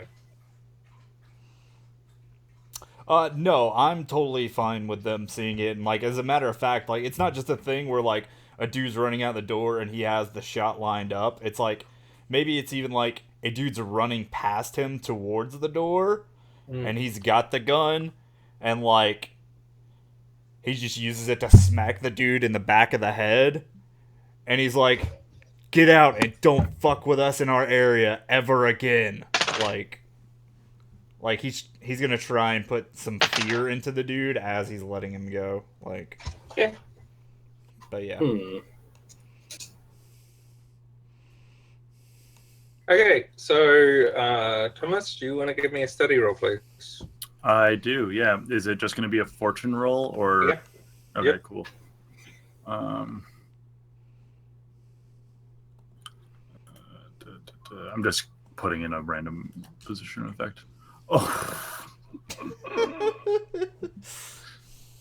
Yeah, you learned nothing. Do a great job there. So again, it's a fortune, much like other information. So yeah. So what you go and find upstairs, and you guys find downstairs. So first off, you guys find downstairs a whole bunch of quote unquote seized goods. Now, I would say that this was probably a level 6 score, a 6 treasure score. So I'm going to say there's 6 treasure worth of stuff to pay for this score, because I believe it's only fair that you guys get paid somehow. And Spoils of War sounds like a battle type shit. Yeah. And it is very clear in the manual not to screw players over as far as getting paid. You find the Rowan evidence. Kind of. Okay. Kind of. And that you find a room marked whatever, and there is like all of these filing cabinets, all labeled the Rowan incident. Okay. And some of them labeled Greycoat insubordination. Other ones labeled Strangford agreements. But there's just a whole room full of shit. It's just full of things. So you found stuff, but you found more than you could possibly. You would need to hire a city clerk or something to go through this, and maybe a lawyer to tell you what it even means. That sounds like a great suggestion for some downtime actions. Yeah, long-term project. Here we go. Yeah. Sweet. It's like, okay, I found all this stuff, which is just, oh my god, the party on the fourth basis, the party on the fifth basis had an injunction against the third, who was, what does this even mean? Yeah, step 1, hire city clerk and lawyer. Step 2, question mark, question mark, question mark. Step 3, profit. Yeah. Cool, I love that. Okay. So you said so 6 coin? How are we going to split that up? Also, Mark, I'm assuming you're keeping this claim? Yeah. Okay. So make sure to mark that. You get free rep. That was blue coat intimidation, right? Or was that? Yep. Okay, that was Yes. intimidation. Okay, cool. So the idea basically being that like the blue coats are going to come back and we're going to be like, it's thanks to us that you got this station back, kind of thing, right? Well, I would say it's even more blatant than that. It's we like, kick the ass of the people that kick their ass, right? Like, no, it's like you've got the turf and all the rest, and they're kind of like, you're like, okay, boys, come in, and they're in, and they're like, okay, sir, and they toff your head, and it's basically like you're here up. You're our renters. You're our we're letting them work out of our building. Yeah. Okay, cool. You essentially own them, although not own them in a way that can help assault because it's a different one. But you essentially own them. Yeah. And so it's a type of thing like there's a crime scene and you arrive and they're like, "Oh yes, sir," and they let you in, or it's like it's basically they're completely in your pockets. In the fiction, like you're paying them a stipend, of course, in non-coin because bribes are covered quietly outside of the whole coin thing. But they're like, walk in a crime scene and that you were part of, and it's like nothing really happened here, and you put in a bribe, and they're like, "Yes, sir, I'm just enjoying the nice fresh air. Oh, look at that mess. Let me wash that down for you, sir." So you guys just want to do 2 coin a piece, like make it sure, easy? Yeah, cool. We may want to invest in a vault soon, though. Any coin I go that's going to go is going to go. Any coin I get is going to go straight into my stash. So that's fine. I don't know if it's the thing. I don't know, and maybe. Where's my head at right now?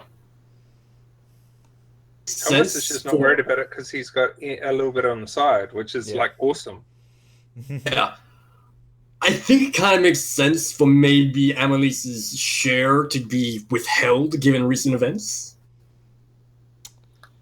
I mean, this is keep in mind this is not technically your share. The share comes when you go and do your crew upgrade, and you each get one, and it just goes in stash. Because Alakai be crew money that you're holding on to. Because Alakai also has one more dick move he wants to roleplay out before we end. Because like downstairs, like after the skirmish, like you're just kind of like, what are you doing? Like after like so before we do that, we got to sort heat. On that, how do you guys want to play the claims in the future? That they kick in the minute you get them, or after? So do you want the claim to affect this or not? Is what I'm asking. I think that in this case, it makes sense to me that it doesn't kick in yet because Awesome. the blue coats still need to come back, right? Like it doesn't feel like that would apply to this one. Awesome. Okay. Sort of devil's advocate here. At the same time, given this is expressly helping them out. Yeah, but heat isn't specifically just from the cops. It's from all the factions of the city, that's right? true. Yes. Okay. Yep, never mind. Disregard the moron. Yeah, I'm cool with that. That's good actually, because I was going to say that if that whatever you decide would also apply to things like at war, which you are at right now. You are now at war.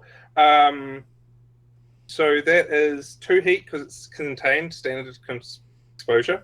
Another 2 heat because someone died. Mm-hmm. So that's 4 heat. And it's worth noting that you are at war, which means a lot of bad things. Yep. Unless you get war dogs, which I'm sure you won't. No, we're probably No. taking Who would get war dogs? I might hate myself later, or you guys might hate me, but I feel like there should be another heat there because this was hostile turf. No, that's fair. I considered that, and then I realized that it isn't really because it's right next to your turf. It's in the middle. It's not of like deep in the Allied heart turf. of. It's not really hostile turf as a result. Yeah, there's no real place So for them I to- did actually consider that, and you can have the each aid if you want, but I did consider it, and then I decided that no, it's not hostile turf because of its position. If it was anywhere else, it would be. That's fair. That's fair. Cool. But Makes yes, sense to I me. actually did consider it, and then disregarded because. Yeah. And that would mean any assault was hostile turf, which would mean it's always in effect, which means it's pointless. Yeah. Yep. Okay. Cool. I've just realized, in many respects, blue code intimidation is like Crow's Veil in that it invalidates the +2 heat for killing. Yep. But it doesn't invalidate like the consequences of it and stuff like that, right? Like like people are Crow's still gonna Veil doesn't do that either. exactly, right? I mean, like people still you have to die. have. In fact, there are often more consequences because they're like Yeah. people have been dying and the crows don't go, and then the spirit wardens get involved. Like you have to have like Crowsville and Hagfish Farm and other stuff to like be able to successfully get away clean with murder, basically. The big difference is that claims are a lot more like fragile than advancements than special abilities. Like Totally. it would be a big deal to take Crow's Veil away from somebody, whereas like there's built-in rules for taking claims away from crews. Yeah. We could easily lose those blue coats. Yeah. But alternatively, having the blue coats cover you is a lot better than Crow's Veil because Crow's Veil almost always attracts spirit warden attention. Yeah. Yeah. Cool. Okay, so the stick move. Yeah, Okay, so what's Amelise doing like after like the last people like run out the door and whatever? Like how is she handling her trauma or whatever? Kind of throttle. Did he get away or did you kill him, you said? I knocked him out. Okay, he's knocked out. Yeah. Okay, then you don't want him dead. I was going to say she's like just stabbing him. I mean, you can. It's just gonna be a thing. It's gonna be even worse. Yeah, I'm afraid that makes too much sense. Then she's just like, she's just gutting him right in front, right there on the floor.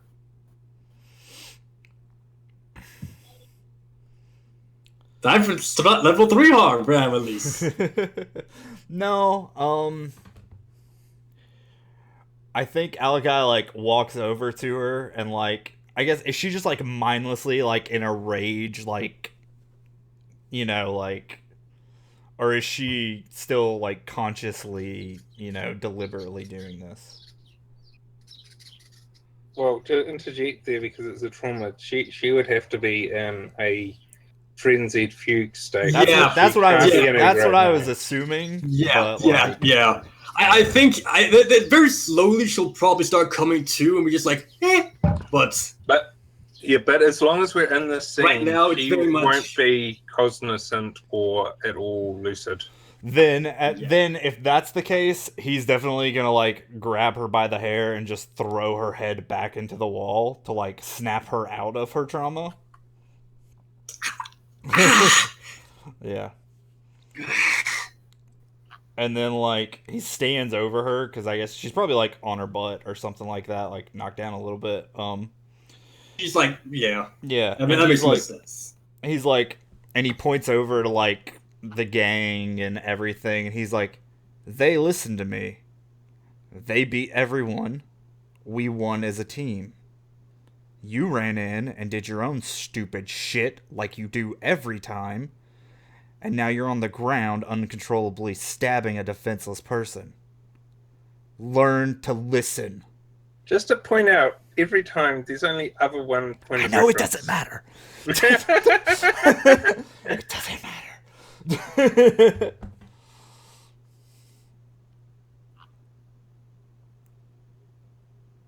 Okay, so we done? Yeah, that's all he has to say. Like, Okay, so XP. Yeah, if she has anything, she just kind of looks up. yeah. I smirk. She gave you the first time you met. Yeah. Just before we do XP, did we get rep there? Yes, you got 3. I didn't. Okay. Mark Only it. 3? I didn't mark it though. Because they're tier 2. Oh, no. Yeah, they're tier 3. Tier 1 on. You got 4, but it doesn't matter because you have like. No, that brings us right up to full. Yeah. Okay, yeah, you got 4. Sorry. Oh wait, I need to check rep if there's any other things I should take into account. No. I it's think just, rep is pretty straightforward. Yeah, it's 1 rep per tier Yes, higher. we get That's this. it. Damn it.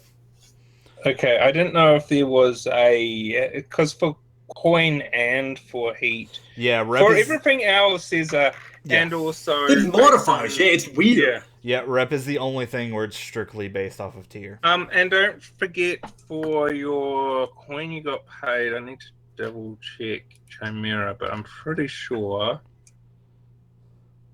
Yeah, +2 coin for extortion or battle. Oh Sweet. yeah. We're really gonna need to get a vault soon. Yeah, I'm just gonna mark an extra 2 coin in the advance. You know what? When you get a level up, you should get a vault. Yeah, but we want war dogs too. we can spend that coin before downtime's over. It's fine. Like, Cool. Yeah, let's do XP.